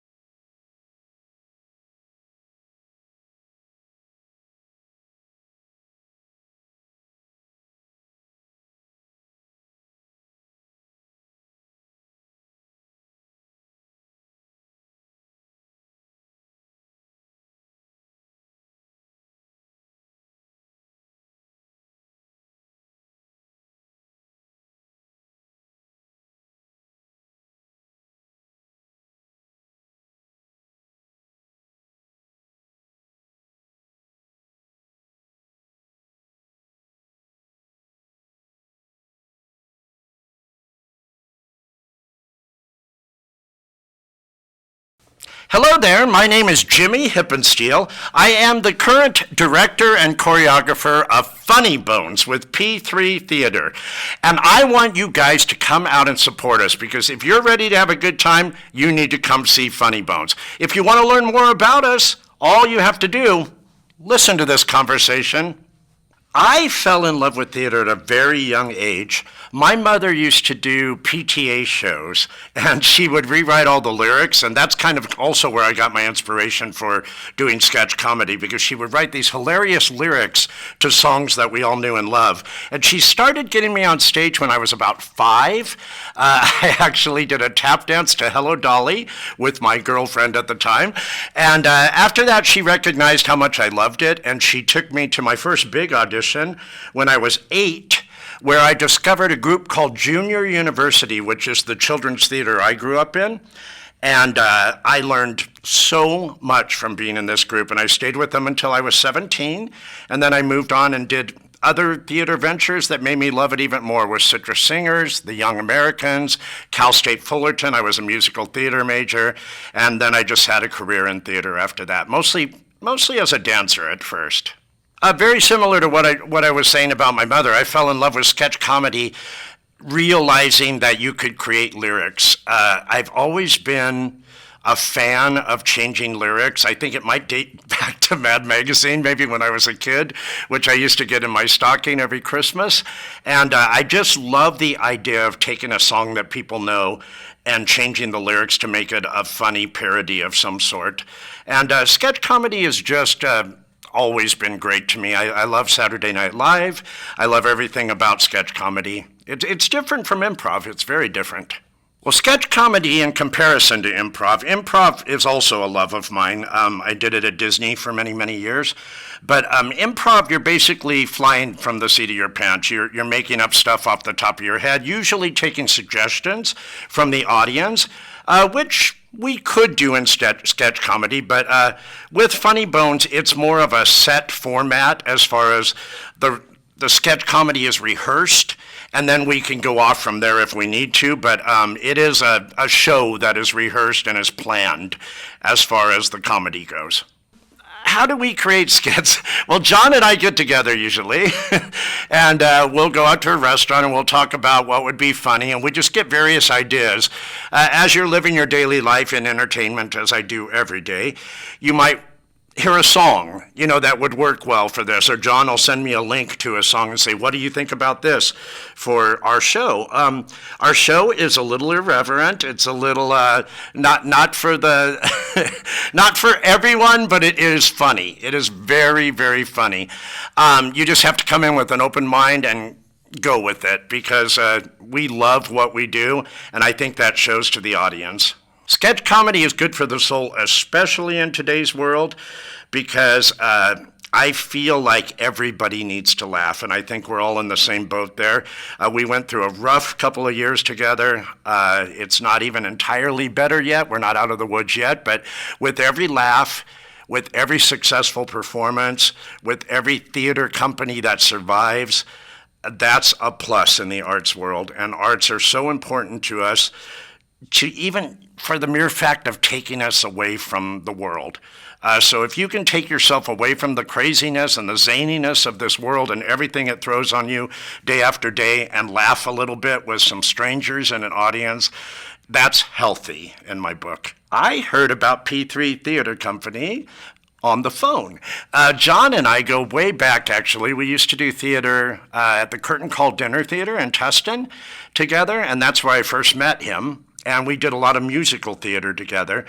And then John got this passion to carry on what he had started back in Florida with a group called Laughing Matters. And he had done a lot of dinner theater out there and regular theater as well. And he wanted to get that going in California. And so he called me and picked my brain and said, do you want to be involved? And I actually directed their groundbreaking first debut production of Vida, which is where I first met you. And it was wildly successful. And then the year 2020 came, and we all know what happened there. But we've survived. P3 has survived. John has more passion than ever before, and we're moving forward. again, I heard from John, and when he first approached me, he wanted me to be in a summer version of it. My schedule, I do run a musical theater academy as well for youth, ages 4 to 18, and it keeps me pretty darn busy, and so my schedule isn't always fully available, but if somebody calls me and I want to do something, I do my best to make the time. He happened to call in the summer, and we did a Fringe Festival version of Funny Bones, so I actually performed in the show first. And that was my initiation into Funny Bones, and I kind of learned what it was all about and what John's vision was. And after that, he asked me to step up and help him with directing duties and the creation of skits and sketches, and we added more choreography to the numbers to make it a bigger venture than it was when we did it in the summer. But I had a blast doing it in the summer. I'm just not fully available to be in the show all the time. What is our new Funny Bones group about? Well, the first thing that comes to my mind is talent. We had an audition. We had many, many people come through, and we picked the best of the bunch. We feel like we have a good variety of people. We have a guy named Spencer, who is very experienced in sketch comedy. We also have people who are great singers and dancers, but are also very funny. Some of my ex-students, actually, from the Musical Theater of Orange County who were in Vida, they took the next step to join Funny Bones as well. So they know me, they know the way I work, and I can collaborate with them on a level where they're very comfortable. So I think our group right now is extremely talented, and I think everybody should come out and see them so you can see it firsthand. I've kind of always done both acting and directing simultaneously. I do a little bit of both. I became more of a director after 40. Like I previously mentioned, I was primarily a dancer through my 20s and 30s in musical theater on cruise ships in Vegas and New York, and mostly in California where I work. And then after that, I just kind of took the move into directing. A friend of mine called me to help him on a show at the Musical Theater Academy, and after that I took over the whole thing. And I've been there about 21 years. And over there I just direct and choreograph, and like I said before, it does keep me extremely busy, so I don't always have time to perform. I have little slots like in August, you know, where I have 3 weeks, or February I have a week. And it's usually pretty consistent throughout the year where those little openings are. So if something fits in there and I can perform, I will, but it doesn't happen very often. I was just on stage this summer for the first time in 6 years, actually, other than Funny Bones, which I did last summer. I want the audiences to laugh. I want them to let go. I want them to not give a care about anything in the world except for what they're seeing on stage. I want them to be non-judgmental. I want them to be accepting. I want them to keep an open mind. I want them to have fun. That's the most important thing. If you let yourself take the ride with our cast, you are going to have fun and you are going to laugh. Trust me. When we are directing a Funny Bones sketch, we are mostly looking for where's the laugh, what works, what doesn't. Sometimes it's a little bit hit and miss even. We find, John and I just had a meeting the other day, and we have a song in the show that is hilarious, but in my opinion, it didn't work in the one spot. It wasn't the way to kick off the show because you want to grab the audience. So you have to kind of play a little bit, and you have to try things out, and you have to see what works best in what spot. And that's what we do, and we always look for the major laugh. Sometimes even while you're watching it being done on stage, you're like, I got it. I know how to make that better. I know how to get a bigger laugh there. And that's what we try to do. Our actors are so talented, they can usually find it without much help. But we're there to keep a vision and to give them suggestions as necessary. There's two reasons. Two reasons people must attend our Funny Bones performances. To have fun and laugh is the major reason, but also support the arts. John is trying to keep P3 going. There's a lot of theater companies I know that didn't survive what we've been through in the last few years. If you get out there, if you go to support a live theater venture instead of a movie, it helps so much keep the arts alive. I know everybody enjoys live theater. So sometimes you just have to be reminded, hey, there's live theater out there instead of a movie. There's live theater out there instead of going to the park or going to the beach. If you have an option to see live theater, it helps our world. It really does. I hope we keep growing our Funny Bones group in the future. We have a wonderful group right now. They're not, but it's an ongoing process and it's an ongoing performance process. So they're not always available because they are talented. So they go out and do other things sometimes.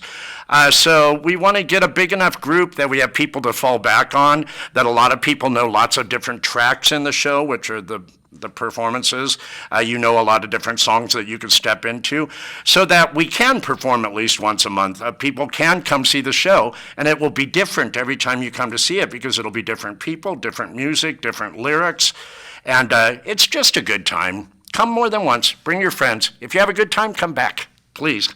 Well, P3 Theater Company and all theater companies, I don't know if the general public realizes this a lot of times.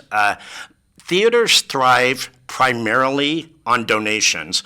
Everything from your live theaters to the Pantages and Segerstrom, 75% of their cost at least are achieved through generous donors that support it. Sometimes the smaller groups, people don't think to support, and it's on a smaller level, so it's easier to do.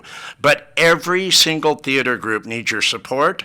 They need donations to survive, and if you enjoy what you see, the most important thing is to get the word out and to help a little bit financially to keep us thriving. What do I say about John Peterson?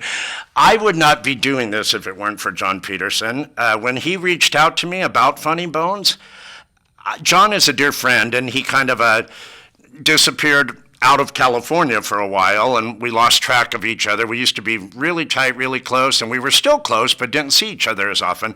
This has been a chance for John and I to reconnect on it, not only on a friendship level, but on a professional level, on a collaborative level. We just enjoy each other. We enjoy being around each other. We love to laugh ourselves, and so this is a good way to do it. Funny Bones rocks. You need to come out and see it.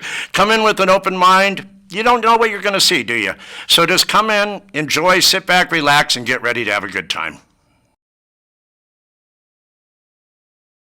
Hi, my name is Hannah McMullen. This is an interview all about Funny Bones, and if you want to learn more, I hope you stay tuned to this conversation.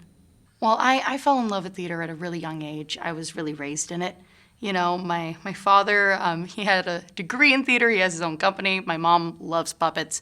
I'm pretty sure they met through theater as well, actually. I am a by proxy Fresnan. They met at the Roosevelt School for acting down there. I guess up there, technically. And I am a part of that. And I felt like I had to stick around because I see the impact theater makes in everyone. You know, once you get a taste of it, it's hard to let it go. So I was raised up with knowing all of these musicals in my head, listening to all of them on CD, but not quite having enough money to actually see things at the Pantages. So I got my feet wet when I actually got to be in shows. I went to the Orange County School of the Arts growing up, and once I got a taste for it, I haven't been able to let it go. Well, I fell in love with sketch comedy. I really think through some amazing actresses. I love Lucy. I know a lot of us do. It's almost like that was the name of her show. Bette Midler, also a big idol for me. And of course, like many people, sneaking into the living room when I really wasn't supposed to and watching SNL. And ever since really getting to watch it, you know, I wanted to have it as well. I felt like I was going to be okay at it. You know, sketch comedy, I love sketch comedy because it plays off of improv. It's this idea of coming up with things on the fly, kind of trusting your gut. I feel like, especially with the world today, a lot of our communication is pre-planned. You know, so being able to shred all that off and just say what's on your mind is really fun. And you know, with Funny Bones, the idea is that it's sung about as well, so that extra step in that improv and singing aspects of it all. What's lovely about it is we kind of get an idea of what our characters are going to be from the show based off of the songs that we're singing. So we're building a character around this kind of musical aspect of it all, you know. If we're complaining about Botox, the character is going to come off with a very pallid expression, which is something I have to work on because I'm a very expressive person. I think that's a part of the comedy of it all. Sketch comedy is good for the soul because, you know, age-old adage, laughter is the best medicine, you know, and I think after 2020, I think we all kind of know that, we all experience that. You don't really feel like yourself if you're not laughing, So being in a place where you can see people and have them be the spark of that laughter is good for the soul. I love P3 Theater Company. I met them right at the start. I was working with John before the inception of the company. And it's been lovely to watch it grow, watch Vida, and everything that has come after it. Really amazing shows and really amazing stuff. And I'm excited to be a part of that legacy, with Funny Bones. I heard about the Funny Bones program, I think it started in 2020. We were all looking to see how theater was going to survive, and it was lovely to see P3 adapt in this way of this online kind of sketch comedy moment. They were doing a great campaign I was watching. And the fact that a lot of the shows were free to watch and free to stream so that people could have access to comedy when we needed it most. And I really wanted to be a part of it because I saw the impact it made in people's lives, that moment of shared laughter through a screen, and now that shared laughter on a stage. Funny Bones is, I would explain it to the audience as, I think it's a beautiful, very blue moment of joy. Right? We're all going to be in this beautiful theater space together, laughing. And it's a blue show. I don't know if I'm allowed to curse, but laughing our asses off. And just having a good time while listening to some really amazing performers sing. I would love the audience to get a sense of excitement and joy and laughter from the Funny Bones experience. We're out there putting on our best show for you and excited for you to come and see it. I feel like I am constantly looking for engagement when I'm up on stage with the rest of the Funny Bones audience. I'm excited to join the cast this year. This will be my first year with the group. So I'm very looking forward to that connection that you get with an audience. When someone is really enjoying themselves, there's that connection you get. And I think that's why we're all here in the first place, is that feeling of connection you don't get with a screen. There's a way to feel it, but being in person is completely different. I think that we all must go to see this P3 Productions of Funny Bones this year specifically because of all of its new material, all of its new cast members, and come monthly so that you can see us all play in the sandbox together and have a laugh. My hopes for the new P3 Theater Funny Bones is that it gets all of the recognition it deserves and that maybe we can even take this into a touring group, right? So that we can see people even outside of Hermosa, maybe even come down to Long Beach once in a while if you promise to see it. This show has a lot of promise, and I'm excited to share it with you. I'm just really excited to be a new cast member for Funny Bones. I think it's going to be a wonderful time, and I'm hoping to see you there. Theaters like P3 really thrive off of donations. We do shows to keep the doors open, but it doesn't always cut it. We need help through people like you who understand the importance of theater and the importance of that live connection to keep us all going. So, even if you're unable to see the show, if you like what you see, maybe on social media or through interviews like this, it would be lovely if you could find the company and donate. John is a great leader. I think he's really kind of naturally gifted for it. It's really hard to start a theater company, genuinely off of the bat, just there. So the fact that we are still here, the fact that P3 Theater made it through the pandemic and we're out here talking to you and making this show together is a testament to his leadership abilities. I love working with John Peterson. We've been working together for quite some time now, and every time I do, I just find myself enjoying my time with him. We laugh, we hang out, and I'm genuinely excited to be spending more of my time with him. I'm Hannah McMullen. I'm excited to be joining the cast of Funny Bones, and I can't wait to see you there. Hi, my name is Max Ritter. I'm currently an ensemble member in the 2023 production of Funny Bones with the nonprofit theater company P3. And if you'd like to learn a little more about Funny Bones, then you should listen in on this conversation right now. So I fell in love with theater, pretty much since the beginning. I grew up on the Phantom of the Opera DVD, and I watched that movie probably 500,000 times when I was very young. Not a great movie for a child, but I just fell in love with theater from the start, and I feel like it had to be a part of my life just because it really felt wrong for it not to be a part of my life. And even in elementary school, I did shows, and it felt like something I had to do for the rest of my life. So what connected with my heart in the theater world is just getting to entertain people and getting to make people laugh, make people cry. I love the audience connection with that. And I think with Funny Bones specifically, there's a lot more back and forth between the audience. I get to play a lot more, and it's something I really enjoy doing. I just really like connecting with the audience on a deeper level.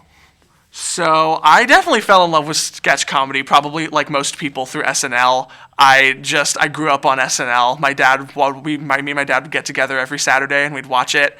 And it's something I've always wanted to do, but I've never had the opportunity to do.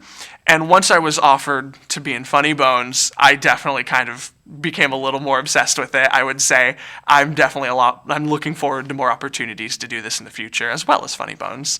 I think sketch comedy is unique for theater specifically because you get a connection with the audience you don't necessarily get otherwise. In sketch comedy, you can, pause for laughs. You can kind of ad-lib more, and it's more encouraged to just go with your gut and take risks and do something weird and crazy. And a lot of the times it pays off, and sometimes it doesn't. But, that's how you learn, and I think there's a learning curve to it, and it's a little different than just a straight-up play or musical. So my process for creating a character in a skit is usually I will, since we're a musical-based sketch comedy, the song comes first. I'll get that in my brain. I'll sear it in there. And as soon as I have that song, then I go from there. I always like building it off of a caricature just because I think a lot of comedy stems from just very basic identifiable traits. So just taking something to its absolute extreme is my first step. And then from there, I'll usually just find something that works for me, and then I can just play with it as much as I'd like. I think sketch comedy is good for the soul, specifically because not only is it just comedy, not only are you getting your laughs in, which I think is so important to laugh, but also sketch comedy, again, there is this connection between the actor and the audience that is not necessarily there in normal theater, where the actor is playing around with the audience and using the audience to gauge how their own performance goes. So not only is there that relationship that I think is really special, I also think that sketch comedy just allows a moment for the audience to really be a part of the theater, and they can influence the way this show goes. I first heard of P3 Theater Company in either 2018 or 2019, 2018 actually. So this was before their very first production of Vida, and I heard about it. I was doing a show with a good friend of John's, and he recommended that I audition for it. And what do you know? He ended up being the director of Vida. So when I got in that show, and the rest is history. I've just been with P3 since the beginning, and it's just been a wonderful ride. So I heard of Funny Bones. So this was all after the pandemic, and after everything started settling down, I thought, okay, well, now's the good time to get back into theater. I'm kind of itching to do it. And John approached me with an opportunity and said, hey, Funny Bones, we have this new sketch comedy show, Funny Bones, and I think you'd be really good in it. And I took the bait as soon as I saw it. It was something I knew I had to jump on because I knew I wouldn't regret it. So the new Funny Bones group. So Funny Bones has always been about, again, audience connection and just giving that laugh and giving that good dose of laughter medicine that everyone needs. But I think this new group of Funny Bones is definitely encouraging more variety, and we're trying a lot more new things than we were before. And we're also just seeing how our bigger our family is getting, and it's just we're spreading more love, and I think it's just a really wonderful thing. I definitely want people to come out of Funny Bones not only obviously laughing, but I want people to first of all see how much frickin' work we're all putting into this show, and also I really want people to have an appreciation for sketch comedy, because I feel like a lot of people's knowledge of sketch comedy stops at SNL, and most people don't really go beyond that. So I really want people to open up to it and be more receptive to it in general, I think. So in the live performance, I think the thing I'm looking forward to the most is just those moments where the cast is on stage or we're doing a number of some kind, and someone just has that one little moment where they say ad-lib and the whole cast can't stop laughing at it. I don't know what it is about a cast on stage trying their best not to laugh, but that almost always ends up being my favorite part of any show. And in Funny Bones specifically, there have been a few times where we've all been on stage trying to get through the number, holding our breath and absolutely about to lose it. And it's the funnest thing in the world to me. I love it. So viewers must see Funny Bones, because not only are you going to see a comedy show that you have never seen anything like in your life, but every month it's different. We're going to be shifting stuff around. You will never see the same show twice, and even if you see some of the same numbers, they might not be the same as the last time you saw them.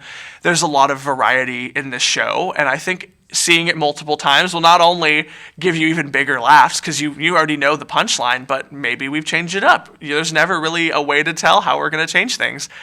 And I think just that variety is a really good incentive to come back. And also it's funny and we are going to laugh. My hopes for Funny Bones are definitely just keep bringing in more family, you know? I would love to have this just big cast and even more numbers and even bigger, grander, just more Funny Bones. I just can't wait for more Funny Bones, honestly. And even if it is just the way it is now, it's something that I think people should not miss. And just, I can't wait to see where we go from here.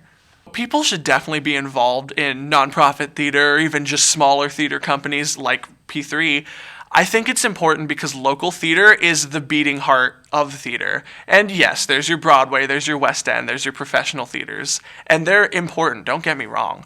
But nonprofit local theater, community theater, that is where actors are born. That is where all those famous people that you love and adore and are iconic, that's where they came from. And if you don't support that, we don't get any more of that. So I really think keeping that local theater scene alive and well is so important, and interacting and donating and whatever you can do to be in touch with your local theater companies is just important for the future of theater, really. I've known John for a good few years now, and I can say I haven't met someone with a more full heart than John, and he wants to share this gift of theater with everyone, every single person. And it's so admirable how he has pushed P3 through the hardest of times, and we're still going, like we're still here. And it's all because of John. Like, it's because of the work that he has put in, and it's really amazing to see how hard he's worked and how loving of a person he is. Hi, I'm Max Ritter. I am a cast member of Funny Bones for 2023, and you need to come out and see Funny Bones because you will not see something funnier in your life. I promise you. Hi, my name is Sherry Vasquez. I'm from P3 Theater Company's Funny Bones. If you want to hear more about the show and this conversation, make sure to check it out. I first fell in love with theater. I'm the youngest child, so all my older siblings did theater in high school, and so I used to just sit through all their rehearsals and everything. And then one day I was just like, told my family I wanted to audition, and they were like, oh, you can sing? And I'm like, yeah, I think I can. And so then I just started doing that, and then my main love started, I think, like 13. My mom took me to Broadway for the first time to see shows, and and then so I just loved it ever since. My brother always watched sketch comedy. He loved SCTV. So my family watched that all the time. We watched the Christmas special every Christmas, stuff like that. So it kind of got ingrained in there. I think sketch comedy is more unique. It's because it never has to be close to the same. I mean, the words, everything's always changing to go with the modern times. So it's never quite going to go the same way. Sketch comedy is good for the soul because it just makes you laugh and brings you happiness, and laughter is great for the soul. I heard about P3 Theater when they were first holding their auditions for Vida, which was their first show. And as John, I had worked with John before, so I came to audition, and then I've just been doing stuff ever since. I like P3 Theater because it's very, like, a family unit. They're a big family unit, and it's just so nice, and I know John put so much passion and so much love into these projects. I heard about P3 Funny Bones when they had done the COVID edition online, and but I couldn't audition or do anything then. And then I went to go see the Love Linda production at P3, and they were like, come and audition again. So they were holding for this, so I went in and I auditioned. I enjoy doing Funny Bones because I've never done anything like that before. I mean, I'm generally very like classically oriented or, straight things. And so, I mean, it's just fun, and it's been great for people to come out and see me do something that's completely out of my normal range of stuff. So it's great to just grow and do extra things. I usually don't do funny or anything like that. The uniqueness about Funny Bones is, I mean, it's just a show and it's all individual, like sketches. So it's not like a story or anything like that, but we sing, we dance, Some of them are just acting. There's no singing involved. So it's just different. It's like a variety show. Pretty much, I just want the audience always to be laughing. If they're not laughing, then we're not doing a very good job at our job. So, yeah, just to make them happy and light. And, you go to the theater to forget about the world around you. And so that's what we hope. While I'm performing live in Funny Bones, I always just have a great time with the castmates, and we're generally laughing about things, or, it's not like so serious. So it's like I said, it could always be like slightly different. Sometimes they change lines. Sometimes it doesn't quite go that way, or, a laugh's going to fall someplace way different. So, you play with that. Viewers must go see Funny Bones because I'm in it, so they should really come see me. I mean, viewers should really come see it because it's just, like I keep saying, it's just light and fun, and, and it's short. I'm a big fan of short shows, so it's great, and yeah. My hope for the Funny Bones show is to keep continually doing it, to get to do more shows than once a month, or, thereof. But yeah, just to keep doing it, and then, just keep adding new sketches, keep modernizing it. Theaters like P3 are so important because it's just, especially with COVID, so many theaters got shut down, and like P3 still going, trying to pump through as strong as they can, and they really need help, with buying the tickets, getting any donations possible, because the arts are so important, and, people need live theater to go see. And so, I mean, I really strongly promote helping out arts, or just even to go seeing the show, give what you can. Any amount helps. John Peterson is just a great man. That he's like just pours himself into this theater company. It's his baby, and he just loves the theater so much and has such an appreciation for the arts. And he's been very great and loving to me, letting me perform in his shows. And yeah, no, he's just great. Hi, I'm Sherry Vasquez. I'm part of the P3 Theater Company's Funny Bones. I'd like to see you come out every month to come see us.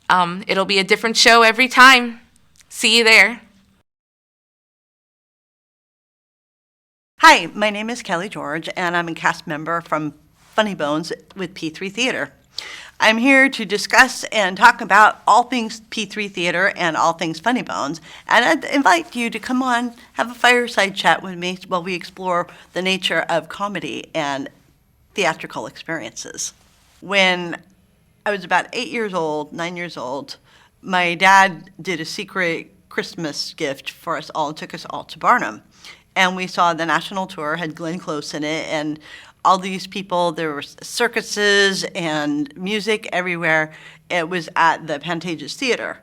And I just fell in love with the whole spectacle of it and the idea of going up and creating a character to become and live their life. In particular, I was drawn to the character Joyce Heth. She has this great number, Thank God I'm Old, and it just looked like so much fun. And then fast forward, at home, we had a bootleg copy of one of the tours of Pippin with Ben Vereen and William Catt. My sister and I, we wore out that tape. We just fell in love with that, and also watching Jesus Christ Superstar, the movie of that, and then listening to the Broadway album, which my mom would sing to us, and I remember being in the backyard roller skating and singing Hosanna, hey, Zanna, Zanna, Zanna, Hosanna on roller skates in the backyard.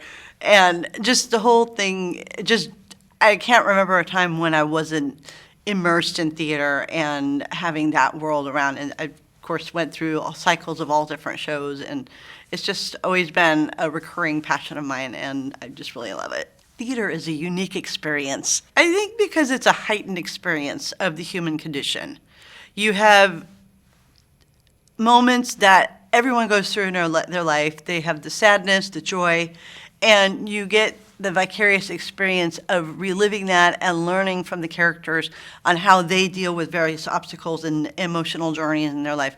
And I just think it's almost a sacred connection that you have with the audience when you show them that, yes, even the most evil character has an emotional journey, and you see different parts of different people that you might not necessarily ever meet in real life, and you see that they are indeed human as well, and you just you get to share that journey with people and connect with them. I fell in love with sketch comedy and theater from watching old clips of the Judy Garland show and Laugh-In and all those early type of shows that they had during the 50s and 60s, and I'm watching old black and white clips. I gravitate towards historical things. I love Marx Brothers and those type of things where you just briefly come in and you create a world and you just go with it, and it's very improvisational, and you get to just enjoy the journey and share the journey with your audience. And it's just a unique thing that doesn't really ever happen anywhere else. In a narrative show, yes, you have the arcs of the characters and things, but there's a spontaneity and a spark of life to it that is nowhere else in any other type of theater or show. Sketch comedy is a unique format for me because it will give me a variety of ways to use my talents to share experiences with the audience. With this particular type of show, we sing, we dance, we do comedic moments interspersed with some drama, and it gives a whole lot of color and shading to what we share with the audience. And we just are able to shape the whole experience with different elements of life to bring it to fruition for everybody in the audience to share. And I think that's very important for people to experience because you don't necessarily get that in day-to-day life. I start with asking, first of all, what does the character want and what happened right before you walk into the scene. So when I'm creating a character, I will start at the very basics where who is the person, what do they want, and how are they going to get it? If you don't know what you want in the scene, you can't do anything else, and you're certainly not going to have an authentic emotional experience. So I try to start from that point and then ask myself what it is about this character that makes them tick, and how would they react in these circumstances so that it's authentic for the audience. Sketch comedy is wonderful for the soul because it makes you laugh. There isn't enough time in our day-to-day lives where we just genuinely get to enjoy things. And being a part of that and being able to come up with situations or scenes on the fly and just have a spontaneous creative journey is wonderful. And you just get a chance to pick things from the air and come and bring it to life in front of an audience, and no show is ever the same. So everyone makes different choices each time we come in. So every time you come, you get a different experience. And I just love that ability to just create on the fly. First place I heard from a P3 theater was right from the very beginning. I knew John, who started the company, prior to him founding the P3 Theater Company.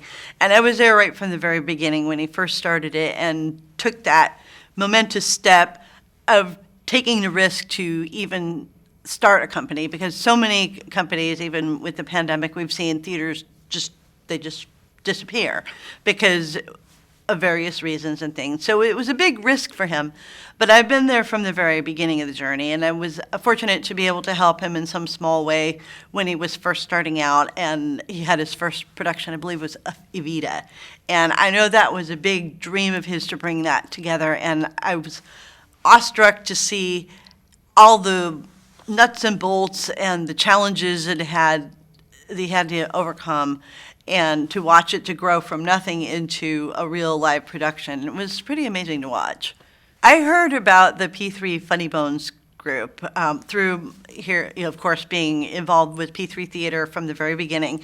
So I've been following it for a while, and would see the promotions on the P3 website and hearing about it from John and some of the other people that I heard from it.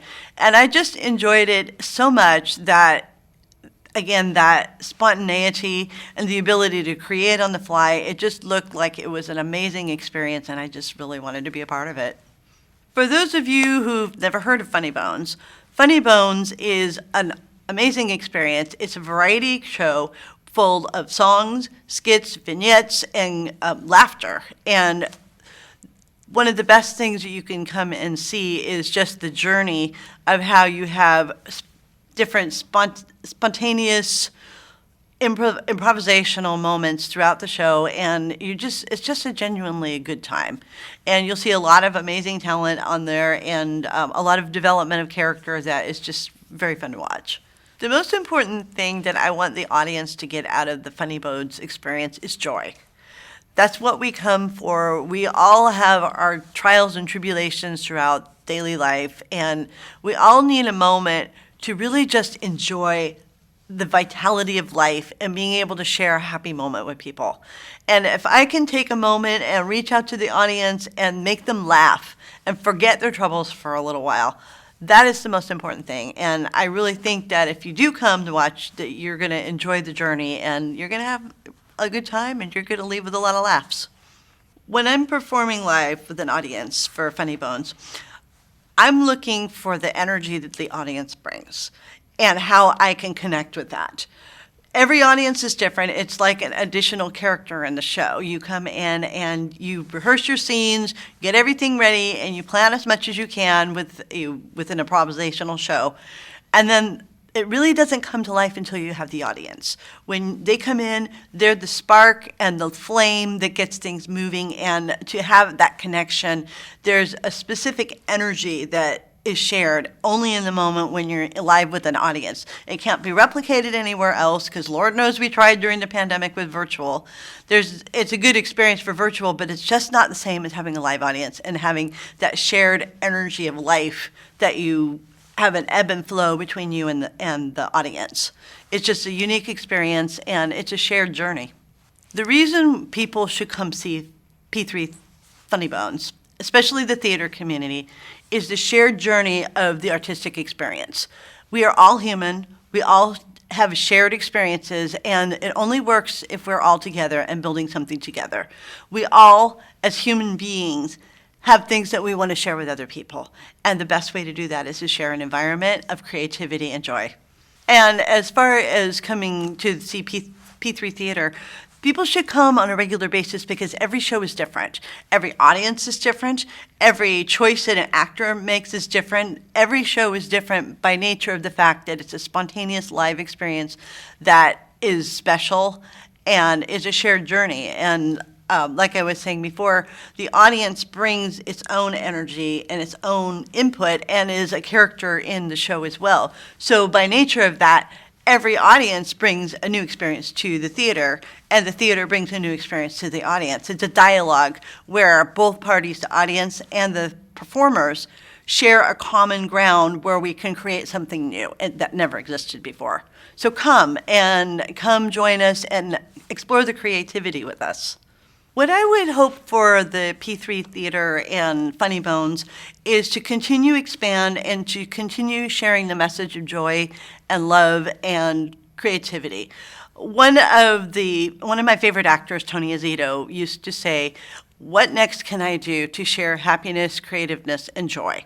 And that is what I want to share and bring to Funny Bones in this. And I hope that by continuing to work with them, we can build it and expand it and share the love and the joy that we have in creativity and in the arts, because the world really, really needs it. We have so many things going on in the world that distract us. People are busy with jobs and lives and problems. And it's a special thing to be able to share that one special kind of joy that you can make only in a creative environment, when you're sharing the spontaneous joy and happiness of music, laughter, love, and fellowship that you only can share as a performing group and an audience. It's a special sacred space, and I'm hoping that this can continue to grow and branch out to other areas, other theaters. People need to see this and need to have hope and joy, and I hope that we're able to share that. The reason theaters like P3 Theater are so important to our community is because it shares the human joy of art, and the human spirit needs to be fed in a way that just can't be fed any other way. You have the ability to share of your inner self beyond any exteriors or preconceived notions. There's a human spark inside all of us, no matter where we are in life, what walk of life we choose. There's an inner creativity that is just innate to a human being. And we need to nurture that. I think especially in our culture, we don't understand the value that has. And I think it's completely undervalued in such a way where people don't realize how important it is, because art and expression and sharing of the human condition is fundamental. It's what separates us from all other creatures in the world. Cats, dogs, whatever, they're all alive and vital too. But there's one special thing that a human could do, which is to share their emotion and their love with other people in a way that fosters creativity and growth. And I think that people forget that. We get caught up in numbers or this, that, or technology or whatever. But at the fundamental thing is a sharing of human souls. And you just can't get that any other way. And we need to continue to reach out to the arts and support them, because that is what makes us human. And if we don't have a place to share that, then we're no better than a pencil. We're just an object, and that is not what humans are. And we have so much to offer, so much spirit, and it's a sacred experience to share with people the inner part of them, because so many people keep themselves hidden. So many people are afraid. There's fear every day. And if you can just open up and share what's inside you, most of the time you just can make a connection with another person, and then that becomes this profound experience that can't be replicated anywhere else. So go support your arts community and help everyone grow from childhood on to adulthood. Everyone needs to be able to express their inner feelings and emotions and experiences. So go and share and learn from other people. We're all human, and we need to share the human experience together. What I would like to encourage everyone to do is to come see Funny Bones. Come without any preconceived ideas. Just come and share and make the magic together. We are all creative creatures, and the audience is just as much a creator as the audience, as the performers. We all have something to share and all have something to communicate with each other. So come play. It's a wonderful time. The audience is just as much involved as the performers are, and it's a shared experience that will bring you joy and happiness, and I really think you'll have a good time. So come on out. John Peter said yes. He's just an amazing person. He has so much vision and vitality. Sometimes he'll get excited and caught up in his own excitement, and it just bubbles up, and it makes it even better. He's a wonderful person, very funny, very giving, and he cares so much and so deeply about the artistic community. And I'm so proud to see how much he has grown over the last few years in growing P3 Theater, because I know he's had a lot of obstacles. He's had a pandemic to contend with, which none of us have ever had to deal with before. So he's still persevered, and I think at the base level of it, I think he's committed to trying to keep the artistic spark alive and to share that creativity with the world. And I think that's really important for people. Hi, my name is Kelly George, and I'm a cast member of the Funny Bones with P3 Theater, and I would like to invite you to come experience our show. We have magic to share and experiences to share and love to share with the audience. We would like to invite you to come and share in this too and bring us your magic. So come on down, come join P3 Theater and Funny Bones, and let's go have a good time together. Come on.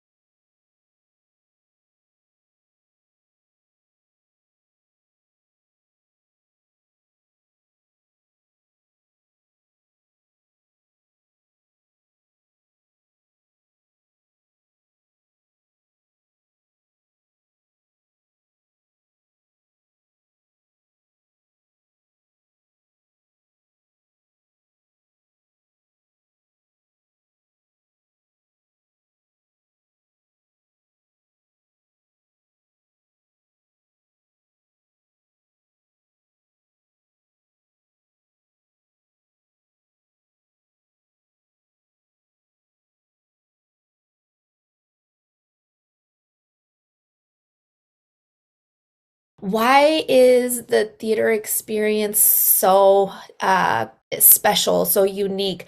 I think that that you have to confront the human being like face to face. So as an audience member, you have to confront the story as something that is flesh and blood in front of you.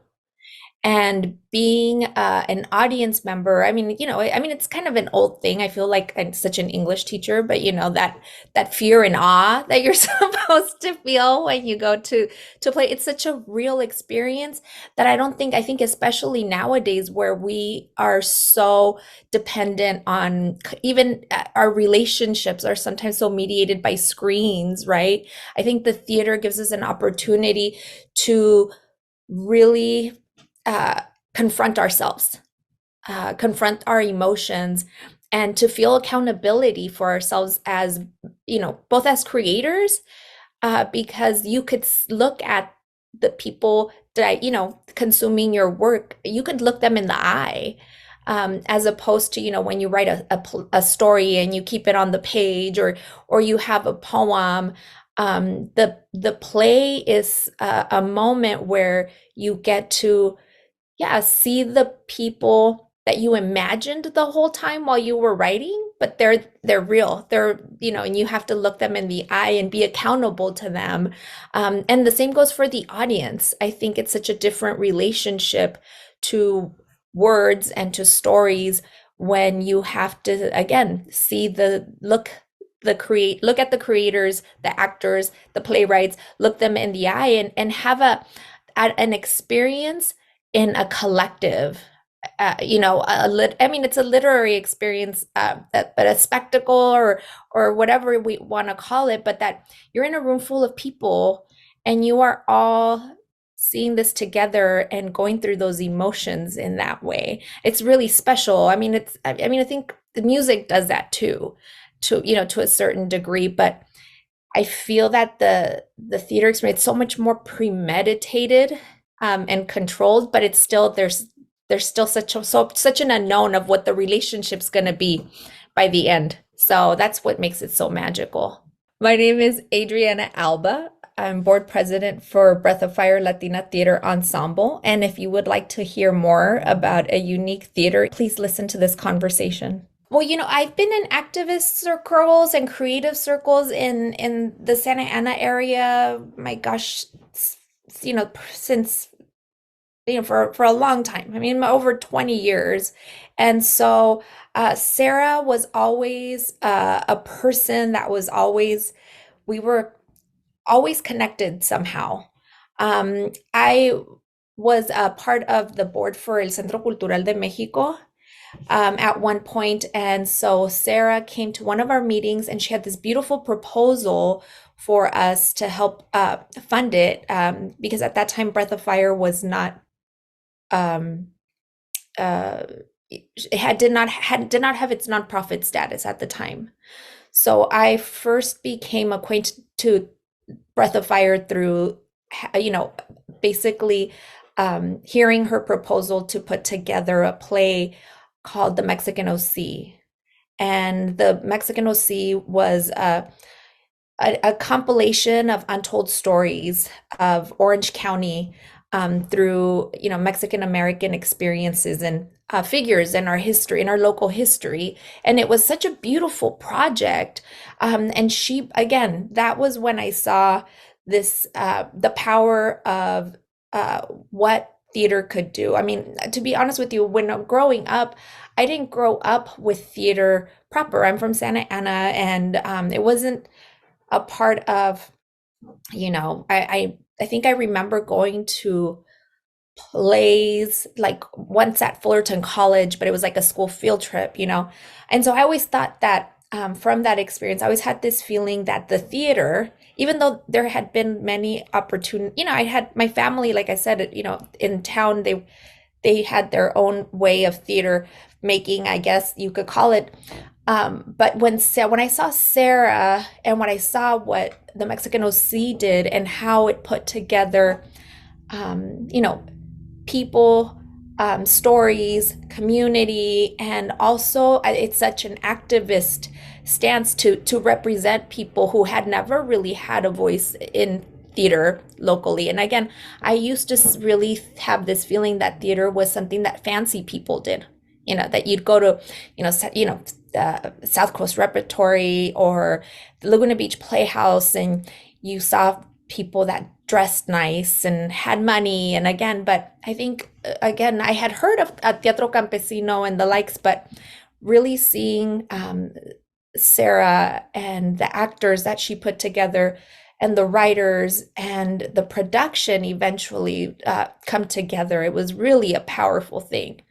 And it's a different kind of activism. I have a background in political science, and I felt that, art is such a beautiful way to make change without the,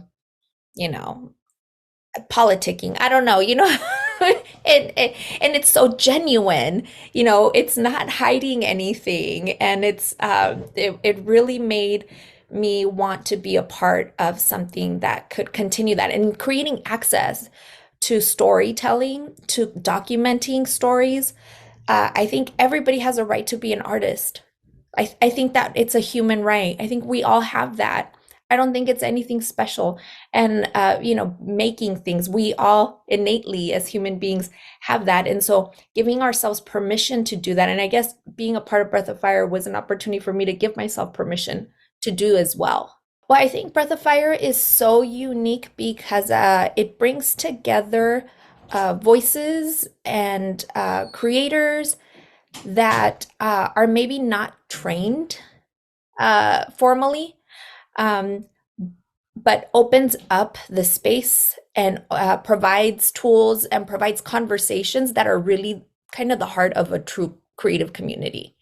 So although we have writers, at all levels, and we do have people who are, very highly trained and did MFAs and the likes, what's really powerful is when you begin to see the relationships across the, that are people who are, have day jobs, but they've been carrying around these stories in their hearts and have not had an opportunity to sit down and feel confident to not only write them down, but to read them out loud and to be supported in a real feedback that is, I think the feedback that we get in the writing communities is really about building up the people that we are, working with. And so I think Breath of Fire Latina Theater Ensemble, it's the only Latina theater ensemble in Orange County, which that in and of itself is unique. But again, collapsing those relationships that are supposed to be in a writing space and making it a place where, again, we believe that art is a human right, that being able to write down your story, to affirm who you are through your storytelling, and to explore other people's stories through storytelling, that it should not belong to any one person or any one group, and everyone should have the right to access that. So more voices from the community must be heard, because what's the point of theater? The theater's gonna shrivel away. If we continue to build theater in its traditional form, where will their audiences be? Who will their audiences be? Who's going to be their patron? Who's going to be the patron of the future? So it's, inevitably it's going to be, killing away its audiences, especially as the world is, especially in California of all places, becoming more and more diverse. So we need to reframe and refocus on who the audience of the future is going to be. And it's all around us, it's people that are hungry for that experience. And I think the audience will be there once we see the representation beyond what's been delivered.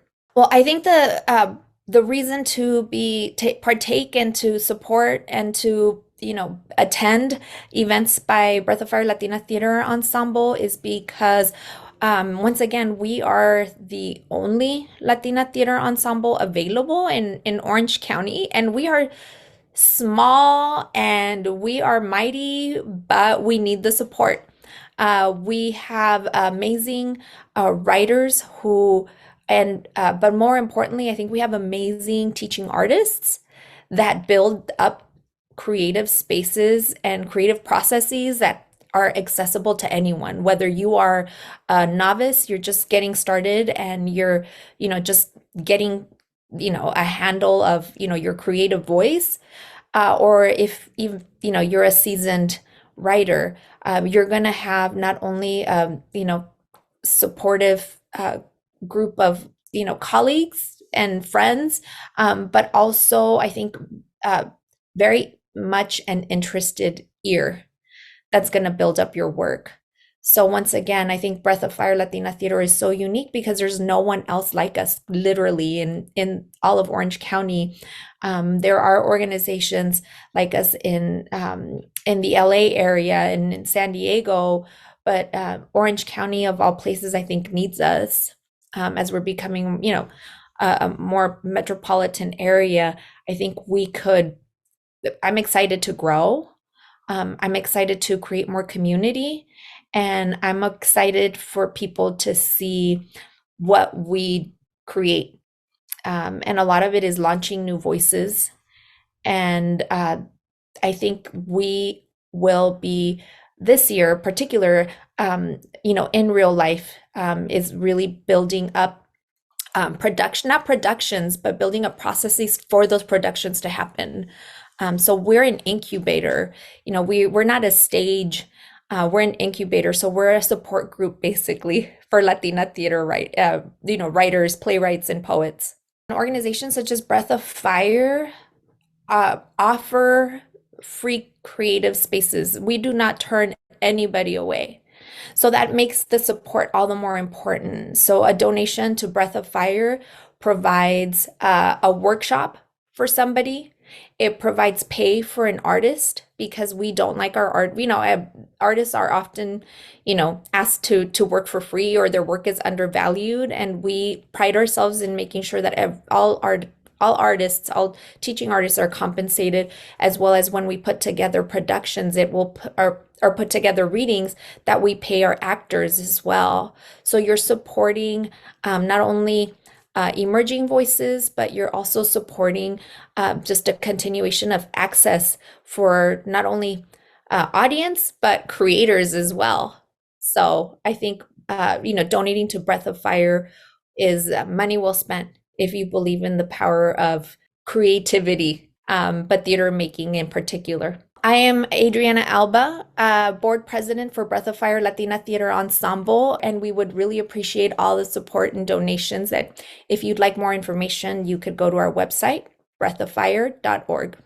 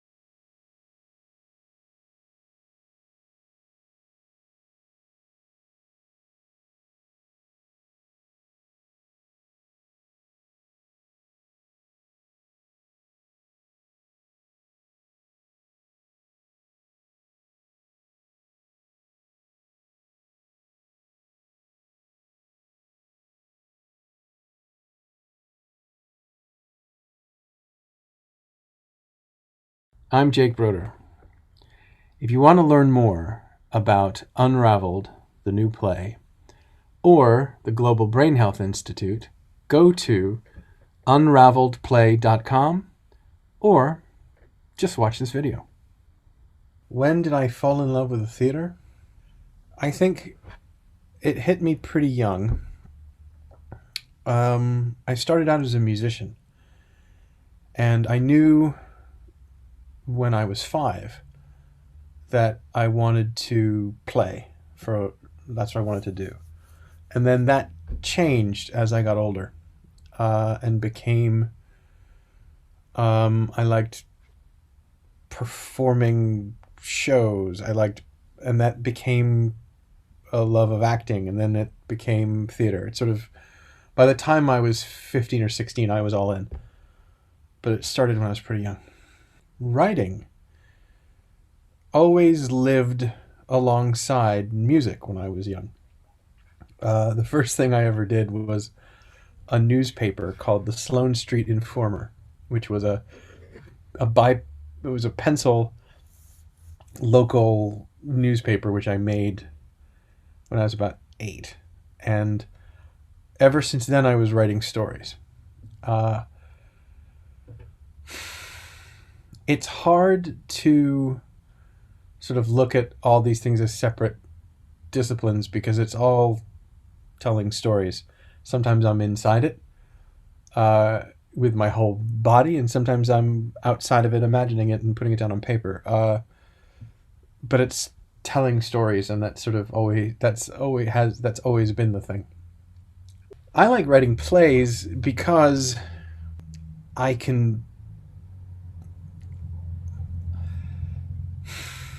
because you can imagine anything, and there's no budgetary constraint. There's nothing standing in your way of actually making it happen, because it's just people in a space. And it can be as elaborate as you like, or it can be as simple as you like, but there's nothing standing in the way of you actually getting it done. And so that's part of the joy of it. My writing process is, from beginning to end, is very different depending on the project. Sometimes there's a lot of research, and then it always starts with sort of like a lightning flash in the back of my head where I imagine it and I can almost see the whole thing, and it just sort of appears in the back. And it also is a needful feeling. It's like, oh, you have to do this story. And I can usually see it completely in my head. And then I have to spend a very long time learning about it and working it out to almost get back to exactly where I started from. Sometimes that can be really quick, and sometimes that takes a very long time. Unraveled had an interesting origin. It started when, it was for 3 reasons. I was listening to Radiolab, and they did a short piece about Ann Adams and Ravel. And it was one of those public radio driveway moments that they talk about during the fundraisers. I was stuck in the car until it was over. I couldn't get out.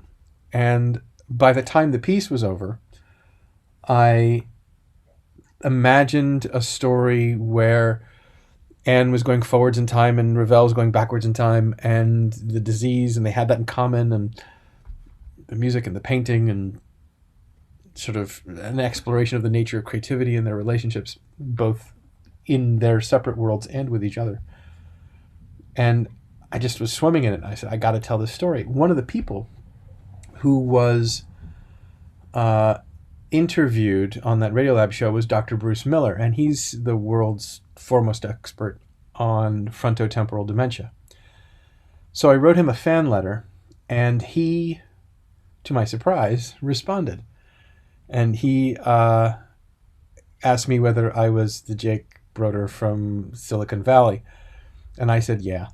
And we struck up a conversation about the case. He gave me a lot of material to read. I asked more questions. We went back and forth a bunch of times. And then he said, look, would you like to be the Hellman visiting artist at UCSF? And this was 2019, I think. And so I said, well, yeah. And they gave me this fellowship, and I went up there to study and interviewed everybody up there at the Memory and Aging Center, which is where Ann Adams was treated, but also it's where they do some of the most amazing research, both into the science and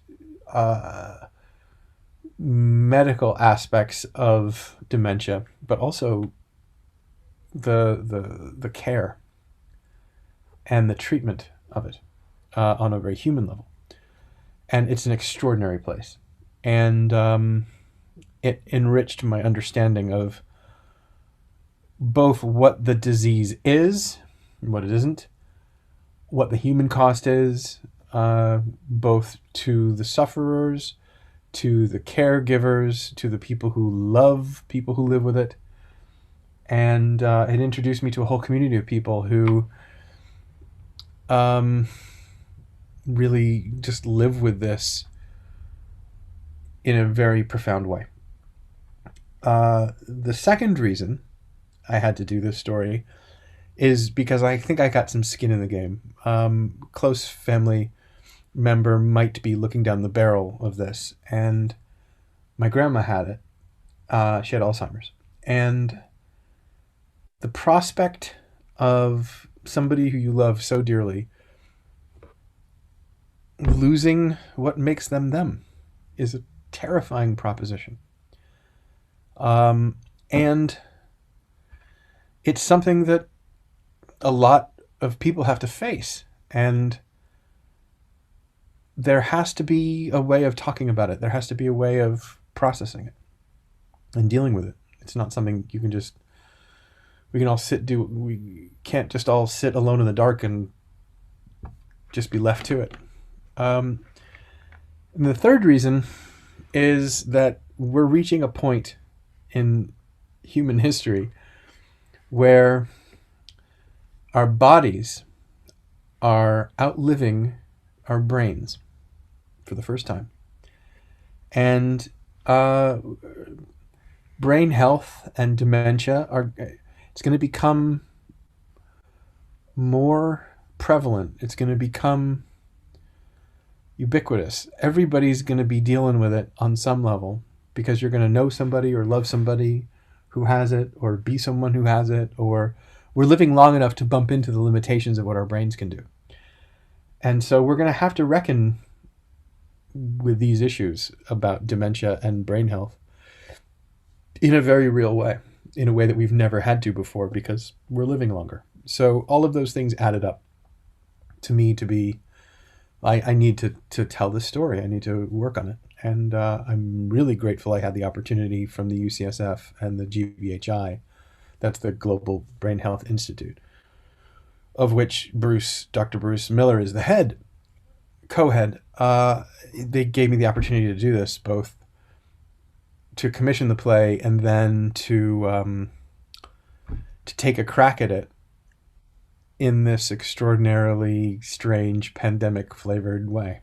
To give you a sense of what Unraveled is about, it's about, there is a 53-year-old woman. Her name is Dr. Ann Adams, and she is a brilliant biologist. And she's also a pretty crappy painter. And she, with her husband, has been living outside of Vancouver. And their son had a car accident. And when he did, she said, I'm going to stay home and take care of him because the prognosis was that he would never walk again. So she did. And while this was happening, she, wasn't in the lab anymore. And she said, I'm just going to paint. And she painted a lot of strawberries. She painted one obsessive thing over and over. And her husband was amused and annoyed, and it wasn't a big deal, but she wasn't a painter. So it was like, okay, fine. Then miraculously, the son got better and he went off to college. And so an unexpected happy ending there. So this is where we pick up the beginning of our story. And in Unraveled, she says, look, She's playing Scrabble with her husband, and she says, "Look, I have a bit of an announcement. I'm not going to go back to the lab." And the husband's surprised. "Well, why? Why not?" It's like, "Because I want to paint." "But you're not a painter." And she says, "Hey, don't you tell me what I can and can't do." And then she has this instinct that she wants to paint. And so it causes some friction in her marriage. And then she starts listening to Ravel's Bolero. And Bolero is a repetitive piece of music. It was written by Maurice Ravel in 1928. And it's not really like anything else he ever made. It's most of what Ravel does is very liquid. It's very impressionistic. He's like Debussy. It flows.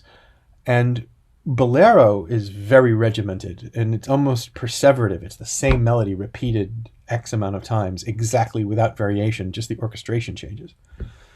There are people who think of it almost like an etude, or a piece that explores the meaning of what an orchestra can do, rather than a piece of music in and of itself. And yet it is regarded as Ravel's most popular masterpiece. It's played all over the world all the time and has been since it was made. But Ravel hated it. So she becomes obsessed with this music and starts to paint it. And it's a secret. She keeps it a secret. And she's painting and painting and painting. And she makes up this gorgeous painting of it, which is so much better than anything she ever made before. And her husband is surprised and shocked and delighted. And this is like, wow, this is like a whole new person. And then she starts to show the symptoms. And then she starts to lose words. Her personality starts to shift slightly. It gets so bad at one point that she starts picking up the steak knife from the wrong end. She cuts herself. She forgets that she was just in a meeting and comes back again. And she starts to her speech starts to go, but her painting continues to improve. So they take her to see Dr. Bruce Miller, who diagnoses her with primary progressive aphasia. And it's a kind of dementia. And through the course of this, she discovers that Ravel had the same, at 53, Ravel was composed Bolero, which itself is the first symptom of his PPA, which he had, and he, like her, died 7 years later. And they both had the same disease, and they were both inspired by the same piece of music / art at the same point in their disease, which was a radical departure for them in terms of their creativity.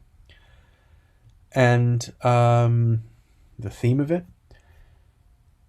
this is exploring the idea of what disease is, what creativity is, what is it to love somebody when they fundamentally change?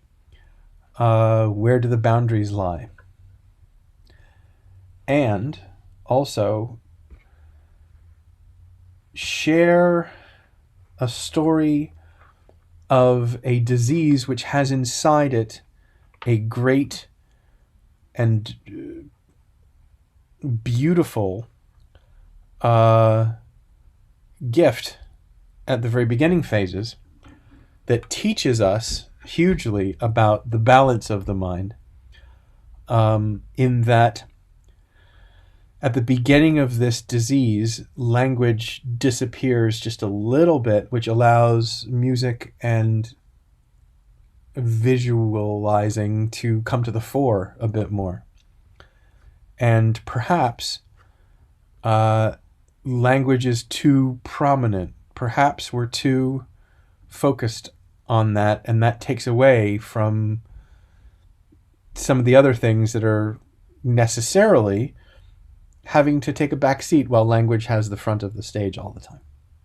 a lot of times I wind up writing about music because the creation of it and its power is something that is obviously very close to my heart. And, you know, you write what you know. So stories that involve music, you know, hit me where I live. And I can understand them because I've lived inside that. I understand the frustration of not being able to compose something properly, or not being able to play something properly, or wanting to communicate something with music and not being able to. And so the drama of music is that it is the nature of its human expression that is both abstract and universal. And when there are problems with it, or things that want to come out through it, e.g. strong emotions or dysfunction, I find it easy to translate that into story. I've written musicals, and most of them are not sort of stop and sings, but they have the music inside the story itself. They're musicals about musicians. And this, I suppose, is a play about the creation of music and the struggle of a composer to reckon with his own legacy, and he's raging against the idea that the best thing that he ever created is only happening because he has a disease. And he knows it on some level. And the rest of the world values that piece, which is the thing he likes the least. And I don't know. I enjoy writing about and telling stories about the creation of music because I find it easy to live inside it. Well, the actors and the creative team are magnificent. I'm so happy and honored to work with them. Nikki Dukas is a director here in Los Angeles who understands pacing and has such a good, austere sense of naturalism, and I really rate her. She's very, very good. The actors themselves, it's funny because the pandemic has yielded almost what I would call the pandemic players. I've written a few plays during this time, and we have the same group of people sort of dealing with them. My sort of pipe dream is to have a repertory company for Max and Willie's Last Laugh, Our American Hamlet, and Unraveled. It's the same 8 or 9 actors who could do all 3 plays. And I just, in a way, I'm coming out of this pandemic having found the company of people who I'd like to sort of work with for the next 10 years. They're extraordinary. I'm not going to lie, I'm married to one of them, Lucy Davenport. She plays Anne. And she told me a long time ago when I was just starting to write this, she's like, I'm playing this part. And I said, no, okay. And I'm really glad she said that, because this speaks to her. Lucy's superpower is being able to track the finest gradations of behavior and emotion. She's so fine. And this is completely what this is about. This play is all about what is the difference between something that you choose and something that is almost like that you forgot to stop yourself. And it's all about, pathological behavior versus choices. And what does that mean? So it really speaks to her strengths as a performer. And then Connor Duffy, who plays Ravel, is just exquisite. He's an actor who I've worked with before, but he also is my dear writing partner on Max and Willie's Last Laugh. And then Rob Nagel, who is just grand. He's a mainstay of the theater here in LA, and he's worked with me before on Our American Hamlet, and I've always wanted to have him front something. So both Rob and Lucy are playing Robert and Ann Adams. So they're, the center of this, which is a very strong center.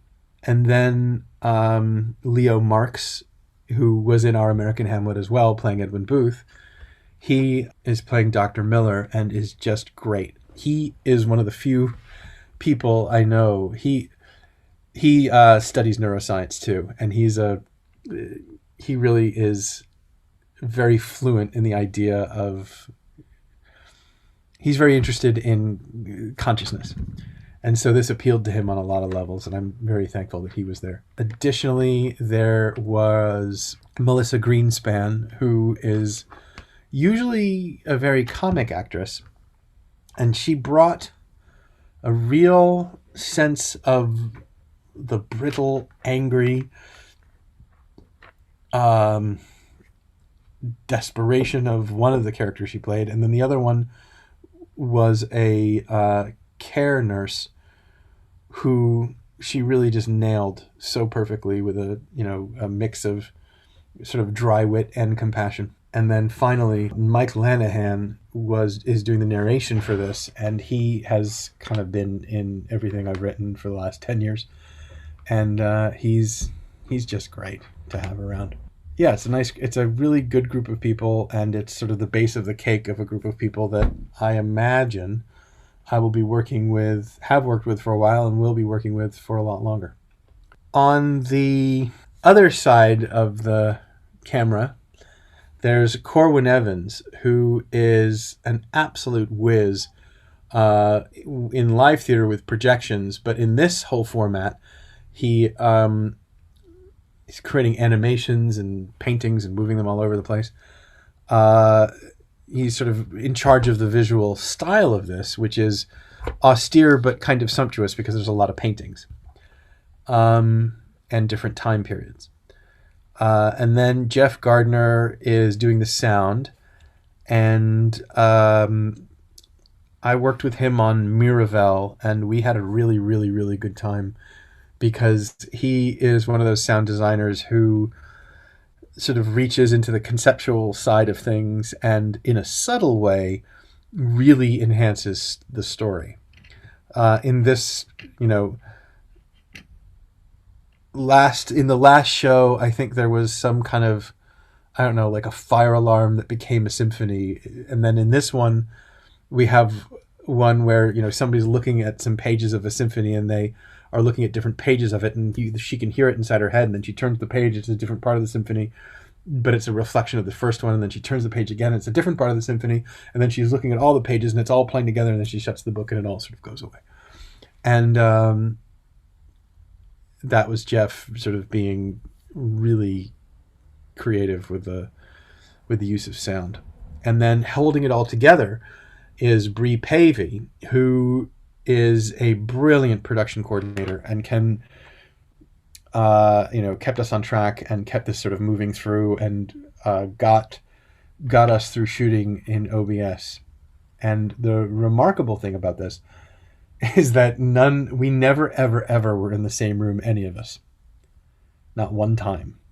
And I was talking to Lucy about that last night. We were just sort of shocked that actually was the case, because there was such intimacy, and yet it was all like this. What do I want the audience to get out of this play?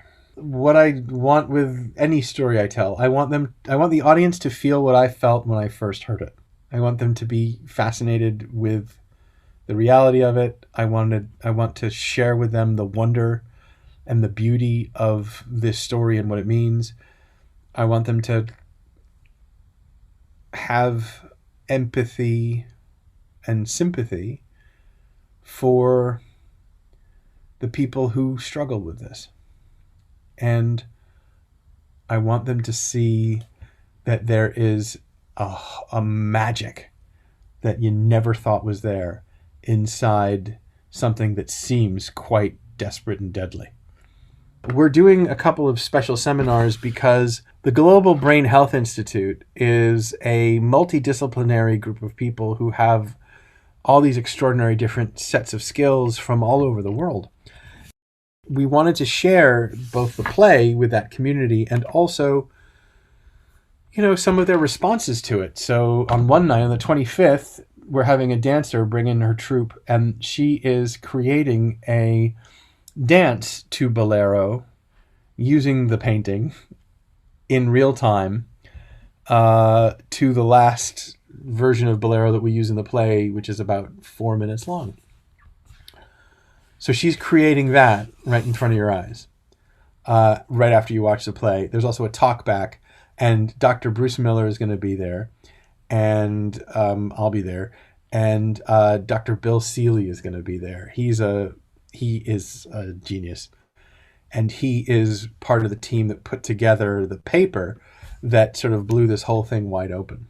And between the two of them, they have such profound insight into not only what this case is, but what it means to both the scientific community, but also to the world at large. And to have, I mean, to be honest with you, if I had to choose between a play about this or just listening to them, I think I might choose listening to them because they really have a very profound sense of this. And I think they will be able to really fill in the audience in 10 minutes of, something that would take me 2 years to do. And so that's a real joy. So there's a little talk back on the 25th. We have a little bit of them, and then you have a dance. And then on the 3rd of March, and this is for the UK, this is sort of a UK-friendly time, there's a Nikki Taylor, who is she's sort of the theater, dementia in theater person at the Leeds Playhouse, and that's her job. And so she is part of the GBHI, and she's creating a short film as a reaction to the play with people who live with dementia. And so there'll be the seminar again with a talk back with Bruce and Bill and me. And then there'll be Nikki doing a short film that she made about it. So it'll be a chance to sort of see the play and then knock it around a little bit in those two special occasions. And then it'll just be available on demand to whoever wants it for, I think, a little over a month to begin with. Most plays about this subject are very sad, and most stories about this are heartbreaking. This endeavors to lift your heart up a bit, not just break it. And I think that's really, now that I think of it, that is what attracted me to this. This was a story about dementia that didn't break my heart. It actually made it grow a little bit. And I don't know, I think that's a rare thing. The Global Brain Health Institute is an important institution because it does exactly what it says in its title. It is a group of scientists and medical people and artists and all kinds of different folks who are concerned and are interested in brain health and equity in brain health. And they do it all over the world. And because we all have brains or love someone who does, the work they do affects all of us. And I don't know, as I said before, we're at the very beginning of understanding what the brain can do. We've been studying hearts for a long time. We can replace one with something mechanical. We understand all that. You can't say the same about brains. We're at the beginning of that mountain. And so, relatively speaking, so digging in there a bit is important work. This play, Unraveled, is, I think it's sort of unique in the way it arrived as opposed to other plays like Louis and Keeley or even Our American Hamlet or Miraval. This is something that, I guess like some of them, it was based on a true story. So there was a lot of research to do. But my understanding of the story, I had to go and acquire a new sense of, I had to learn a hell of a lot in order to tell this story properly and to be able to do it in a way that kept the human part in front as opposed to having it become overwhelmingly scientific. And I hope I've succeeded. But it took me a very long time to understand something well enough to explain it simply. So there's a tremendous amount of research that I did where I just left on the floor. And it's, I got to trust that it's in there somehow, because I don't get to show it in the play. Or maybe it's there. I don't know. There's like the faith of that is important somehow. This was a real stretch. And this one was chiseled in a different kind of way, because every bit of behavior, every line, every stage direction, every moment was chiseled because it had to have a meaning. There's a set of paintings that track her degeneration and expansion over time. So I had to create the behavior and the relationships that made it from point A to point B that also could work on two levels. One, just two people feeling and reacting to each other, but another one was a track of sort of what the disease was doing and how it was manifesting. And so you could read it both ways at the same time. So there's a really taut wire between every little line. So this one was very chiselly. This happened, it sort of tumbled. It's interesting. The culmination of the Hellman Visiting Artist Fellowship was me turning in a script. And because of the pandemic, I thought, well, I can't just turn in a script. That's just too boring. I wanted to, let the people hear what was being considered. So we had a reading of it on Zoom and just shared it with people from the GBHI. And then they said, would you like to do this again? And I said, yeah. And we thought, well, I think in a way, this is, when this grows up, this play wants to be performed at, the Queen Elizabeth Hall or the Disney Concert Hall with the stage in front and then the symphony behind, because the whole evening results in a performance of Bolero with a gigantic version of the painting behind, but you get to hear a symphony do it. And what we're actually at, the dramatic conceit, is that we're at her memorial service. But you've spent an hour and a half with her, so now you understand what her masterwork means and what Ravel's masterwork means and how they interact with each other. And then you get to experience them at the same time in a room full of people. That will be, I think, moving. So because of COVID, we had to do this online, and they offered a budget to do it. And I'm serving as producer on this, and I just produced the thing, thinking that, frankly, it didn't occur to me to try and monetize this, because this was being academically, or institutionally funded. So creating a piece of work that, that the GBHI can use to make people more aware of their cause is great. But this was just sort of created. This is the same piece of work that it would be if this was being done by a commercial entity that was charging tickets. So it's free because it's free, but that really isn't changing what the thing is, if that makes sense.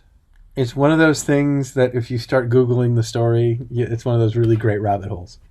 So look up Unraveling Bolero and Google that. Enjoy. I'm Jake Broder. If you enjoyed this chat and you want to see Unraveled, you can go to unraveledplay.com. That's unraveled with 2 L's. And that's unraveledplay.com. And see it. It's available on demand from February 25th, 2021 to March 30th, 2021.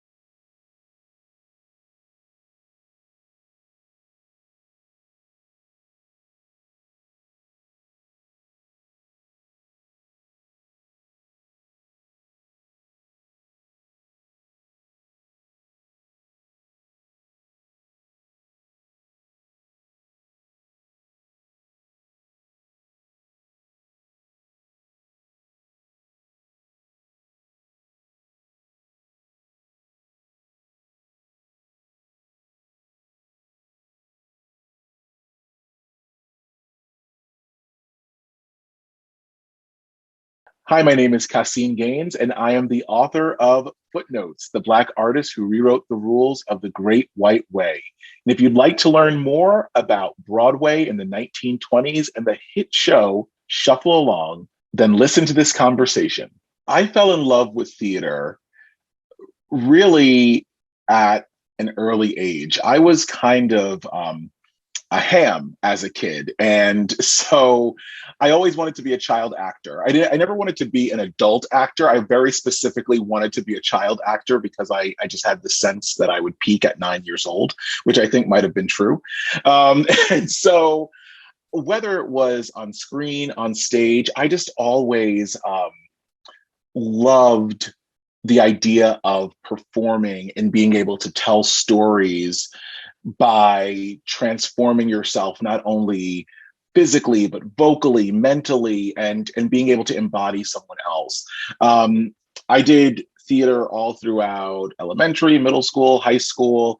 I once was a very awkward lead title character in The Who's Tommy, in a production of The Who's Tommy, not out of central casting, but it worked well enough. And but I really fell in love with Broadway specifically when I saw a production of Gypsy. And Gypsy, I think, is the best Broadway show ever written. That's my opinion. I'll take it to the grave, probably. And I went into the show completely cold. And at the end of the first act, I was just stunned. And I could not envision actually where the show would go in the second act. And the anticipation I felt for that 15-minute period between acts, I was hooked. I mean, I was hooked at that point, and just always wanted to be a part of the theater community. And so in 2005, actually, I co-founded a community theater company, which is still in existence. It's called Hackensack Theater Company in Hackensack, New Jersey. And we've done just great community shows. We've raised money for charity, and it's been great to be able to bring local theater and local actors to the stage telling these Broadway shows. So that's my theater story. I probably fell in love with directing while I was in high school, to be honest with you. I never really had the opportunity to direct, but I always was aware that I could always see the vision, and I am not the world's best singer. I'm not the world's best actor. I'm definitely not the world's best dancer, but I could see and envision the way things could best be told on stage. And so for me, once I had the opportunity to direct and actually find actors who were capable of executing a vision that I had, and find a set designer who was able to execute, and find a lighting designer and a choreographer and a musical director, to me, that's the greatest part of theater, to be honest with you, in my view, is just being able to sort of orchestrate everything, but also take the best talents of everyone and help drive them towards a shared goal and a shared vision.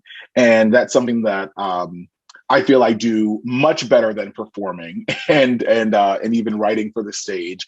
And so that's where I feel most comfortable and feel like I can make the best contribution to theater.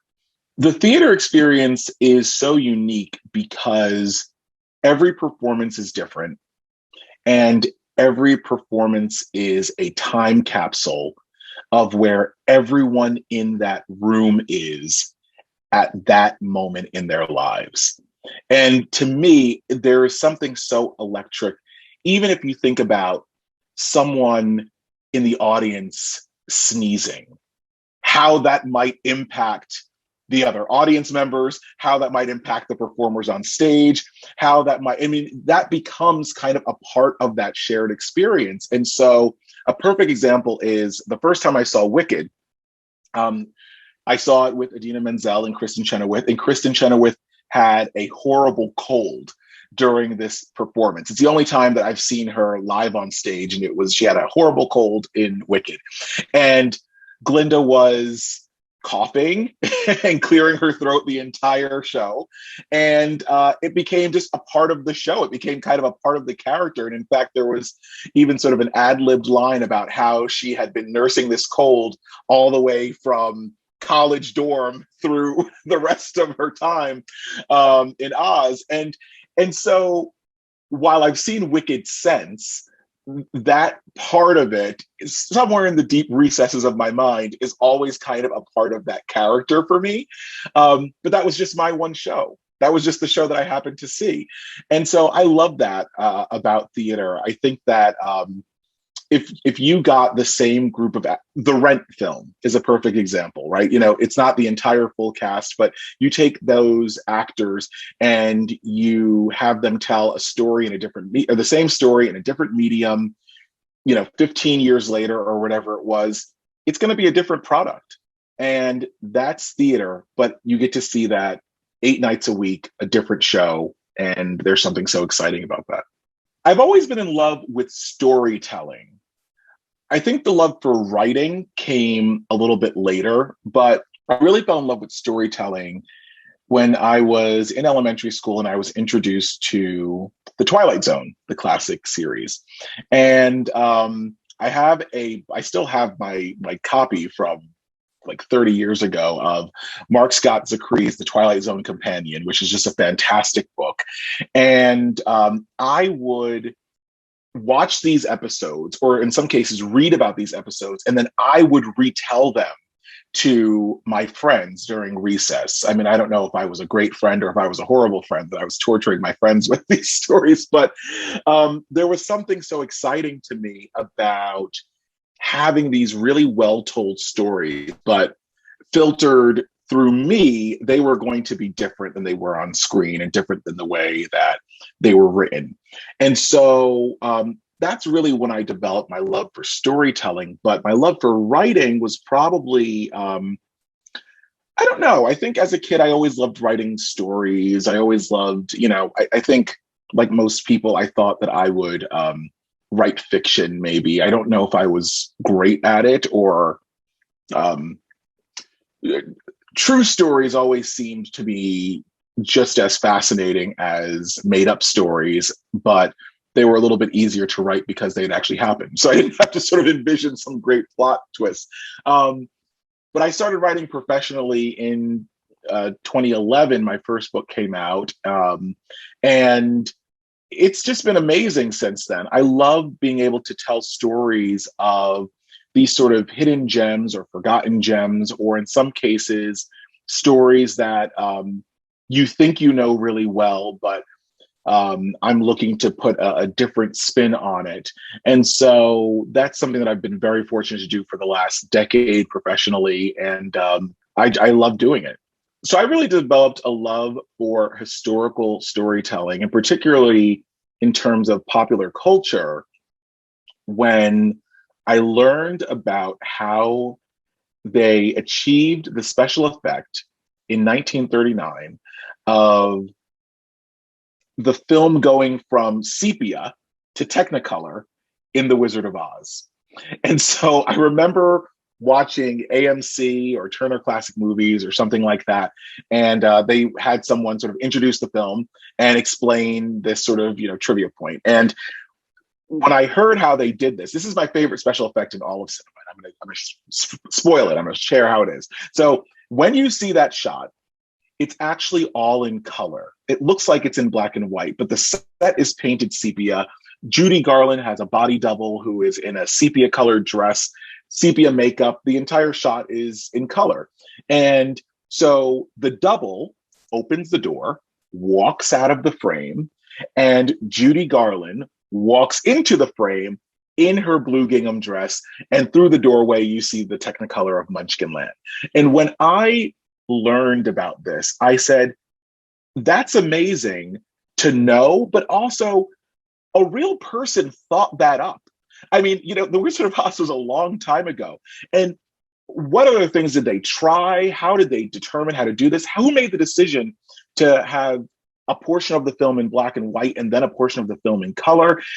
This film that everyone knew and everyone was familiar with, I certainly, as a kid, just sort of took for granted as this thing that just sort of materialized. But to sort of dig into who had come up with these different components that now had become part of the DNA of American, really global culture, I wanted to learn more about those people. And that was just a curiosity that I've always had. Again, I mentioned the Twilight Zone before. I didn't just want to watch the episodes. I wanted to know more about who Rod Serling was. And so I enjoyed biographies. I enjoyed behind the scenes stories, and was always sort of looking to insert people into these works of art where the art often overshadows the artist. So I became a popular culture historian because it seemed like the best way to describe what my mission was. I didn't feel, at the time, I didn't feel proper calling myself a biographer. I think that my new book, Footnotes, is a group biography, but I don't feel like my other books necessarily are biographies. So then I didn't really know what to call them. Are they cultural histories? But I also felt like popular culture is a term that is almost synonymous with being disposable or being sort of sugary and silly and unnecessary. And I wanted to sort of reclaim that there is history to all of these things that seem to be disposable. And so if you think about, for some reason, I'm thinking about like the Barbie doll, right? Like there are like histories and social histories and women's rights stories you can tell by just looking at the Barbie doll over decades. I felt like you could do that certainly with film and television and theater. And so my first book was a book about Pee-wee's Playhouse, which is, you know, silly and loud and chaotic. And but I wanted to sort of approach it with a certain level of thoughtfulness. And I thought that popular culture historian would give it that. But it's funny because when I wrote my book on Back to the Future, We Don't Need Roads, I spoke with Huey Lewis, and Huey Lewis, I suppose, had my name and title on his itinerary. So when he called me for the interview, he said, "You're a popular culture historian?" And I said, "Yes." And he said, "Brother, if you're making a living as a popular culture historian, you are living the American dream." And so in a lot of ways, I do feel like I am living the American dream, and I'm very fortunate to be able to tell these stories. But popular culture historian seems to work for right now. When I tell a story about a television show, movie, theater show, I think the process is always different. I think it depends on what that show is. And I suppose it always starts with me trying to find out what is the story that I'm looking to tell about this particular work. I never want any of the books to be just, you know, like a Wikipedia article of here are a bunch of fun facts about Back to the Future or A Christmas Story or The Dark Crystal or something like that. I really want there to be a story, and stories require there to be characters. So, for example, when I wrote an article on the making of the Howard the Duck film, the 1986 Howard the Duck film. And so to me, that story was very easy. That story was, there were all of these great players in Hollywood. You had Leah Thompson, who had just done Back to the Future. You had certainly George Lucas. You had all of these people that had come together to make what they felt was going to be a spectacular film. And it wasn't. And so how did all of these amazingly talented people come together to make this film that did not reflect their talents and their abilities? And that was sort of the guiding light of that particular article. For something like the Back to the Future book that I wrote, We Don't Need Roads, it was really more about these two people, Bob Gale and Bob Zemeckis, who were friends in college. They tried to make, or they made a number of films. They weren't terribly successful. They said, we're going to give it one more shot. And it ends up being Back to the Future. And Back to the Future is plagued with all of these problems in the beginning. And these two filmmakers were in no position to say, we're going to throw out the whole movie that we started making. We're going to go back to the drawing board and we're going to, fight to recast the main character. But they did that. And because they did that, the rest is sort of history. No pun intended with the future. And so, it's always a little bit different, but it requires me watching it a lot and really trying to think about what's the story that's most interesting to me, and just sort of trusting that if it's interesting to me, it'll be interesting to people reading it. I first learned about Shuffle Along when I went to see George C. Wolfe's 2016 sort of reimagining, is what I'm calling it, of Shuffle Along. So it was not just, it really wasn't the original show. It was sort of a making of, but when I went to go see it, it was actually the day before it closed. And I was lucky enough to be a participant in an audience, in a Q&A, a talk back with some of the stars of the show. And there was just this real funereal atmosphere at the Music Box Theater where the show was being staged. And it felt, I was amazed watching this show, and it felt like, the show closed prematurely. It only ran for 100 performances, the 2016 production. And I felt like there was this great injustice being done to the original show and the original creators yet again. And so I didn't know at that time that I was going to write a book. And in fact, this book, Footnotes, sort of grows out of me tinkering around with a couple of other projects. Like I wanted to write something about diversity on Broadway kind of more broadly. And then that sort of became focused to looking at that 2016 season, which was the season that gave us Hamilton and On Your Feet and Eclipse and Allegiance and Shuffle Along. Color Purple revival was that same season. So it was a pretty great year for diversity on Broadway.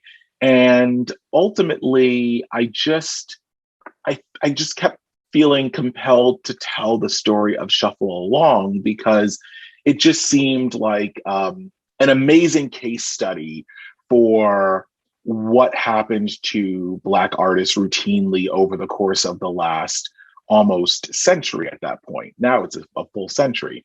So that was when I first learned about it, but I just started digging around and cannot believe now. I did not know that it would be a 440 something page book, when I was sitting there watching the show. But it ended up being because there was just such a rich story to tell about the artist behind this musical. I felt like I needed to tell the story of Noble Sissel, U.B. Blake, Flournoy Miller, and Aubrey Lyles because I loved theater. I am a Black man, like they were all Black men. And I did not know of this show's existence until 2016. And there was something about that reality that was really sad to me, actually.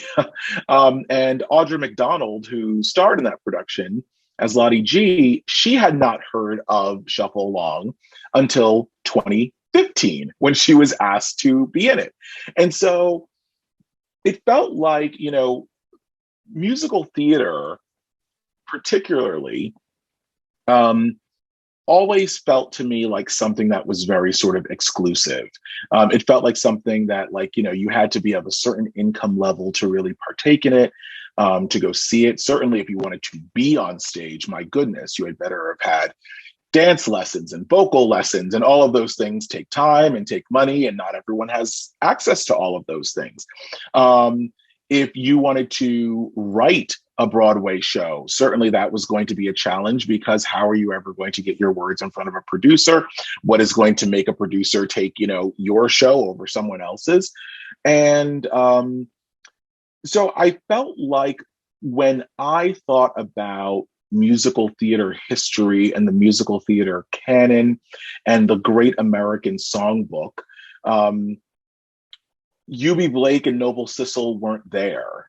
Floyd Miller and Aubrey Lyles weren't there, but they were there. They had been there. And so it was important to me as a writer to sort of say, if there's something I can do to help preserve the history of what took place in the 1920s in New York with Shuffle Along and these artists, I will do that, especially since that 2016 production did not have a cast album, is not available for licensing. Like the show, even though it was on stage just 5 years ago, that 2016 show has also sort of disappeared. And it was in the same year as Hamilton. So it was immediately overcast. It was nominated for 10 Tony Awards. And does anyone remember that? It was the same year as Hamilton. It lost every single Tony it was nominated for. So it felt like if I could do something to create a document, right, that can sort of be put in the time capsule of history, I felt a responsibility to do that. So creating footnotes was interesting for me because it was the first time I had written a book where all of my main subjects were no longer living. Usually I had the opportunity to interview people and call them up and get their recollections and have them look through their files and their photographs and things like that. But I really had to do a lot of research for this in, I guess I'll say, the conventional sense. So I went to lots of libraries, certainly New York Public Library, the Schomburg Center in Harlem. I went to, at the time it was called the Maryland Historical Society in Baltimore. That's where U.B. Blake has his archives. There are archives at Emory in Atlanta where Floyd Miller has some of his archives. And so there was a lot of digging to reconstruct this story. Shuffle Along was a unique musical back then because while Blacks had been on Broadway before and there were all Black shows that had played on Broadway, there had been none that commanded Broadway pricing. So there had been none that had really been qualified as Broadway shows. It would be like, as U.B. Blake put it, I won't say it, U.B. Blake said, you can put a flea circus and have it play on the corner of Broadway and 42nd. That doesn't make it a Broadway show. That's not to say that the other Black Broadway shows were flea circuses, but Shuffle Along was definitely a Broadway show in the way that we think about it now, even though it played on 63rd Street, which is outside of the theater district. So it was amazing because it was the first time jazz music was heard in a Broadway theater. It brought a revolutionary kind of music, jazz, all Black cast, all Black orchestra, all Black creative team. It also was interesting because Noble Sissle and U.B. Blake were always very refined performers. Noble Sissle actually had a part in the show, but then later on at the end of the second act, he and U.B. Blake would get up on stage and they would perform some of their vaudeville act in full tuxedos, really being very, prim and proper and suave. Meanwhile, Miller and Lyles, the comedians who wrote the book, they actually were Black actors who wore blackface. And so you had sort of this interesting melange of a show that was kind of, the new Negro, Harlem Renaissance sort of style and sound, meeting this sort of stereotypical antebellum Black humor. And because of that, Black and white audiences found something to enjoy and Shuffle Along. The other thing that was really important and innovative about Shuffle Along was the use of women in the show. There were women characters who were able to actually be full-fledged people, not just caricatures. And also there was a dancing chorus that really danced. At the time, women choruses were really like Ziegfeld Follies, where the women were more ornamental. They would sort of parade around the stage in nice costumes. But in Shuffle Along, they really were revered for their dancing and celebrated for their dancing and their talent and not just their beauty. And so those are all a part of what made Shuffle Along so successful back in 1921.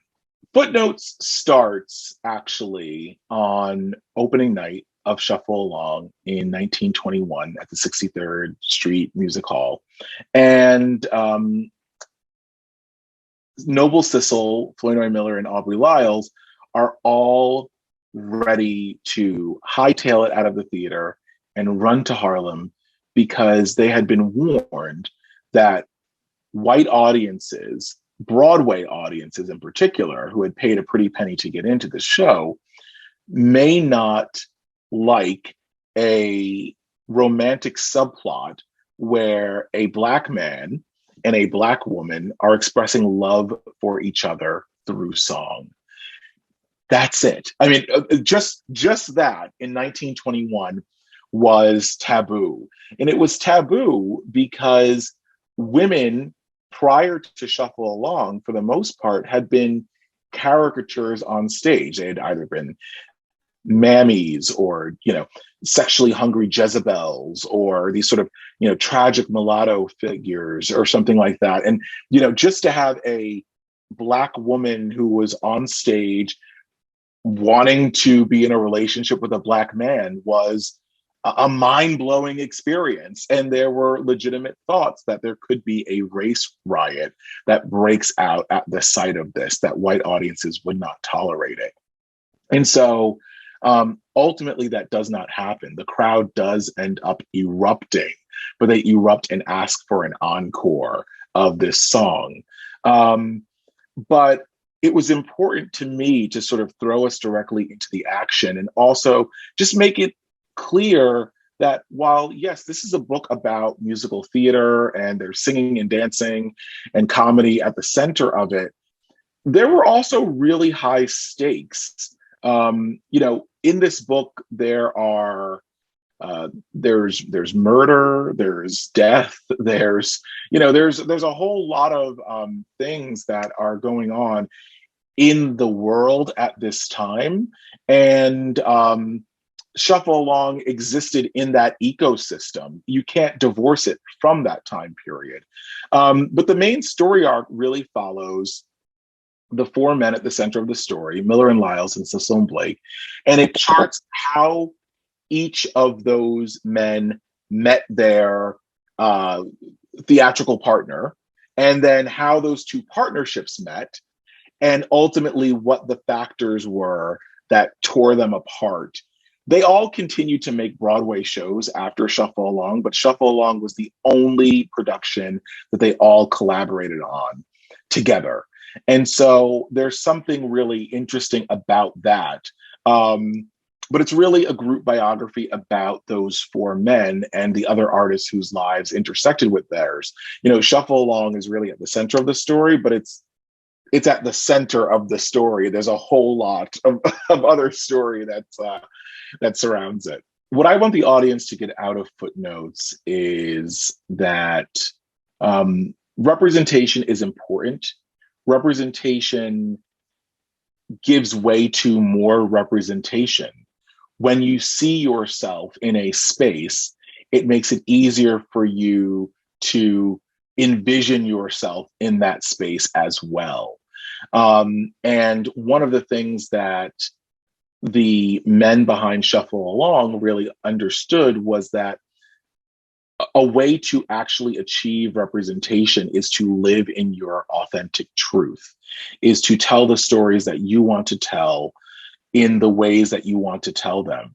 You can see that in a show like Hamilton now, where it's telling the story of the founding of America, but it's doing it in a way that resonates with contemporary audiences. Shuffle Along did not try to be the work of George or Ira Gershwin. It tried to be Shuffle Along. It tried to be this new and innovative thing, and that's why it worked. So it's a story of being true to yourself and succeeding, but it's also a story about systemic racism. It's a story about the factors that lead to a show like Shuffle Along being forgotten and lost in history. And so while there is triumph in this story, it's also a little bit of a cautionary tale. And I think when you read footnotes, you'll realize that there are lots of people and factors to blame for the erasure of Shuffle Along. It's not just, white producers or something like that. There are lots of reasons. And that's the way progress works sometimes. Sometimes, it's messy and it's, 2 steps forward, 1 step back, or vice versa. But, the story of Footnotes is sort of a complicated story. I don't know. Someone asked me the other day, is it optimistic? Is it pessimistic? And I don't really know if it's either. And I don't really know if it has to be. I think life is complicated. This is a complicated story because it's about 4 people's lives. And they just happen to work on this one show together. But there is value and importance in remembering who they were and this amazing show that they contributed to theater history. More voices should be heard in the theater world because more voices should be heard in every space. And if theater is about storytelling, there is something that everyone can learn by listening to the stories of people who are different than them.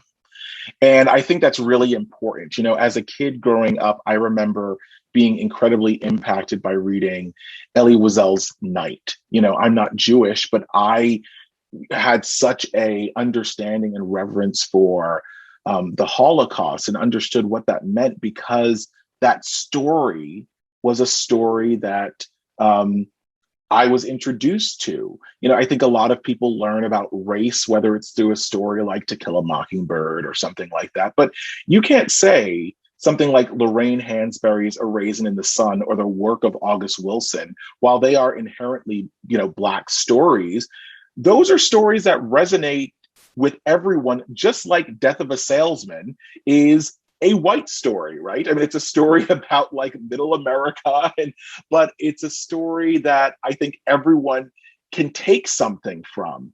And so, we become better as a people when we develop empathy and understanding, and realize that while we all have different realities or different lives, I should say, different existences, there are great commonalities between us. And it's also okay when there aren't things that we have in common.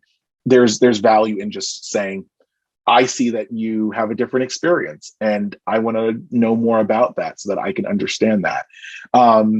So yeah, I think that what Lin-Manuel Miranda has done with Hamilton in telling this American story through hip hop, R&B, rap, traditional musical theater as well, I think is just brilliant. And I would like to see more shows that frankly aren't just all Black shows or all Latinx shows or all shows with people of color, but just more shows that have truly diverse casts in terms of, people in leading roles of different diversities, not just, white lead characters and brown faces in the ensemble. It would be nice if theater looked a little bit more like New York when you open up the door and walk outside of the theater.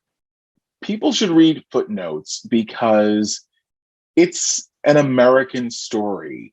It's a great story if you love theater. It's a great story if you love history, but it's just sort of a great story about overcoming the odds, overcoming adversity, living in your authentic truth, succeeding, and then what one has to do to hold on to success.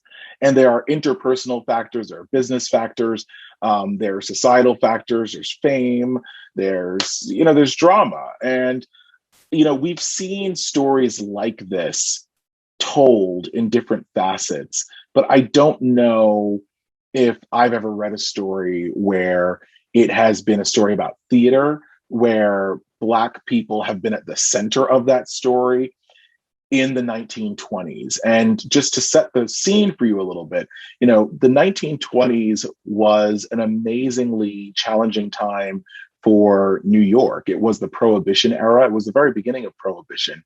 And one of the things that I discovered while I was writing the book was New York State actually had derived 75% of its total revenue from the legal sale of alcohol before Prohibition. I mean, 75%, that's nuts, but that's a statewide figure. And so when Prohibition set in, it completely decimated New York. This is right after World War I. This is right after the greatest period of racialized violence in the United States since the Civil War. The Tulsa Massacre, which you may be familiar with, was 1 week after Shuffle Along's debut on Broadway. And so in this landscape, these Black artists were able to succeed in a country that was quite literally, one could argue, designed to trap them in failure. But they didn't fail. And yet, even once they succeeded, they had trouble holding on to that. And so, you know, I'm a firm believer that a lot of the issues in this country and in this world could be resolved if we just were honest about our history. I think that we might have a more inclusive Broadway today if we remembered that there were all Black musicals on Broadway before The Wiz in 1975 or something like that, you know? So it's important for that. And I think it's important to also share this story because it's a story that everyone can connect with in the same way that when I went to go see Hidden Figures, for example, I didn't know anything about the space race, you know, besides what I knew from school. I didn't really care about NASA. I hadn't given it any thought in a long time, but there's just something about that story that connects with you because we've all had that feeling of not knowing if we could do something. And if we are lucky, we've had the experience of being the first to do something, right? But that takes courage and perseverance. And then once you're the first, how do you hold on to that? So I think Footnotes is something that you'll really enjoy, and I hope you check out and keep on your shelf. And then when people say, "What's that?" talk it up to them. I think the 2016 Shuffle Along was really important in reintroducing people like me, frankly, to this amazing bit of theater history. And, you know, I think George C. Wolfe did it yet again with, you know, his Ma Rainey film. That was an August Wilson show or an August Wilson play. But, you know, Ma Rainey's Black Bottom, which was just on Netflix, once again is bringing this historical figure to the masses. I think there's such value in the telling of the story of what transpired back in 1921, whether that is on stage, whether that's in book form, whether that is in a film. I mean, I would love to see the story told on screen in some way. But I just think there's such value in it because while I was writing, I could not stop thinking about all of the people who are in theater programs who want to see themselves on stage. And while part of me thought about all of the Black and brown kids or artists who want to be on a Broadway stage and they're taking dance lessons and vocal lessons and they're in school, I also thought about what value there also is for all of the white performers in that same position to know that this show existed as well. Because learning about women's history isn't just for women, it's also for men. Learning about Black history isn't just for Black people, it's about all people, because there's value in that. And so I think the 2016 Shuffle Along was really important in reminding people that this show existed. And I think that Footnotes, having the opportunity to do a deeper dive into the lives of each of these performers will hopefully go even deeper into letting people know what was so incredibly significant about these performers in this moment in time. I would love to see Footnotes as a movie or a TV series. I think that there's, you know, when you write a book, you have sort of the, you have to sort of decide what makes it in and what makes it out. And I just, there's so much biographical information about Noble Sissel, Huey Blake, Flournoy Miller, and Aubrey Lyles in the book. But while I was writing it, I was seeing it very cinematically. I could see the different locations where they were playing. I could see the disputes that they got into, the trysts that they had, the venues that they played, the dressing rooms that were too small. And yeah, I think it would be great to see it on screen. How do we make that happen? Let's write our congressman. Is that the way it works? No, we'll figure out some way, but I think we can make it happen. I loved working with the team at Sourcebooks on Footnotes. And I think I loved it first and foremost because they are an independent publisher.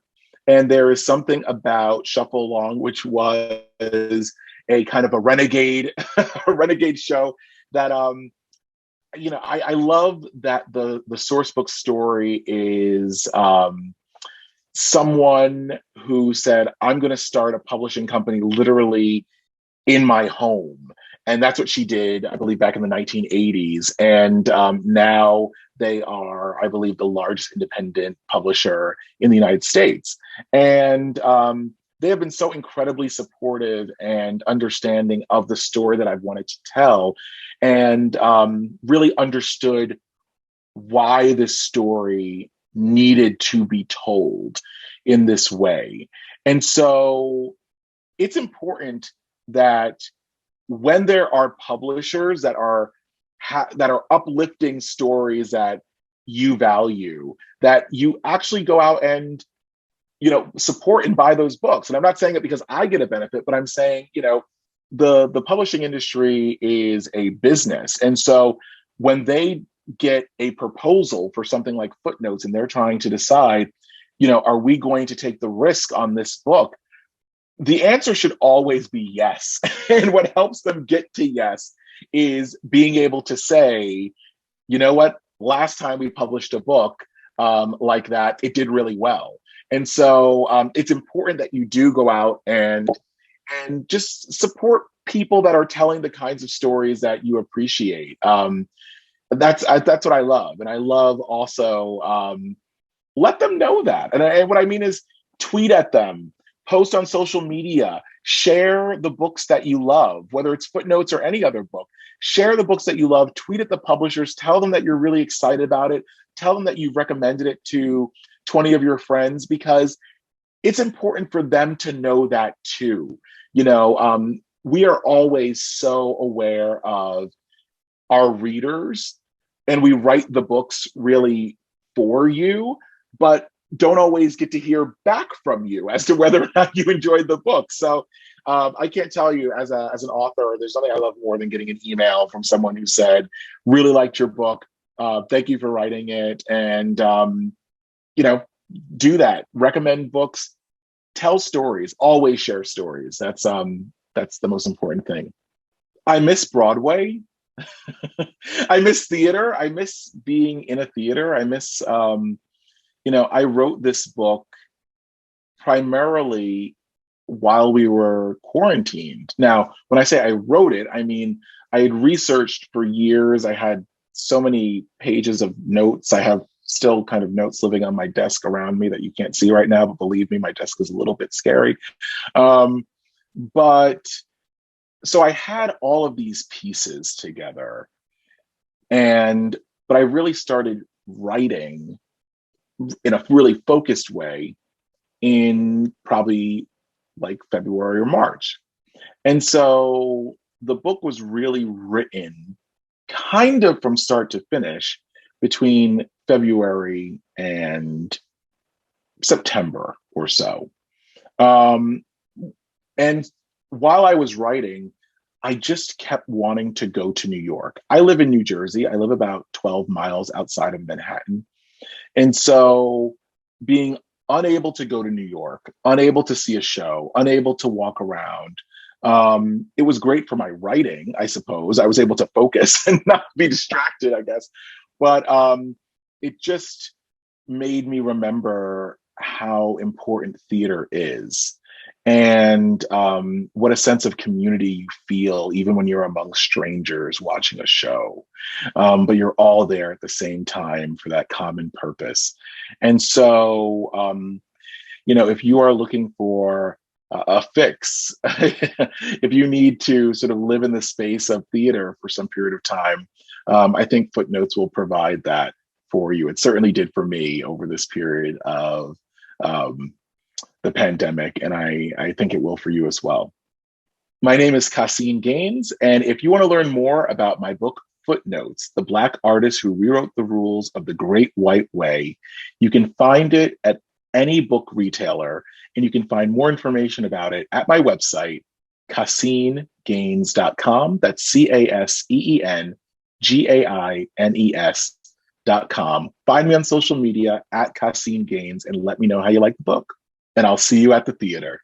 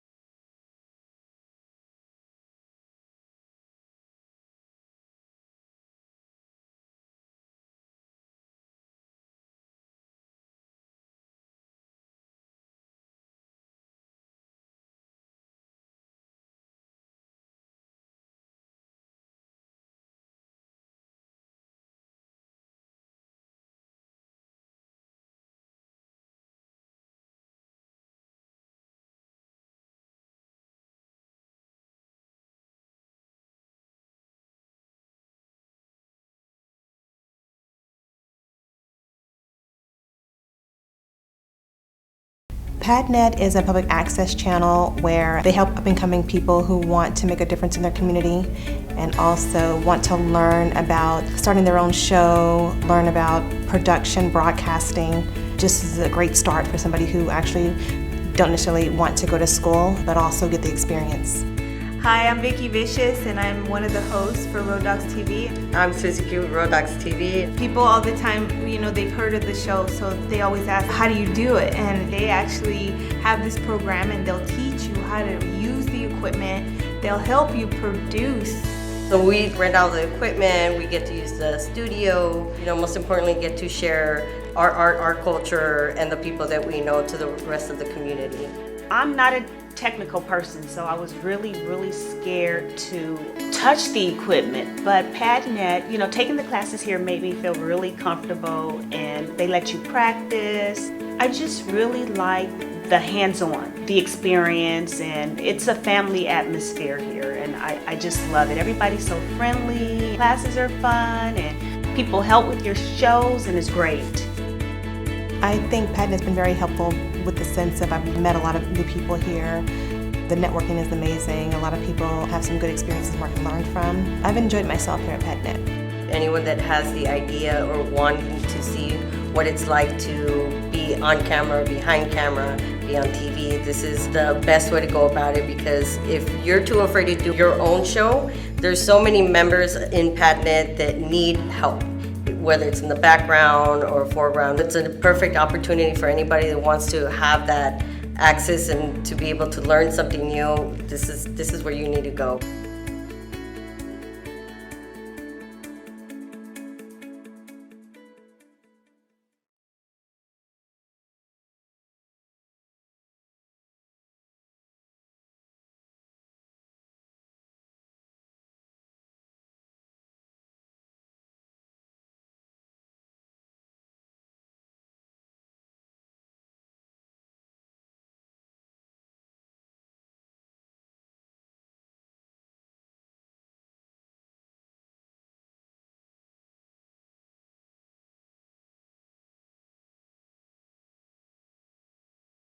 I loved working with the team at Sourcebooks on Footnotes. And I think I loved it first and foremost because they are an independent publisher.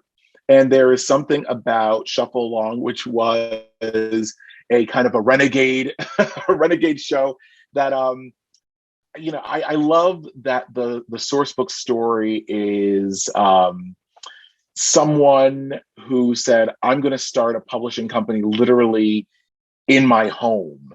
And that's what she did, I believe, back in the 1980s. And now they are, I believe, the largest independent publisher in the United States.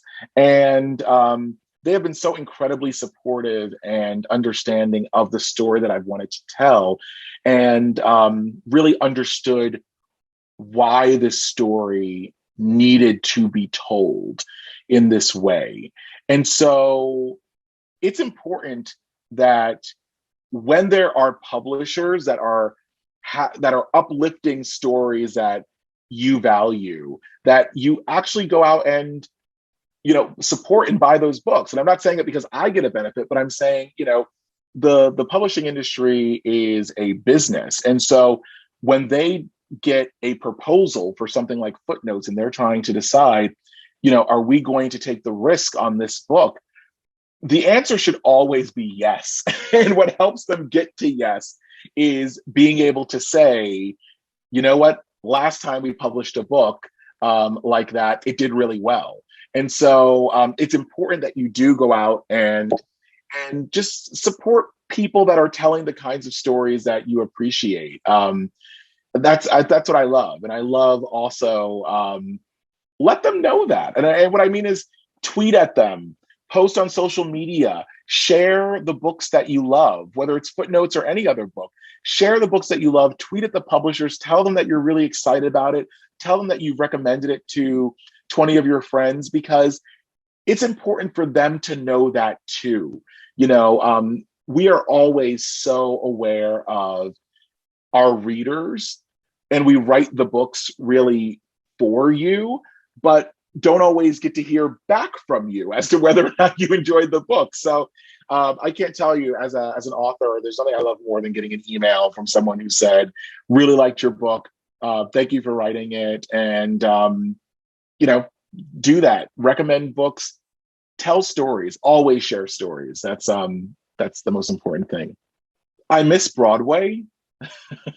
I miss theater. I miss being in a theater. I miss, I wrote this book primarily while we were quarantined. Now, when I say I wrote it, I mean, I had researched for years. I had so many pages of notes. I have still kind of notes living on my desk around me that you can't see right now, but believe me, my desk is a little bit scary. But so I had all of these pieces together, but I really started writing in a really focused way in probably like February or March. And so the book was really written kind of from start to finish between February and September or so. And while I was writing, I just kept wanting to go to New York. I live in New Jersey. I live about 12 miles outside of Manhattan. And so being unable to go to New York, unable to see a show, unable to walk around. It was great for my writing, I suppose. I was able to focus and not be distracted, I guess. But it just made me remember how important theater is, and what a sense of community you feel even when you're among strangers watching a show.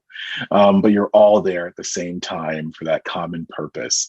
And so, if you are looking for a fix, if you need to sort of live in the space of theater for some period of time, I think Footnotes will provide that for you. It certainly did for me over this period of the pandemic, and I think it will for you as well.